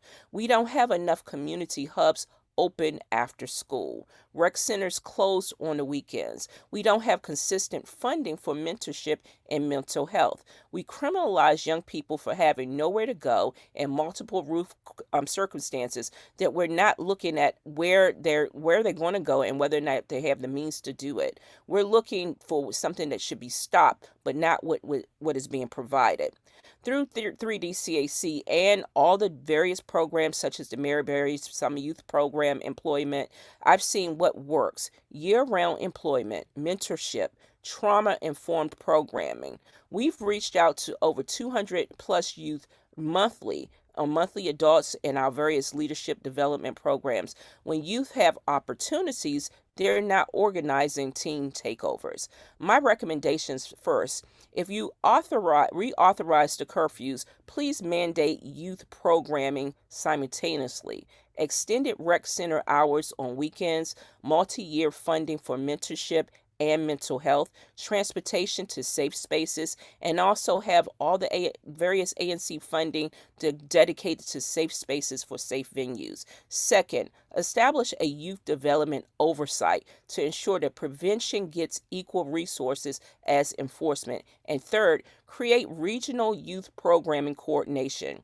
Many youth from Maryland and Virginia, they have engagement in vibrant areas that young people can be attracted to. We need to make sure that our young people have engagement areas that they can be attracted to. Have events with people who they know. Ms. Gall, I'm Yes. sorry to interrupt. You're very over time. If I could ask you to summarize and wrap up. Oh, last point, and thank you. And my bottom line is, we can require data and what happens in the enforcement. If we have curfews that are simultaneously invested in our programming and makes them, then we can have, of course, we can have a strategy and not just worry about the patterns. But I appreciate you and thank you so much. And I look forward to your questions. I appreciate the time. Thank you. Scott Goldstein, Executive Director, Empower Ed. Good afternoon, Chairwoman Pinto and staff. I've said before that the driving force behind everything I advocate for is the deep unfairness and inequity I feel about the way I was able to experience childhood compared to how we treat young people in my adopted city. Whether it's educational experience gaps or public safety, that is my mission. The way this city has approached public safety, especially where young people are concerned in recent years, has made these inequities dramatically worse. Some kids fight at a football game, make it harder for anyone to go to a football game. Some kids fight in Navy Yard, don't let kids go out to Navy Yard during curfew hours. Incidents during a school field trip, implement changes that make it almost impossible to get field trips approved. Kids are getting terrorized by the collaborating forces of MPD and ICE, do nothing to speak up. So of course, restaurants will testify that if you impose a curfew, they will see less violence. But I've heard no evidence that harm was actually eliminated and not just moved. DC children deserve freedom and joy. I could spend these 3 minutes listing all the compelling evidence and research about why curfews are ineffective. You've heard it from others and we'll hear it more. Sadly, I'm not sure the committee or council cares enough that this data indicates this. This is seen as a quick fix. The mayor is demanding action, and I think elected leaders want to be seen as doing something about the troubling violence that has taken place in these neighborhoods, even if it's not proven to be effective. I think the same dynamic has been at play with pretrial detention. All the evidence indicates pretrial detention does not reduce violent crime. In fact, studies show it actually increases recidivism. Nonetheless, elected leaders have often short-term political incentives. Recently, I heard school leaders say that banning youth from football games has in fact reduced violent incidents at football games, but also that attendance was sharply down. Look, we can create safety by just not having young people gather, but that's not safety. It's a mirage and a dangerous one. Real safety is an abundant opportunity, enriching and relevant education, and is both proactive and restorative in justice. We're living in a time when the federal government's providing enormous bonuses to a rogue gang called ICE that is ripping parents from their children and causing enormous trauma in the community. And our local government is providing signing bonuses to those who join MPD, but no such signing bonuses to join the teaching force. We have a government that will act on an emergency basis multiple times to impose curfews, but not use emergency legislation to, for example, create and fund rapid response and safe passage infrastructure for schools amidst real threats to student attendance, something I know you believe is critical to reducing violence. What we choose to pay attention to and what we treat as an emergency speaks volumes. When we provide opportunities for young people, expand their horizons, and show confidence in them, there's nothing they can't achieve. When we send a message that we expect them to be engaged in violence and don't trust them to do anything but go to school and home, we will get more violence, more mental health struggles, and a dimmer future for our city. Educators will stand up for young people. Former public charter school board member Steve Bumball once said, the fundamental question we should be asking about every policy is, are we giving poor children what rich children are receiving? I don't think we can say this approach does that. Children deserve what we all deserve, not suspicion, deprivation, not band-aids, not PR, but real serious work to resolve the root cause of violence, attack poverty, and guarantee for every child the same experience we want for our own children. Earlier, Councilmember Pinto, you asked a question I really want to briefly respond to about what we do in the acute scenario when we have intel that young people are going to gather and intend to do something violent. What would MPD do if they got the same intel, but it was about a group of of adults who intended to gather and fight at Navy Yard? Can you say honestly what we would do is go to Navy Yard and clear every adult, tell every dining couple they have to cancel their fancy dinner reservation because we have some intel that other adults might be headed to the neighborhood to cause trouble? Sorry, everyone that's taking kayaks out on the Potomac, you have to change your plans. The neighborhood has to be cleared. In other words, we believe the city's owned by adults, and adult freedom is first and foremost. If we have to take away freedom and joy for thousands of youth because of those actions of 50 young people, that's fine. We control children. I think there's a lot more to respond to here, including what you talked about the difference between choosing, because we are making choices. We've chosen to prioritize certain legislation, which has gotten hearings, which has gotten markups and votes, and not others. I'm happy to say more in questions, and thank you for your time. Thank you. Naike Savain, Co-Executive Director of Black Swan Academy. Good afternoon, Chairperson Pinto. My name is Nike Savain, and I'm currently a resident of Navy Yard and the co-executive director of Swan Academy. I work on behalf of and alongside the district's young constituents to ensure they have the information and skills they need to advocate for themselves and their communities.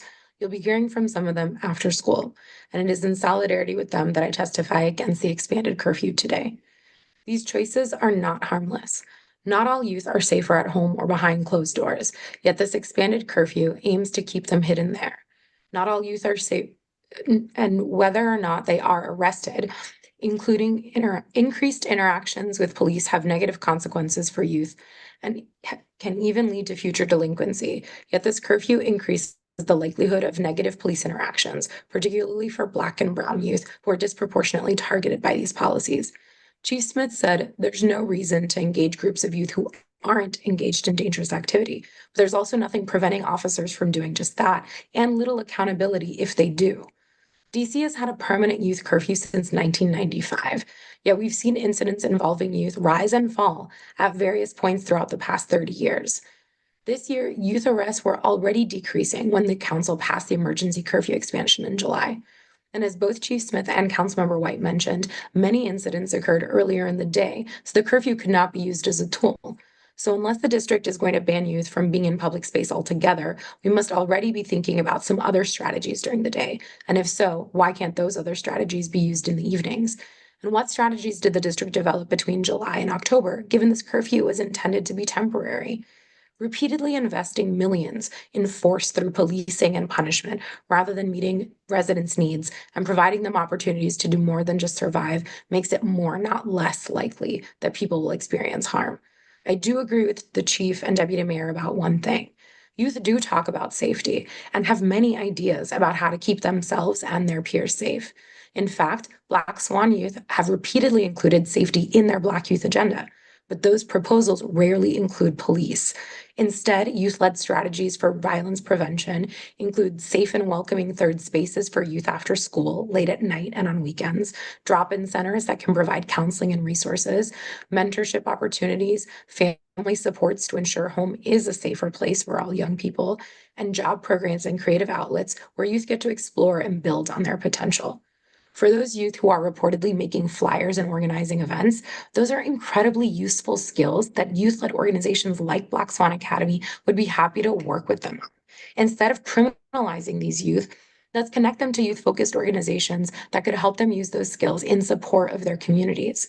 Safety is a natural byproduct of a well-resourced community. We cannot police or punish our way there. Instead of continuously funding systems of control and force from which too many of our neighbors, especially our youth, experience devastating harm, let's invest in systems of care and opportunity that show everyone they are valued. Thank you. Thank you. Okay, I think that's everyone on this panel. Just confirming Diane Grooms and Cesar Toledo are not here. Okay, and then we will return to Cassandra White, public witness. Hello? Can you hear me? Hello, yes, we can hear you. Okay, thank you. Good afternoon, council members and community partners. My name is Cassandra White, and I am the founder of Boxing Not Bullets, a youth development program here in Washington, D.C. that uses boxing, emotional counseling, and entrepreneurship training to help our young people find discipline, purpose, and peace. I'm here today with mixed emotions about the juvenile curfew. On one hand, I understand and share the concern that too many of our youth are getting caught in dangerous situations late at night. As someone who's worked directly with at-risk youth, I've seen firsthand how easy it is for them to get pulled into violence or bad choices simply because they don't have safe spaces or guidance. I agree that our children need to be protected, but on the other hand, I worry that a curfew alone won't solve the deeper issues. Many of these young people aren't out late because they want to or want trouble. They're out because home isn't safe or because they're looking for belonging or because they don't see enough positive opportunities in front of them. When we impose a curfew without also investing in after school programs, mentoring, and community spaces, we risk sending the message that our youth are a problem to be controlled rather than a generation to be developed.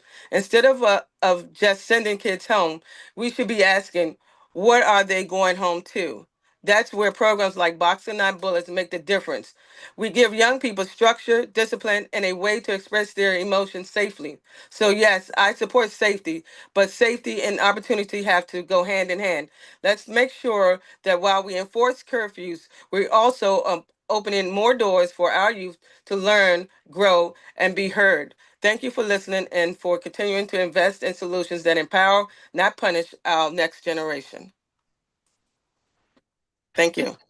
Thank you very much, Ms. White, and thank you to all of our public witnesses for being here today and for your testimony. To some of the conversation around evidence, I think this tool and this bill is a unique example where we just have had 3 months of data where we saw 7 locations utilized, no violations made, no arrests made. So, when we think about nationwide research versus what worked in our city over a period of 90 days, that is a helpful piece of data for me to look at as I think about and visited as I did many of these sites to see what was happening before, what was happening during, and what can happen afterwards.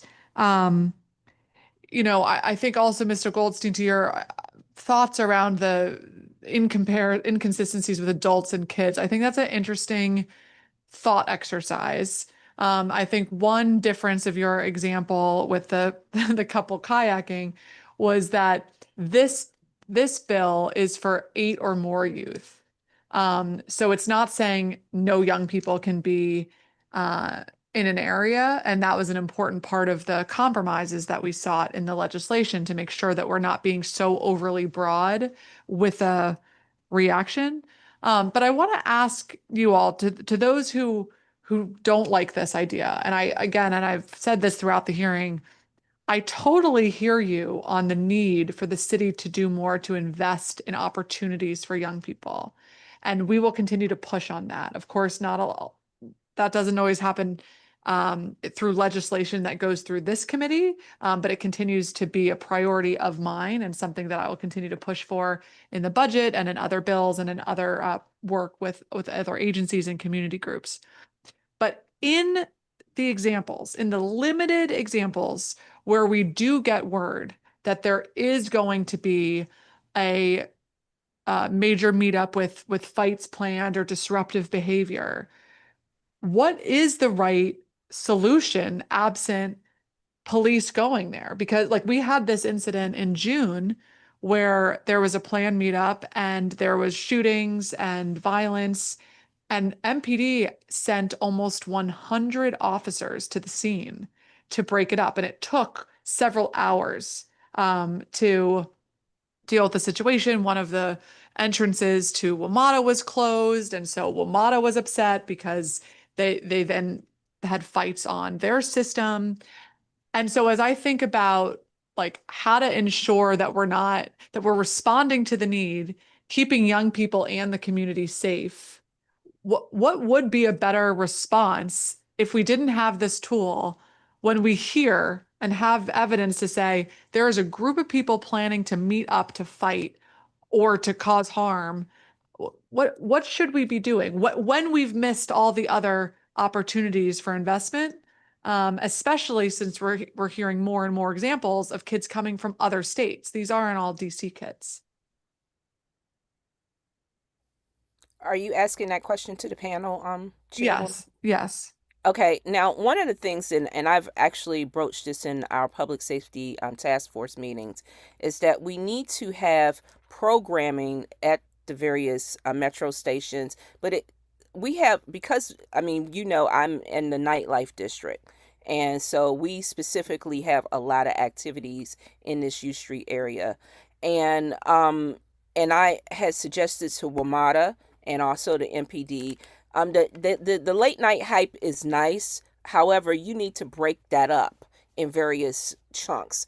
You need to have actual programming that would attract young people, because we are all young. We were all young once. We've all been out there. We all like hanging out. But you need to have something that's attractive for them so that they can go to. They have to grow up. They're growing into young adults. They need to learn how to have social activities and start to blend in and do things in a social way. But Ms. Gall, I'm so sorry to interrupt. I completely agree with you, and we're going to keep pushing for that. But I'm talking about in the limited circumstances where we know tonight there is going to be a meetup where violence is planned, let's say, hypothetically. If we don't have this tool, what's the response? So the thing is this: if you believe that it's going to be a violent incident, then you address it from that perspective. But if it's just a group of people coming together because they want to party and have fun, and generally that's what it is for the most part, unless they say that we're going to go there to fight such and such. If they specifically say that they're going to have a fight, then you address it from that perspective. But if they're just going there to group up, to run around the area and have fun, create activity zones for that. If you're planning, you're doing preventive maintenance after the fact, then it's really never going to ever, you're never going to have anything for young people. You have to intentionally plan for young people. That's the only thing that I have seen as and then also knowing that some of these young people may not have homes. You have to make sure that you create hubs that is made for them to go to. Some of them haven't had rest all day. And so you have to be conscious of that. And so this is why you're going to get these interactions. It's just like if a child hasn't eaten, they're going to be hungry and they're going to be grouchy. And so, and they're going to have a lot of energy. And so if we're not planning for kids, then we're going to get the same results. That's the only thing I can tell you, Chair. If I can add on briefly, and Sure, I go ahead. completely agree with Commissioner Gall. But a couple parts to what you asked. I think I want to answer very specifically about this question you've asked, and I tried to do that with the scenario I created, and we can change it to a group of adults doing a potluck dinner party where there's more than 8 of them or something, if we want to change the scenario to be about more than 8. But I do think we should really reckon with how we treat adults versus how we treat young people, because in that specific scenario, we should treat specific threats specifically, not generally. And that is the philosophical fundamental problem I have here. If police had a specific threat about specific intelligence about violence happening, that should be dealt with the individuals. That threat was probably gleaned from social media. It was probably gleaned from somewhere else where you could follow up with the individuals and not with a group presence of 100 officers in your one scenario or with a curfew in your other scenario. So there are ways to use intelligence to deal with things specifically and non-violently, though I don't think that's always what MPD is good at. But I would say the other piece of it is you have said consistently, we're choosing here. We don't have to choose here, right? We can do the proactive investments on the front end, and we can also have this tool for MPD. We can potentially not have to choose between accountability and proactive behavior, but we are choosing, is the point that I want to make, which is that we have had legislation in council, and I know the council, and it's not all under your committee, but we have had legislation to do several of the proactive things you've said you agree with that has not gotten a hearing, that has not gotten a markup, that has not gotten a vote. And so if we have universal out of school time legislation that cannot ever get a markup in the council, but this can get 2 emergency votes and then another roundtable and then a lot of public press and a lot of attention, we just are not treating the proactive the same. There is a contrast. Yeah, I hear you. I guess I would just say again, like I chair the Judiciary Committee, so we can only control the hearings and the legislation that we move out of this committee. But I remain committed to making sure that I can do everything I can as a council member to push forward those other investments. But I don't have control over all of those bills and how when they move forward and when they get hearings. But I hear you there. Naike, go ahead. I see your hand raised. I And then just we'll want come to to you, Mr. Pitt. speak to one additional aspect of this because you mentioned, what to do in those specific incidents. But my understanding of this legislation is that there's at least a 24-hour notice requirement. So the council or the police department would be notified at least ahead of time to be able to designate those areas, which means you have advance notice, which means you don't have to rely immediately on an emergency response. There's an opportunity there to reach out to community groups. There's an opportunity there to contact, whomever who is not a police officer or is not a police department, to be able to engage with that group of young people or whomever to try to divert young people from that area or to prevent that incident from happening in the first place. I think the over-reliance and sort of the default reliance on policing is one of the major issues here. Because why are we relying on police who come with badges and guns and the opportunity and the authority to detain youth, to arrest youth, even though you're saying they're not doing that for the curfew violations themselves, but it does increase the opportunity that young people might be arrested for other offenses simply because those interactions might be increasing the likelihood of something else happening. So why not reach out to other organizations ahead of time? Like I said, Black Swan Academy and other youth-facing organizations want to work with these youth who have these incredible skills that are being used maybe sometimes not in the best ways, but that could absolutely be used in ways that are extremely not just productive, but like really positive for themselves and their communities. So use that advanced notice and that advanced intelligence in a way that is supportive rather than punitive and criminalizing the presence of youth. And that essentially means that all youth, primarily Black and Brown youth, end up being treated with suspicion at all times when they're in public. Okay, thank you. I do just want to clarify, though, that the language of the bill, the 24-hour notice is for the mayor's designation. That does not apply to the chief, who can designate them more quickly, just so we are all on the same page. Mr. Pittman, I want to turn to you, and then Councilmember Henderson has rejoined us, and I'll turn to her. So briefly, I've talked about having hubs, and the mayor did do hubs for some of the criminal activity that we were talking about. Now we're talking about juveniles. Juveniles move place to place. So having static locations is not necessarily the best way to go about this. One of the things that I'm thinking about, and going back to the chief has reached out to those influencers that get kids to come out to various places, but maybe let's look at having a mobile unit. Staff with DPR specialists, the neighborhood, the organizations that can immediately respond at night. And, we have to do some stuff to make that happen and pay for some people overtime to be able to go into those situations to de-escalate situations that are occurring on the ground in real time. Police do not want to arrest these kids, and that has not happened. But there are other services that we can look at, and then we do need to look at whether we do it with COG or whether we do it through our county partners to be able to address what's happening on the other side. So I'll stop there, but there are solutions that I think that we come together on that we can develop. Okay, thank you for that, Mr. Pittman. I appreciate it. I'm going to turn to Councilmember Henderson. Thank you, Councilmember Pinto, and good afternoon, folks. I've been listening in. We had the issue with the Zoom. I had switched over, but I want to thank all of the public witnesses for being here and for providing their testimony. I did want to ask in terms of the work, I asked the chief a question about notification and what happens when they decide to issue a juvenile curfew zone and how that information gets disseminated to community. And I'm curious, and I don't know if the ED for Black Swan Academy wants to talk about this, but like when you all get the notification that there's going to be a juvenile zone that was in effect, what kind of work did you all do with the young people for whom you have contact with? Thank you, Councilmember. So we try to reach out to our youth directly to notify them and make sure they're aware of where the curfew zones are going to be when they apply. So we disseminate that information through our staff, and each of them disseminates to their cohort of youth that they're responsible for and make sure that they know. We try to post it on our social media for youth who are not in our active programming but might be following us. And we try to share that information with other youth-facing groups as well so that they can do the same.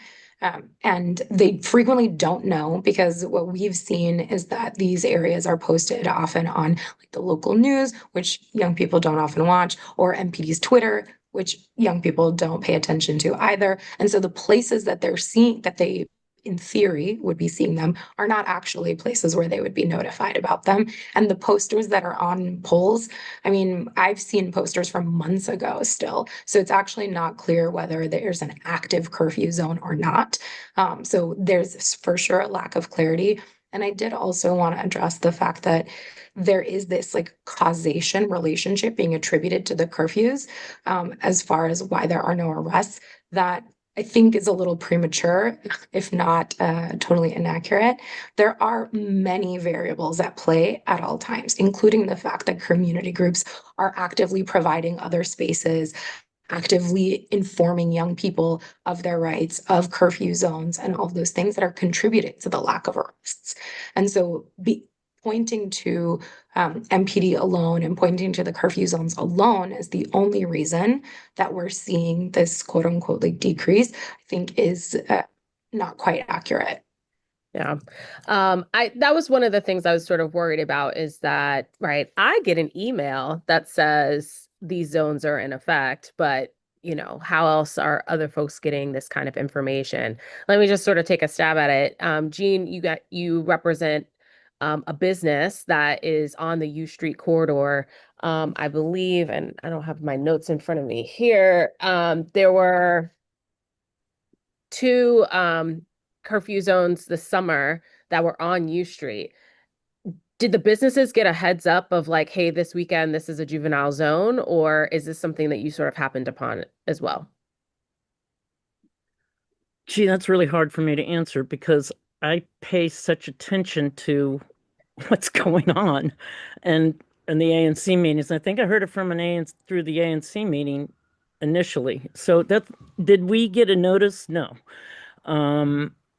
But on U Street, there's so much happening, and we've been talking about it, and with Deputy Mayor Pia and the commander and Assistant Chief Cop and so on for well over a year.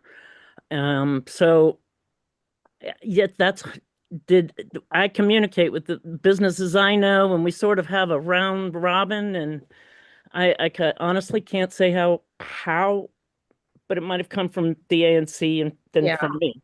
I see. I kind of worry that sometimes in the language that we use about young people that we attribute every bad thing to juveniles when in fact they might not have even been involved. Went to a party this weekend and last weekend and someone was talking about, oh my gosh, there's so many people in the streets and they're not on the sidewalks and this, that, and the third. And they're talking about, you know, the area around 930 Club. And they're like, oh, these youth just everywhere. And I was like, actually, it is Howard Homecoming. So that is separate and apart from, and not separate and apart per se. Like there could have been other things that were going on, but you just want to, you're attributing this to, you know, unruly young people when in fact there was an entirely separate event that was happening that did lead to more crowds than normal and, you know, MPD choosing to shut down certain streets to vehicular traffic for safety reasons. Right. We tried to pay attention to Howard Homecoming. Big, I mean, all of us, because of street closures and everything else. So this was a very special weekend. But we've got these continuing parties on the street on U Street, whether it's influencers who are bringing the crowds. It's something that evolved after the pandemic. And what I know is that MPD is doing their very, very best to deal with that. And then when we have a surge of youth coming, and I was literally on a safety walk with the commander, got a call from MPD down at the wharf that there were a bunch of kids getting on Metro, and so they're communicating with the Metro police. So there really is a lot of intel, seemingly, from a layman's perspective. And so then they prepare for that surge. And I mean, I have such empathy for MPD because all they're doing is corralling crowds. And there's not a lot of time for a lot of arrests unless something seriously egregious goes down, because they're controlling these crowds and trying to keep them off the U Street in particular, off the street. And then the activity that goes on after the business is closed. So there's so much involved in what's happening in U Street.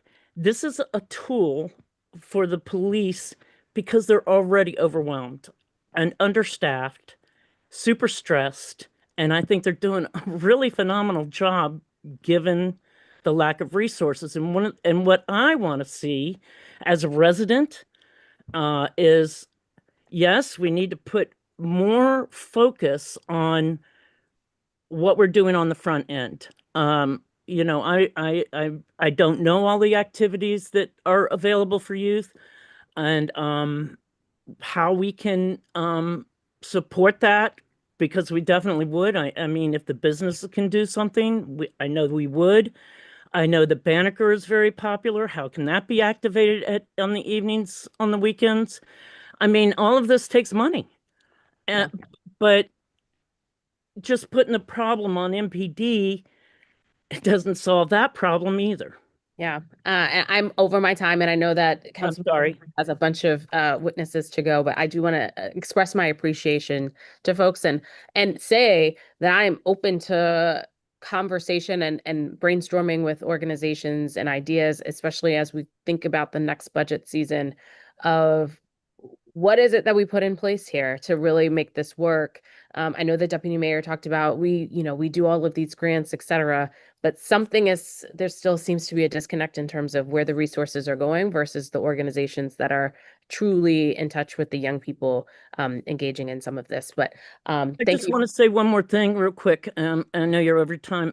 We are all ages venues. The kids are the ones with actual disposable income that can go to these shows. They don't have to worry about utility bills and so on and so forth. We support kids. And if one child had been turned away because of the curfew from one of our venues, I would not be here supporting this. Thank you. All Thank right, you, thank you. Councilmember Pinto. Thank you so much, Councilmember Henderson. And I really appreciate that discussion and this discussion with these panelists. And as we think about providing additional space to kids, I want to also re-highlight a bill that I have introduced that's in committee and the facilities committee right now that would open up school spaces to kids on nights and weekends. And this is feedback that we've gotten from kids for years and years. And one of the pieces of pushback that we heard from school leaders was concern about trash being left and concerns about safety. And so the bill also provides funding for custodial support and security support to make sure that those spaces can be open for kids and to do so safely and cleanly.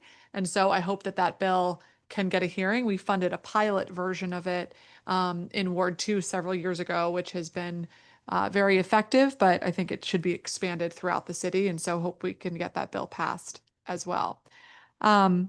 But thank you all again very much for your testimony today, for the work that many of you do with our young people to continue providing great opportunities and resources to them. It is 3:35 now. We are going to recess this hearing until 4 p.m., at which time we'll be hearing from several panels of young people. We wanted to make sure they had time to get here after school. So everybody, thank you for your patience for about 25 minutes until we pick up the next panel with our young people.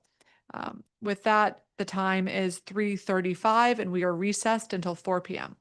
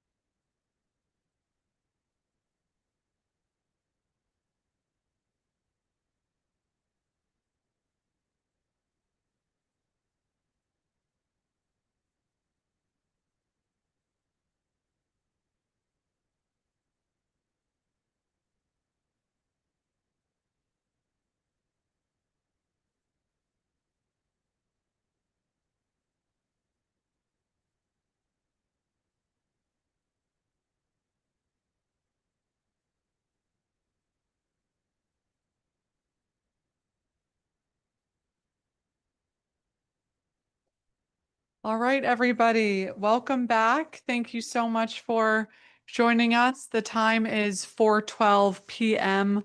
on Thursday, October 30th. This is a public hearing of the Committee on Judiciary and Public Safety. I am Councilmember Brooke Pinto, representing Ward 2 and chairwoman of the committee. The time is 4:13, and we're conducting this public hearing in person in room 120 of the John A. Wilson Building and virtually via Zoom, streaming on the DC Council website and on YouTube and X at CM Brooke Pinto.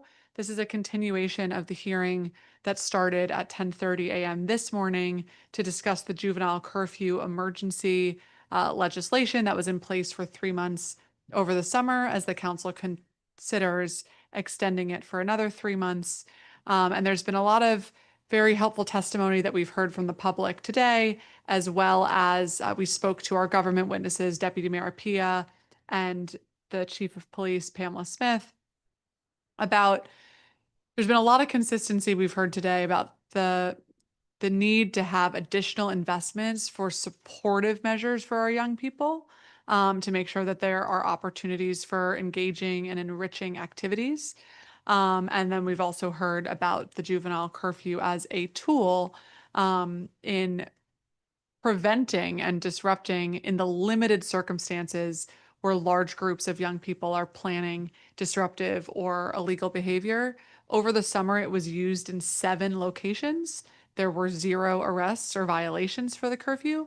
But really importantly, now we're going to hear from some young people and some educators about their experience with the curfew and their ideas about what else they would like to see. So really appreciate you all for joining us. I'm going to turn to my at-large colleague, Councilmember Kenyon McDuffie, who's joined us for any thoughts you may have. Thank you, Chairperson Pinto. I want to thank you for convening this very important roundtable discussion on the extended juvenile curfew in the District of Columbia. This roundtable has been extraordinarily important for a number of reasons, but in large part because it's a critical moment that we're in for our city as we grapple with youth safety and the related community concerns. Just last weekend, we saw reports of a violent carjacking and assault near the intersection of 7th and Rhode Island Avenue in Northwest, involving a group of young people. Incidents like this weigh heavily on me, as I know it does on people throughout our community. I've heard directly from residents experiencing high-profile incidents who've expressed that the extended curfew makes them feel safe. And that perspective to me is very important as we think about and decide how to proceed with this curfew. At the same time, though, as legislators, we have a responsibility to ground our policymaking, our laws, regulations in evidence. And that means that we have a responsibility to ask the difficult questions. Currently, evidence about the impact of juvenile curfews on reducing crime is mixed at best. And as we contemplate extending the juvenile curfew in DC, we need real metrics, we need transparent analysis, and we need an honest conversation about what is and what is not working. I'm also concerned that we may be displacing youth activity in some instances rather than addressing the root causes of it. We've recently seen troubling incidents at football games and heard this concern from coaches. I convened an emergency meeting with a number of high school football coaches, including University of Maryland coach Loxley, to try to get at some of the challenges that they're facing with fights and cancellations of games, et cetera. And so I'm concerned about whether or not we're simply moving problems from one part of the city to another, because ultimately that's not a solution.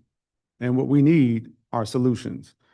I do want to acknowledge the important preventative work happening across the district, including DPR's late night hype, which is exactly the kind of positive engagement our young people need. And I also want to acknowledge the work of a lot of youth-facing organizations who are also responsible for addressing, I think, some of this activity or preventing some of the activity because of the way that they have engaged our young people in positive engagements and work. And so I want to acknowledge them for all their hard work as well. We cannot lose sight of the fact that prevention and opportunity are ultimately more effective than restrictive punishment. And so today's roundtable, in my estimation, has been a really important opportunity to hear diverse perspectives from various impacted communities. I've been monitoring the hearing all day, although I have not been here, and so I'm pleased to be here in what I think is one of the most important parts of this hearing, where we hear directly from our young people and our educators. And so, again, I want to thank you, Chairperson Pinto, for convening this roundtable, and I really look forward to hearing the witnesses who have joined us in person and some who are online, who bring the youth's experience and perspective to bear in this conversation. Thank you very much, Councilmember McDuffie. Okay, well, welcome to many of our youth. Thank you so much for being here and signing up to testify today. I am going to call you all in order, but if someone's not here, we'll circle back to them if they do arrive. Tiana Bratcher, Christina Hansen,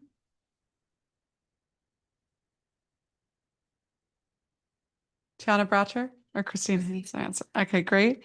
Samaya Best, Naomi Bonilla, Michael Katsky, Michael Katsky. Okay. Alexia Culver,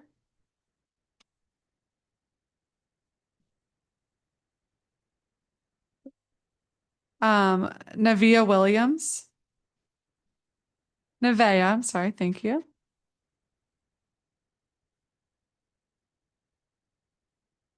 Stephen Cook. Okay, we will begin with Christina Hansen, public witness. Good afternoon, council members. Thank you for the opportunity to submit this testimony today regarding district's youth curfew. I am here today as a 20-year educator, Ward 7 community member, and someone who works directly with young people and families every single day within our school communities. And I do want to be very direct today that youth curfews do not improve safety. They have not worked in Washington, D.C., and they have failed everywhere they've been implemented. And what curfews do is increase police encounters with Black children in neighborhoods already heavily surveilled and under-resourced.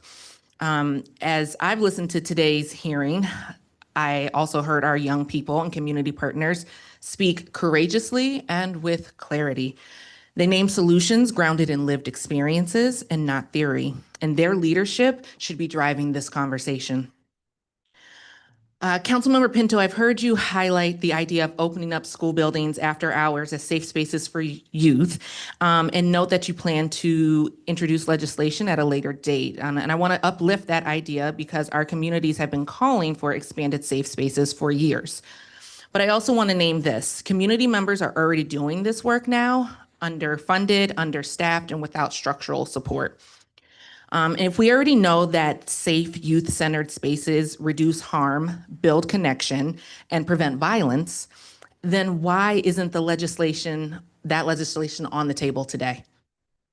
And why is a curfew the most urgent response while the real solution is being pushed to a later date? If we really believe in prevention and safety, then investments in safe spaces should be prioritized, funded, and implemented immediately, and not as an afterthought. And meanwhile, we can't ignore what's happening in the broader context. MPD continues collaborating with the federal law enforcement agencies, including those involved in recent incidents where federal police opened fire on a vehicle in our city. If our policing systems cannot ensure safety or accountability within these partnerships, we cannot justify creating new pathways for police contact with our children. A curfew is exactly that, another opening for stops, questioning, and escalation. And so our youth have been very clear that curfews do not make them feel safer. And what they're asking for is reflected in a flyer they've been circulating, that after school and late night spaces for youth are needed, more job programs, apprenticeships, and career pathways, stronger community mentorship networks, youth-centered outreach programs, increased funding for violence interruption and prevention, more support for families to create safe, stable homes, and low barrier mental health counseling and resource hubs. These are evidence-based strategies rooted in lived experience, and they address the real needs, not the curfew. I will stop there. Great. Thank you very much, Ms. Hanson. And I do just want to note, because you raised my legislation, I introduced it years ago.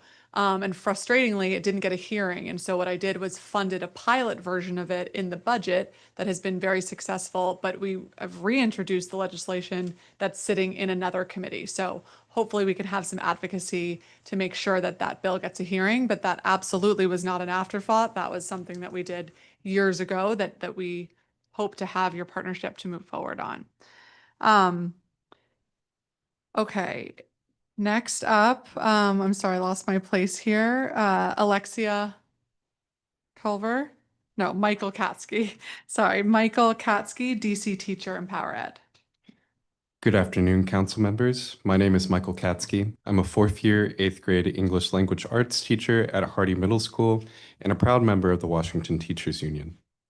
I'm here today because my daily work is with the very young people that this legislation targets, and I believe we must invest in their potential, not criminalize their presence. At Hardy, I serve a very diverse student body, not only in racial and socioeconomic makeup, but also in terms of where students live geographically across the city. It is because of my lived experience and the historical precedent of implementation of youth curfews that I'm here today to state my firm opposition to the youth curfew. This issue is critical to me because I know how this policy will harm the students who need our support the most.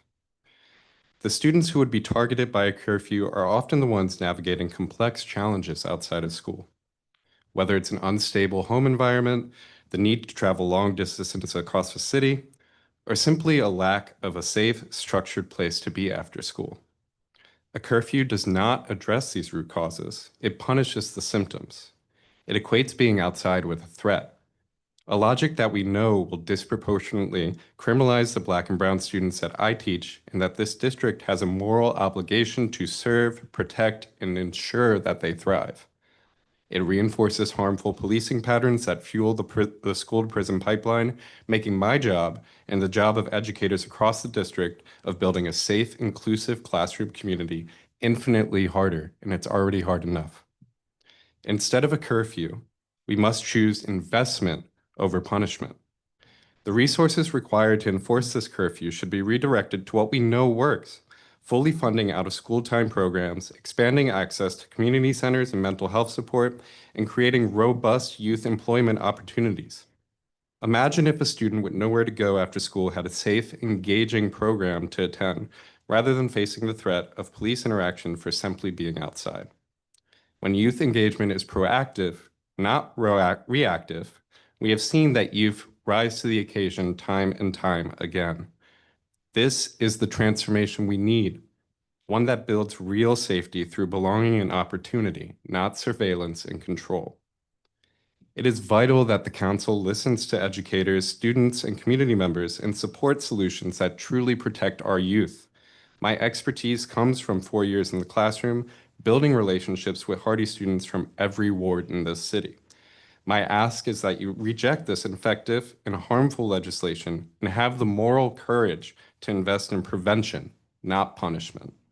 Our students deserve a city that believes in their future and takes critical, actionable steps to ensure it, not one that fears their presence. Thank you for your time and consideration. Thank you, Mr. Katsky. Nevaeh Williams, public witness.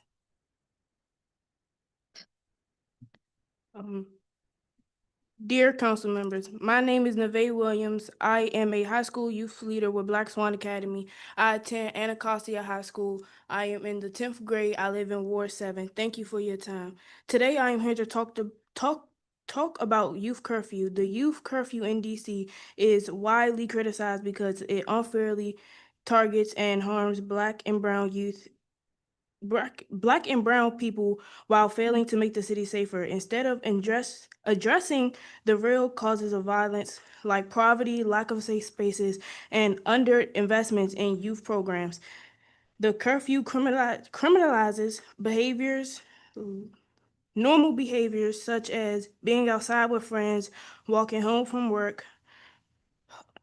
Our goal is to amplify youth voices with the hopes that the council will not make decisions without input from the impacted communities.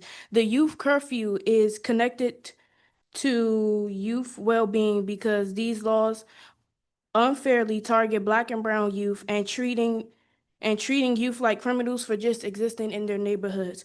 I have witnessed many of my peers get into run-ins or encounters with the police for just being outside at a late time and getting arrested for looking suspicious, reckless, or dangerous. I'm asking you to give youth recreation centers or late night alternative safe spaces. Thank you for listening to my testimony today.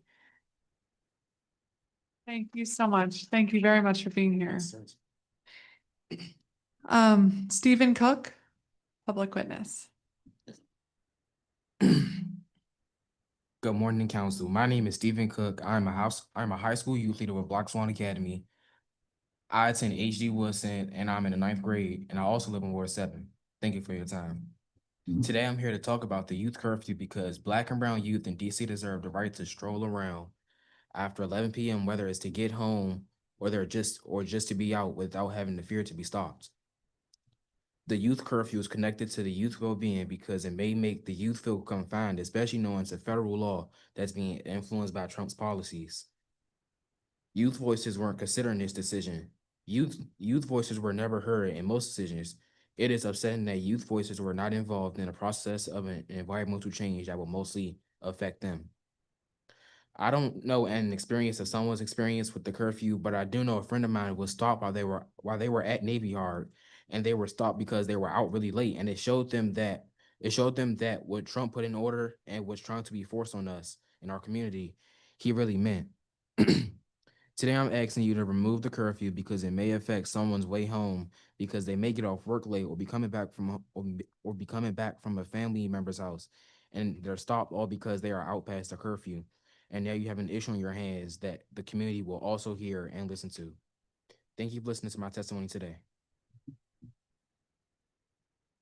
Thank you very much. Thank you all for your testimony. I want to ask you, the examples that you talk about seem to be like if one person is walking home or one person is together, and the curfew extension does kind of two things. One is the shift from midnight to 11 p.m. And then the other is these designated zones, if it's 8 or more young people unaccompanied. And that was used in 7 very specific locations, not a blanket kind of citywide thing. And so is your concern more the 11 p.m. piece, or are you also have concerns about those designated areas? My concern is mostly about both because at the end of the day, if something happens, it may cause them to get home later than a curfew. But these safe zones, since they're not everywhere, not everyone knows where they are, not everyone knows about them. It's stopping them from being in large, comfortable groups. If a situation happens with the National Guard or forces from your side of the view, and these youth or these people are stopped, then now you have an issue that the community is obviously going to hear about because it's a very influential community that listens to even if it's not detrimental to them, they listen to every little piece of information. Thank you. And as we think about other opportunities for youth that would be fun and engaging and safe, like what would be most enjoyable for you all or for your friends? What are some ideas that we should be thinking about in terms of spaces that we should do a better job providing for our young people? Mostly spaces where they feel safe. Most youth in DC don't feel safe in certain areas where they are. Like at one point, I didn't feel safe in my middle school because of at least every single week, some type of act of violence was happening either inside or outside on the premises of the school, which showed me I really might not be safe in my space or spaces where I go. Thank you. Nevaeh, do you have any other thoughts on what types of activities or programs that would be most fun? Since the issue is youth being out late at night, I think like late night recreational centers or something, like just a space for kids to be kids. And if you don't want us outside, then make a space for us to be in. Thank you.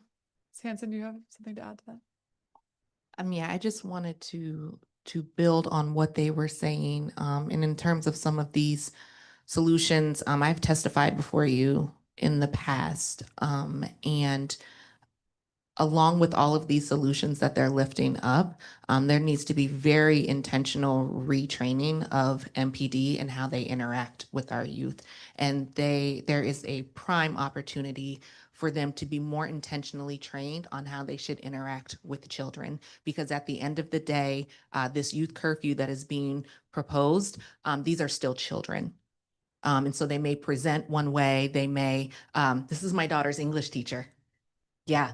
And my daughter doesn't always present like the 13-year-old that she is. And MPD is making assumptions about our youth, and there needs to be very intentional training to get them to these spaces that our youth are asking for and to approach them with a very different mindset than what they're currently doing. Thank you for raising that. Councilmember McDuffie, do you have any questions for this panel? I do, just a couple. I want to begin by thanking all of you for your testimony. I really do appreciate it. In particular, I want to thank Stephen and Nevaeh for your testimony and really taking the time to make it down here and to give your testimony in person. I really appreciate your perspectives because you all are the folks who would be most impacted by extending this curfew. That being said, let's say, for example, because there have been times over the course of my tenure, which has been kind of long on the council, where I've proposed different things. Some things have happened, other things have not. Extending the hours of our recreation centers so that they're open later. The idea of making schools more accessible. Councilmember Pinto mentioned her bill, but it's something that I've long thought needs to be done in some instances because these same buildings were, in some cases, they used to be open. They used to have rec centers inside of them. Some of them got transferred to charter schools, and those opportunities ended with the transfer to charter schools. And I support charters, obviously, but I'm just saying, like, we have more prosperity, we have a larger budget, but we don't always have the same types of opportunities for youth to engage. And so I want to ask you all, what do you know today that's currently working? And I want to ask a question that's kind of sensitive, and I'll ask this to the entire panel. In many cases, it's not the young folks who are engaged with after-school activities and our class presidents and our, leaders throughout the school who are the ones who are showing up at these meetups and assaulting people and doing other types of things. So I want you all to think, like, what are the kinds of activities that might help engage the population that's most likely to be at these meetups? How do we really get them and engage them and make sure that there are opportunities for them to engage in pro-social behavior with their friends and not some of the things that we worry about? So some activities or extracurricular things that may work are like team building or social uprising type activities. Because one thing I realize is when people start to work together, they realize where they might be wrong at. They realize I might have an issue. Being with the team helps. So basically what I'm saying is basically like activities where it's not just one person or just like two people, more where it's like 4 or 5. Right. So they can so they can socially interact with each other and influence each other on positive behaviors. Okay. Nevaeh, any thoughts? If you could, there you go, turn your mic on. A lot of things. Well, one thing I think was really enjoyable was the late night hypes and stuff. It did work. It kept a lot of them off the street, but just like social gatherings like that, Okay. stuff that brings the youth together and have them like it's a place to go Right. instead of just I not appreciate you mentioning that too. I want to turn to the educators, please. Yes, so I appreciate you elevating late night hype. I think there's room for more partnership with other community-based organizations. Soul Track Outdoors is one that comes to mind. Project Purpose, Project Create in the Anacostia community.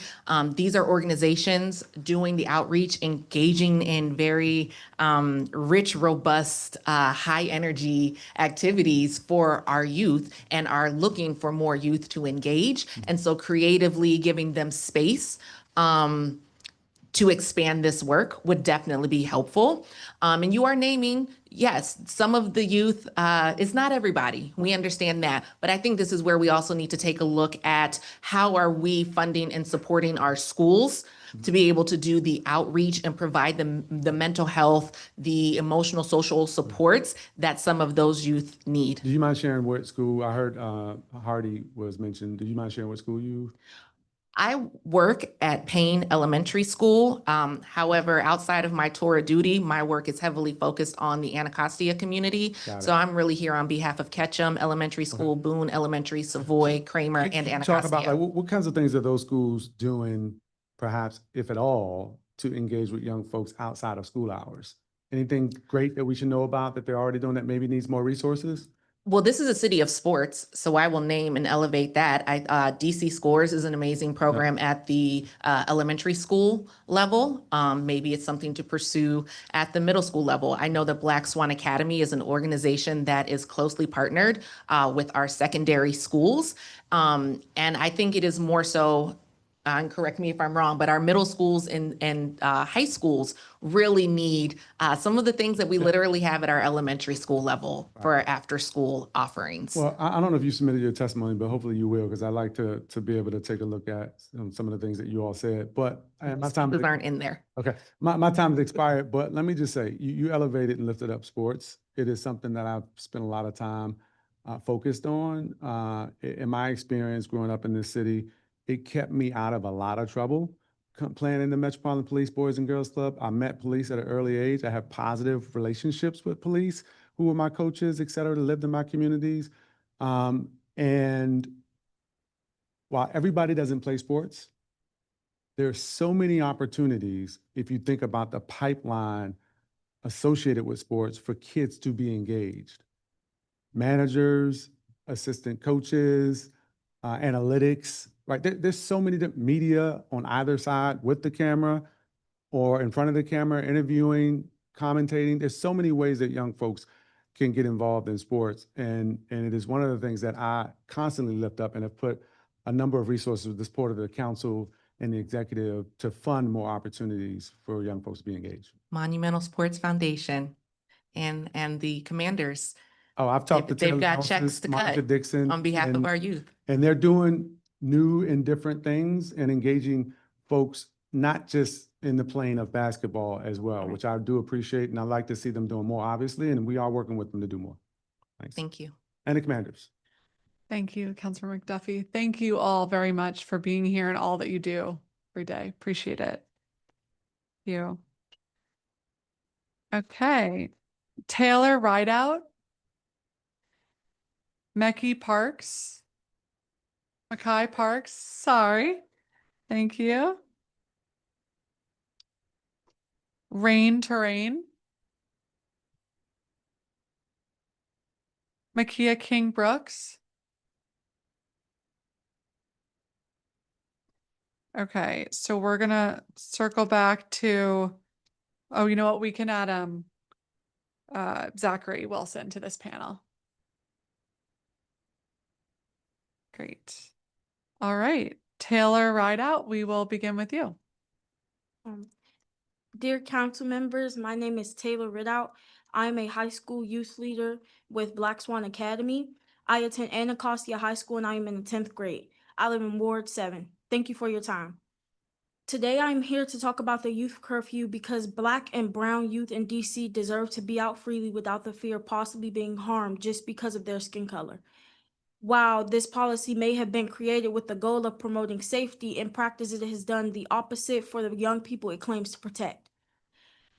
The youth curfew is connected to youth well-being because for many Black people, because for many young people, getting stopped or detained by the police can be stressful, scary, humiliating, or even traumatic. Furthermore, multiple negative interactions with the police can lead to anxiety, fear, and distrust towards the systems that are meant to protect them. I have seen and heard about many of my peers getting stopped by law enforcement for excuses of being suspicious or having a weapon, when in reality, all they did was exist while being Black. Instead of the curfew, I believe there should be recreation centers and organizations made for youth for late nights. Including youth voices in the process of making decisions surrounding youth issues is crucial. You all should consider implementing a youth advisory process that includes representation from the youth you hope to serve. Thank you for your time. Thank you very much. Mackay Parks. Oh, is it on? Is it on? Yes. Hey, my name is Bakal Parks. I'm a high school youth leader at Black Swan. I attend third grade Marshall. I'm in ninth grade, and I live in Ward 8. Thank you for your time. Today I'm here to talk about youth curfew because it's the curfew zones are really ineffective just for reducing crime in general. Um, Curfew zones are considered harmful because they are ineffective at reducing crime, can displace criminal activity, and can disproportionately affect minority youth while straining relations between police and the community. They also pose significant legal concerns of constitutional rights. Youth curfew is also bad for youth well-being because it forces students to stop after school opportunities because they can't be out after a certain time, even though transportation is not probably provided. I'm asking you to invest in youth development programs. City can invest in expanded, well-funded after-school summer programs. They could also have accessible youth centers and establish safe, youth-friendly spaces that are not associated with any law enforcement that can provide a place for recreation and counseling. Thank you for listening to my testimony. Thank you very much. Rain Terrain, public witness. Dear council members, my name is Rain to Rain. I am a high school youth leader with BSA, Black Swan Academy. I attend H.D. Woodson High School. I'm in the 9th grade and I live in Ward 8. Thank you for your time. Today, I'm here to talk about the youth curfew because Black and brown youth in DC deserve to not be over-policed and profiled by police in DC. The youth curfew is connected to youth well-being because it doesn't actually prevent crime within DC. It causes Black and brown youth to get wrongfully punished, policed, and causes even more resentment within youth due to feeling like they're being restricted and or treated unfairly. My personal experience with this issue is a time when me and two friends of mine went to a late night hike. We were having a mildly decent time, and a little bit into the night, police were chasing down youth and pepper spraying them due to being out at such a late hour.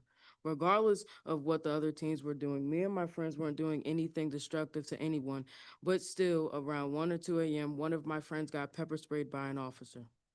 I'm asking you to eliminate the youth curfew. I'm asking this due to the reasoning that the youth curfew doesn't help anything really. In all actuality, it increases crime during the curfew times, ignores root causes, wastes resources, punishes the wrong people, and wrongfully incriminates Black and brown youth in DC. My name is Rain. Thank you for listening to my testimony. Thank you, Rain. Zachary Wilson, DC educator, Empower Ed, and then we're going to turn to Devon Montgomery, who's joining us online. Good afternoon. My name is Zach Wilson. I'm a DC high school teacher who spends each day working with the very population of young people being targeted by the mayor's youth curfew.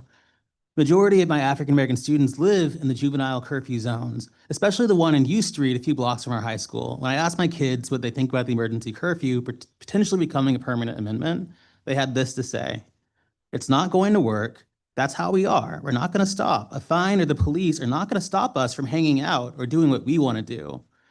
Another student said, "The kids are just going to go somewhere else to be violent. The violence is not about to stop. It's just going to be the kids getting more tense because they won't have anywhere to go. So that's just going to make them more angry." The stories my students are sharing about the most recent youth curfew aligns with the consensus of 3 decades of research. Youth curfews are ineffective at reducing crime. They don't work, and they're ineffective for a number of reasons. For one, police have less time to actually investigate crime if they're pulled away from doing their jobs to enforce the curfew. Secondly, this is an extension of racial profiling. If kids haven't done anything wrong, police antagonizing them and escalating issues will only result in more racially charged incidents. In fact, research from Jennifer Doliak at the University of Virginia and Jillian Carr at Purdue University analyzed gunshot data in DC neighborhoods. And they found that gunshots increased 150% around the time of the curfew. And by the way, this is from 12 p.m. to 11 p.m. in the 2010s. And what they found was that they averaged 7 additional gunfire incidents per week. This isn't just correlation. The researchers argued that the curfew was actually causing more gun violence overall. Second, we need to be clear about something. Youth crime is down because crime in general is down, not just in DC, but across the country as a whole. The mayor is claiming the streets are quieter and safer now because of the youth curfew, but that's not true. Crime was already down, and she's trying to pretend that her policy is the reason for that. But also, crime is also down in cities which have not implemented curfews or invested in over-policing.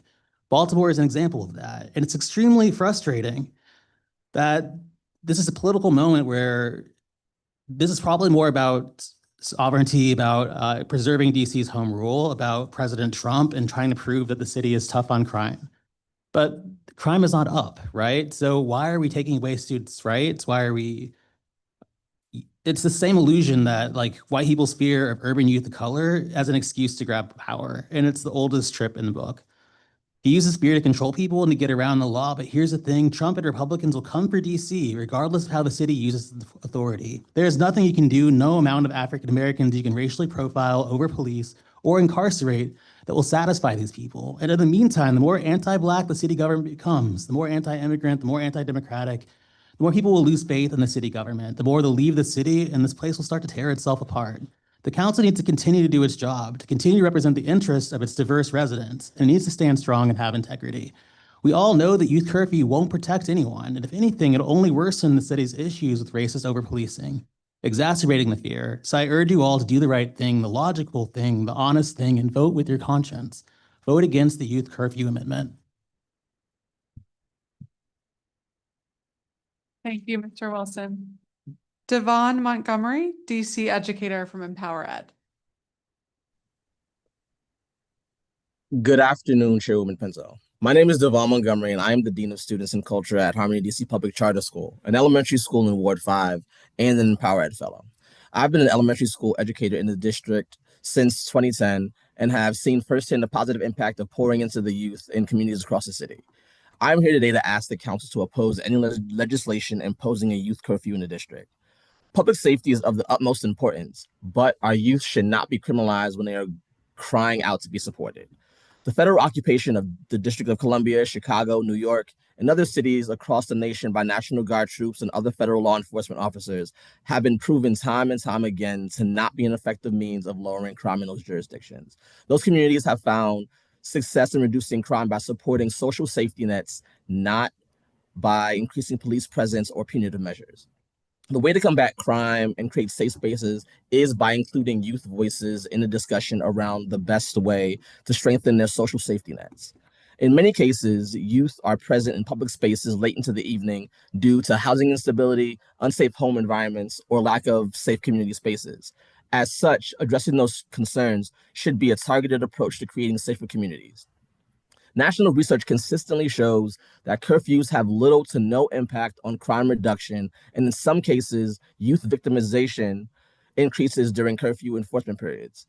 Additionally, curfews equate being outside with being a threat and opens up our Black and brown youth to disproportionately being profiled as a threat for merely existing in a space. What message do we send to our youth by saying that your mere presence outside is a problem? How can we expect our youth to feel invested in and supported by their community when their mere existence in public is seen as a threat? Youth curfews erode community trust, ignore root causes of crime, and divert funding from youth programming, trauma recovery programming, and community partnerships. To better support our youth, we need to improve their sense of belonging, create positive outlets for youth energy and creativity, and provide avenues for them to advocate for their needs. In order to adequately address issues of public safety concerning youth in the District of Columbia, the DC Council should convene a youth advisory panel to directly inform safety, recreation, and mental health strategies. expand funding for out of school time programming to provide safe spaces for youth to engage in enriching activities, prioritize community centers as hubs that can provide safe spaces and resources for youth, prioritize safe passage and violence interruption initiatives that are connected to the school communities, and then increase youth employment opportunities by incentivizing local businesses to employ youth, amongst some other things that are in my testimony as well. Youth curfews are ineffective in reducing crime. They disproportionately criminalize and profile youth of color, fail to address the disappearing social safety nets for district youth, and our misuse of MPD funds. Our youth need access to safe housing, mental health support, recreation, and employment, not punitive restrictions. Moving forward, I urge the council to oppose any legislation imposing a youth curfew in the district.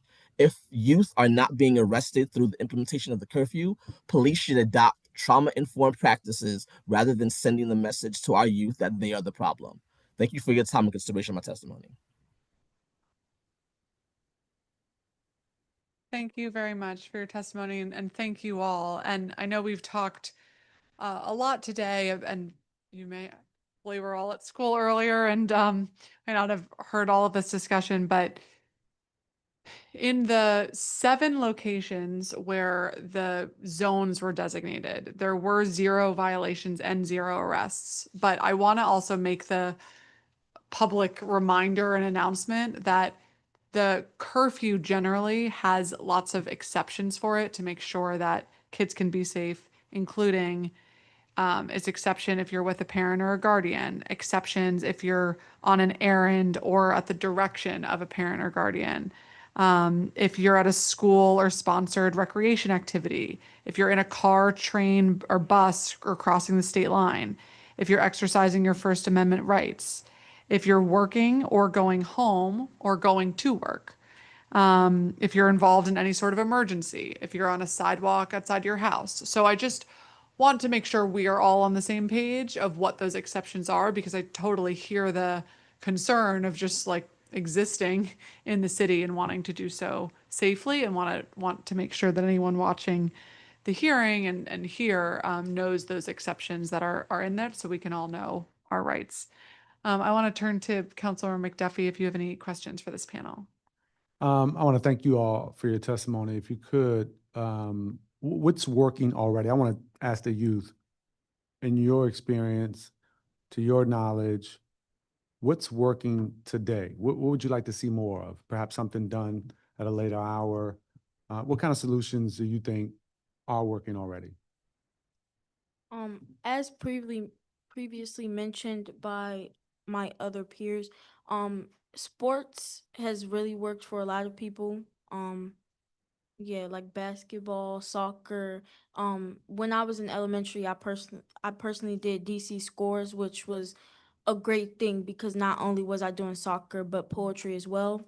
So I think things like that should be um also brought into middle schools and high schools as Okay, well. I appreciate that suggestion. I'm very familiar with DC Scores and some of the other organizations like it that offer sports, but what other types of supports as well and activities. Any other suggestions?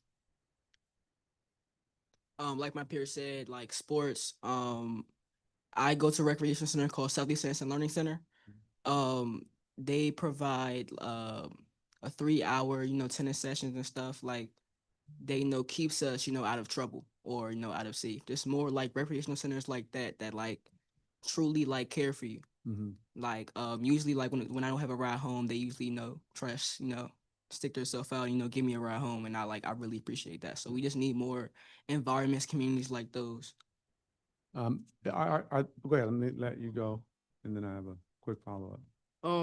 I believe I agree with what Mikhail said, but also it's like, yeah, sports are good, but not all youth like to play sports. So I believe, yeah, more opportunities for youth to be able to play sports outside of and after school, but more things to get youth like, engaged even if they don't want to play sports, like a musical program or like another program like Black Swan, something like that, because there are a lot of youth out there, like they're not playing, okay, say they don't want to play sports, they're not playing sports, they're outside doing something they're not supposed to be doing, you know? So, yeah, that's all. I think those are great suggestions. I really appreciate you all making them. And then let me just, to my educator on this panel, do you mind sharing what school you're with? I think I know which one because you said it's off the UC corridor. But then is there anything in particular happening after school there that you think is working that perhaps could be expanded to support young folks beyond what they're already doing? Yeah, so I teach in Columbia Heights Education Campus, right? So it's a few blocks. A lot of the Black students at my school, they live in U Street. But what I would say is for us at Columbia Heights, the biggest game changer has been just the presence of safe passage workers. When I first started working at my school 5 years ago or 4 years ago, there was a lot of stabbings that was happening. I had a student who was stabbed that year at the Metro, right? But because of the safe passage worker and adults who know the kids, it's been a lot safer lately, right? There's been less drug activity and less violence, like youth violence on youth violence. And so to me, like you guys keep bringing up that this is different than all the ones that didn't work, all the youth curfews that didn't work in the past, right? But for me, it's like, why aren't we using community-based prevention methods instead of using the police? Like, why is this under MPD? If it's really different and if you really didn't criminalize anyone this summer, then why does it need to be the police doing this work? That's my big question. I'm not sure who you're referring to because I haven't said that, just to be clear. So that I'm not sure who said it, but it wasn't me. And actually, I've been one of the biggest proponents on the council of safe passages, of violence prevention. I actually did legislation that created the Office of Neighborhood Safety and Engagement and have been a huge proponent of that work because I know that it is evidence-based, data-driven, and it works when you do it right, when you put all the resources behind it. And it's a tool that can support a lot of what we're trying to do to keep people safe, right? Not the only thing, not exclusively, but a tool in the city's toolkit to keep communities safe. So I appreciate the perspective from each of you, and thank you for taking the time to come down to the Wilson Building to offer it. Great, thank you. I wanted to ask you, Mr. Wilson, when you talk about some of what your students said in response, and I heard a couple things that were powerful, but one of them was this idea that if you just tell kids where they can't be, it's just going to make them more tense and be more upset and violence will continue. Were there any conversations about what would be most helpful to address that kind of tension or violence that we're seeing in some limited examples among some of our young people?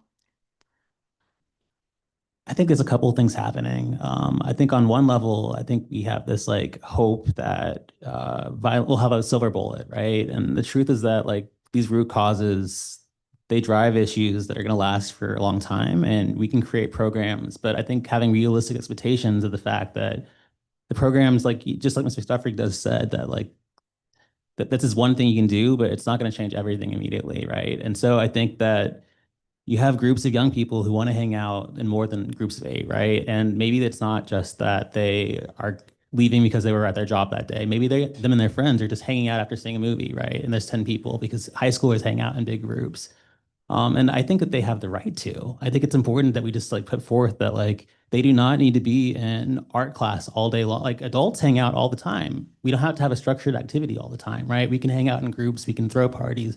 The city's filled with block parties all the time. You go to Logan Circle and people are there all the time in Ward 2, right? And so all these programs need to be funded better, and DC is innovative in the fact that it has more programs than most cities and states do. But I think also we need to think about crime differently, right? It's a social construct, and also like hanging out in a group of 8 is not grounds to be policed, right? And so I really want to put forth that policing is this should not be under MPD, right? No, I appreciate that. I think it's an interesting point as we try to empower the community organizations that are best suited to get young people exposed or safely to more engaging activities. I think that the 8 or more people, I just want to make this point again, young people absolutely should and are able to hang out throughout the city in groups of really any size. This was used in 7 specific limited locations over a period of 90 days in a small designated area. So I don't want anyone to think that this is like the citywide people can't hang out. You all should be able to hang out, of course. I want to ask you, and thank you so much for mentioning the Southeast Tennis Learning Center and the great work there. As we think about transportation needs, like you mentioned, sometimes people will take you home there if you don't have a ride.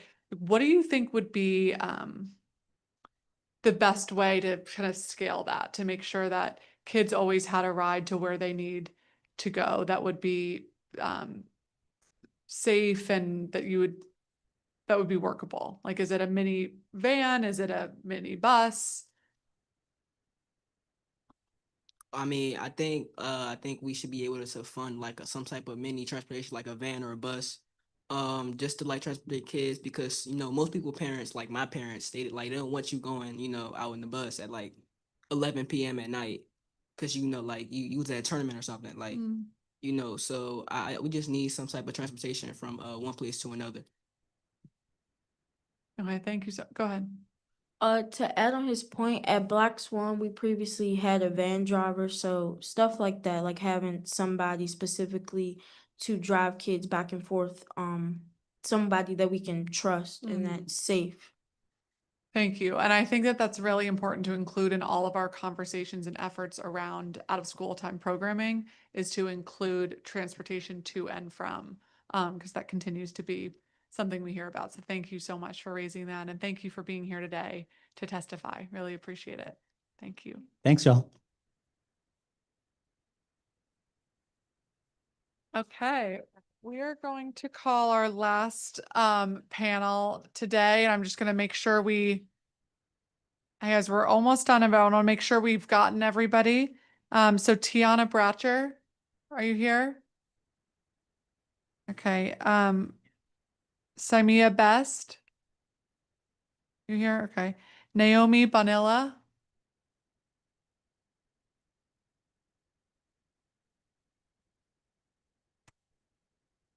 Alexia Culver. Alexia Culver. Okay. Famia Truesdale. Oh, okay. Sorry to hear that. Okay. Is there anybody else who's signed up to testify today who wants to testify? What is your name? Okay, come on, join us. Can you tell me your name again?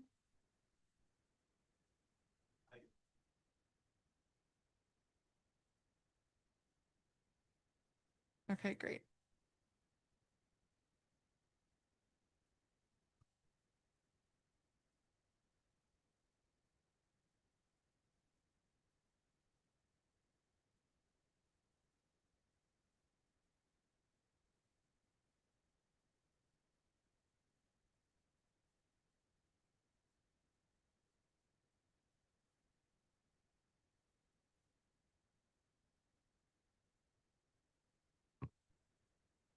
Okay, thank you. We'll make sure to review that.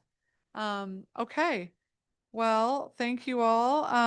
If I can just ask you all to state your name for the record, because we've got a couple people who joined as well. Go ahead, please. I can start. Good afternoon. My name is Naomi, and I'm here to share why extending the curfew for teens does not make you safer and in some cases can actually cause more harm than good. The intention behind the curfew might be to keep young people out of dangerous situations, but in reality, it doesn't address the root causes of why youth are out late. Many teens stay out because they don't have a safe space to go to or home because they're participating in jobs, community programs, or social activities that end late. Punishing them for simply being outside doesn't make our neighborhoods safer. It just pushes youth away from trust in their community. Instead of preventing violence, curfews often increase negative interactions between police and young people, especially black and brown youth. This can lead to profiling, unnecessary arrests, and more fear instead of safety. Safety comes from connection, not control. If the city wants to protect youth, we should be investing in late night programs, mentorships, mental health resources, and community centers that stay open after dark. When young people have safe, supportive spaces to be, they don't need a curfew. They need opportunity and understanding. Extending a curfew doesn't solve the problem, it hides it. Real safety means investing in youth, not restricting them. Having a system that involves youth voices combats this issue. We need a council that values youth voices, not criminalizes them. Thank you for your time and for listening to the voices of young people who are directly affected by these policies. Thank you very much. Go ahead. Hello, my name is Ayomende Miller. Good afternoon, council members. My name is Ayomende Miller. I'm a part of United Leaders for Freedom and Youth for Justice. I'm a senior and I'm a part of Phelps Chase High School. As a concerned youth, I believe that the youth curfew in Washington, D.C. has several negative consequences that outweigh its intended benefits. While the curfew aims to reduce crime and keep young people safe, it can advertently harm youth and undermine trust between them and local authorities. First, the curfew restricts the freedom of responsible young adults who may have legitimate reasons to be out at night, such as work, school activities, family obligations, or sports, individual circumstances, and can unfairly penalize those who are simply trying to better themselves or support their family. Second, enforcing the curfew can lead to unnecessary confrontation between police and the youth, increasing tension and mistrust. Instead of fostering positive relationships, the curfew may make young people feel targeted or criminalized simply because of their age, which can discourage cooperation with future law enforcement. Third, there is limited evidence that curfew effectively reduces crime or improves safety. Many studies suggest that curfew do not significantly impact youth crime rates and may even divert police resources away from addressing more serious issues in the community. Finally, the curfew does not address the root causes of youth involvement in risky behaviors, such as lack of recreational opportunities, economical hardships, or inadequate support systems. Rather than imposing restrictive measures, we should invest in programs that empower youth, provide safety, and offer meaningful alternatives. For these reasons, I urge you council members to reconsider the youth DC curfew and focus solutions that truly support and protect our young people. Thank you for having me today. Thank you very much. Go ahead.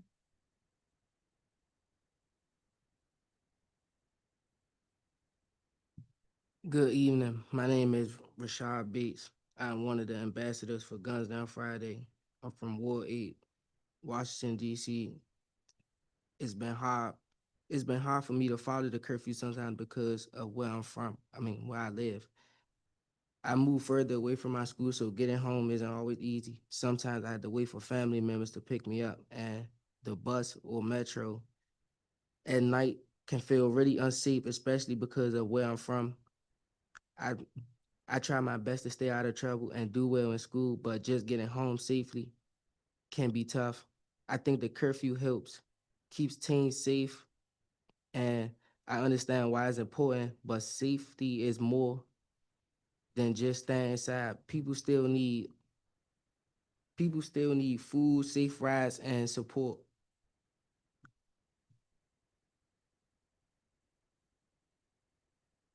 And I feel like the curfew keeps people out of trouble and out of death and out of violence. They need to do more, like people need money for food. They can give out gift cards, bring people food for Thanksgiving. Like some people probably can't eat on Thanksgiving due to the shutdown. That's what we are trying to get them to understand. The curfew is cool, but they need to help also. Thank you very much. Go ahead. Hello, everyone. My name is Miss Hardy, and I run an organization called Guns Down Friday. I see some of the highest risk youth in Washington, D.C. I see a lot of children with the position I play. I see a lot of children that get shot in D.C. from 2 to 17. So I wanted to bring Rashad today. Rashad lost 7 of his friends to gun violence, all under the age of 18, ranging from the age of, how was Karan, about 12? From 11 to 17. So, I hear you guys when you say the curfew is in certain areas. And when you say that, all I can think about is, this pushes the kids back into the neighborhoods that they are trying to get away from. And when I think about the curfew, because I'm glad you guys explained it to me, because I'm a part of a coalition, and we go to these team parties at night, or it's not even team parties, these gatherings in neighborhoods. And one specific time, the raids, the police came in heavy, and it was about 10 kids that were underage drinking, to the point one of them passed out and was unconscious. They had to call the ambulance. So, and it was about 2 o'clock in the morning. So I didn't understand the curfew, because they're so focused. And although I don't even agree with the curfew, I don't understand why it's in those areas, and why we're not focusing on the crime in the areas where these kids are. It just doesn't make any sense. And a lot of times when I hear, like, DC is resource heavy. And when you all create programs, I always feel like it's for certain kids. And it's not for kids like Rashad. So I just, matter of fact, when you all talk about the Rex, I think about one of his 7 friends that was shot and killed. Good kid, good kid. He was leaving the rec center. When I first met them, sometime I couldn't find them in the neighborhood. I'm like, where the crew at? They'll be at the rec center playing basketball. But after their friend was shot, they stopped going. And there's so many other neighborhoods with stories of why they don't go to their neighborhood rec. Not every neighborhood is like that, but we have a few neighborhoods that I work with. They just refuse to walk. The rec is beautiful, has some of the best resources there, but they refuse to just simply walk to the rec. Last is, we formed a coalition after the Trump takeover, and it's about 10 organizations, and we focus on this. We have a chat, and it's off the chain, because all the time we're receiving flyers of youth that are doing parties on U Street in the neighborhood, and we're providing support from the Black Swan Academy, Trigger Project. It's so many of us making sure that these youth are taken care of. Also, we wrap around and connect with the VIs. We're trying to get this on a lower level, because the curfews in those areas, how is it helping our youth? Thank you.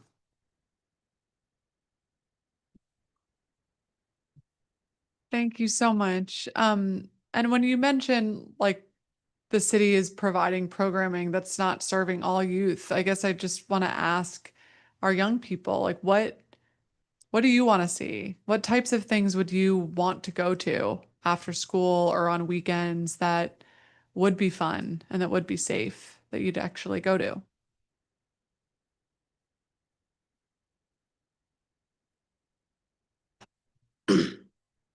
Like after school type, like people like I don't even know for real. Or maybe it's not. Can I help them out a little bit? So a few of our kids, when you ask that question, I also think about one of the kids I work with. It's 6 of them in the house. We were, for about 6 months straight, I'm picking them up, we going out. Mind you, this kid is a kid who stays outside till 3 a.m. We picking them up, we going, doing activities. So this time I decided to go in his house. I went in his house, 6 kids, no beds. Everyone was sleeping on the floor. So we do room makeovers now. Now the kids that we're working with, we're going in their homes and checking out their houses, because there's a reason they want to be outside. You can provide all the activities in the world, but at 12 o'clock, we got to go in the house. We can't be out. They have to go in homes that are a home you wouldn't want to go in. Some of them, I say, you know what, you're right, stay outside, because there's so much love and support and services, right? It's more love outside than it is in their own apartment.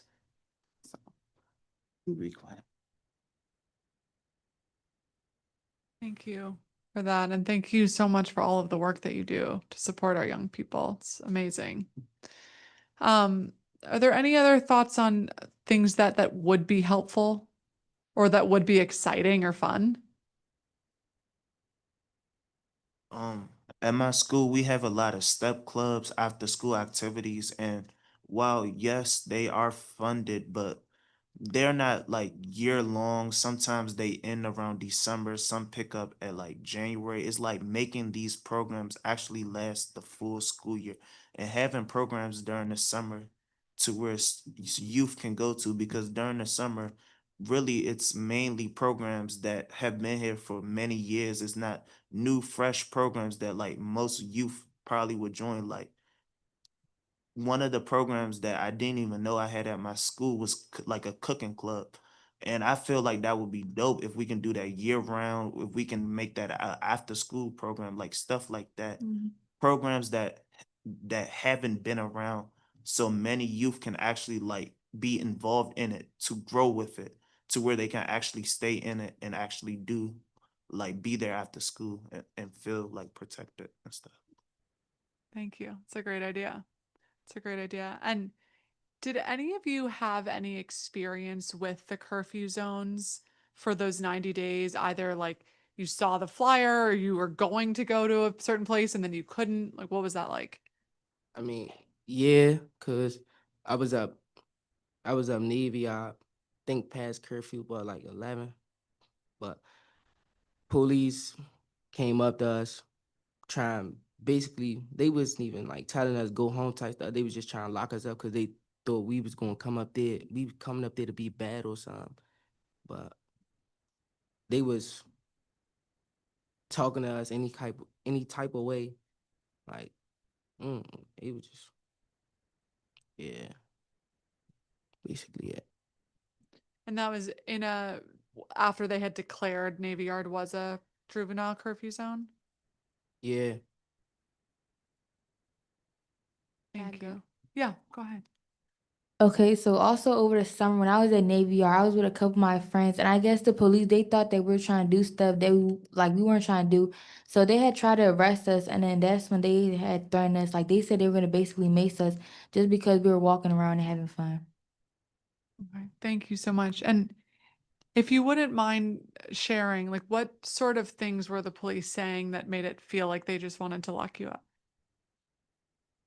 Basically, they was telling us like F off, we don't belong there, stuff like that. Like telling us get the F out their face. They gonna tackle us and all that other stuff. It was just a lot. People like some of my friends, they was really scared for their life because they thought the police was going to body slam them, mace them, tase them, anything. Or if they make any type of like certain type of false movement, police can either shoot them or anything. That's why they were scared. We was all scared. Thank you. Thank you so much for sharing that. Sorry that happened. Counselor McDuffie. Thank you. I want to thank each of you all for your testimony. I really appreciate it. And yeah, I really appreciate, Rashad, you being here, as I do all the youth, but in particular, and Ms. Hardy for sharing some of what Rashad has experienced. And thank you, Ms. Hardy, for all the work that you're doing, Guns Down Friday. Tia Bell is in the audience. I really appreciate everything that you're doing with the Trigger Project, and we have obviously already talked about Black Swan. It's hard for me to hear like these experiences and really not get a little emotional, because y'all are experiencing stuff that I experienced growing up in DC. And the fact that you lose that many friends is a failure of a system to protect young people. And ultimately, whether or not we do a curfew, we have to figure out how to protect young people so that when you get to be my age, you're not looking at young folks and saying, damn, he's lost 7 friends between the ages of 11 and 17. It breaks my heart. But the fact that you showed up here today is important.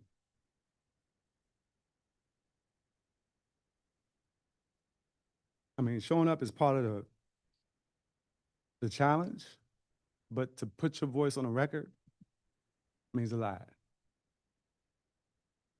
And so I say thank you. No, thank you for all y'all help and support for the youth.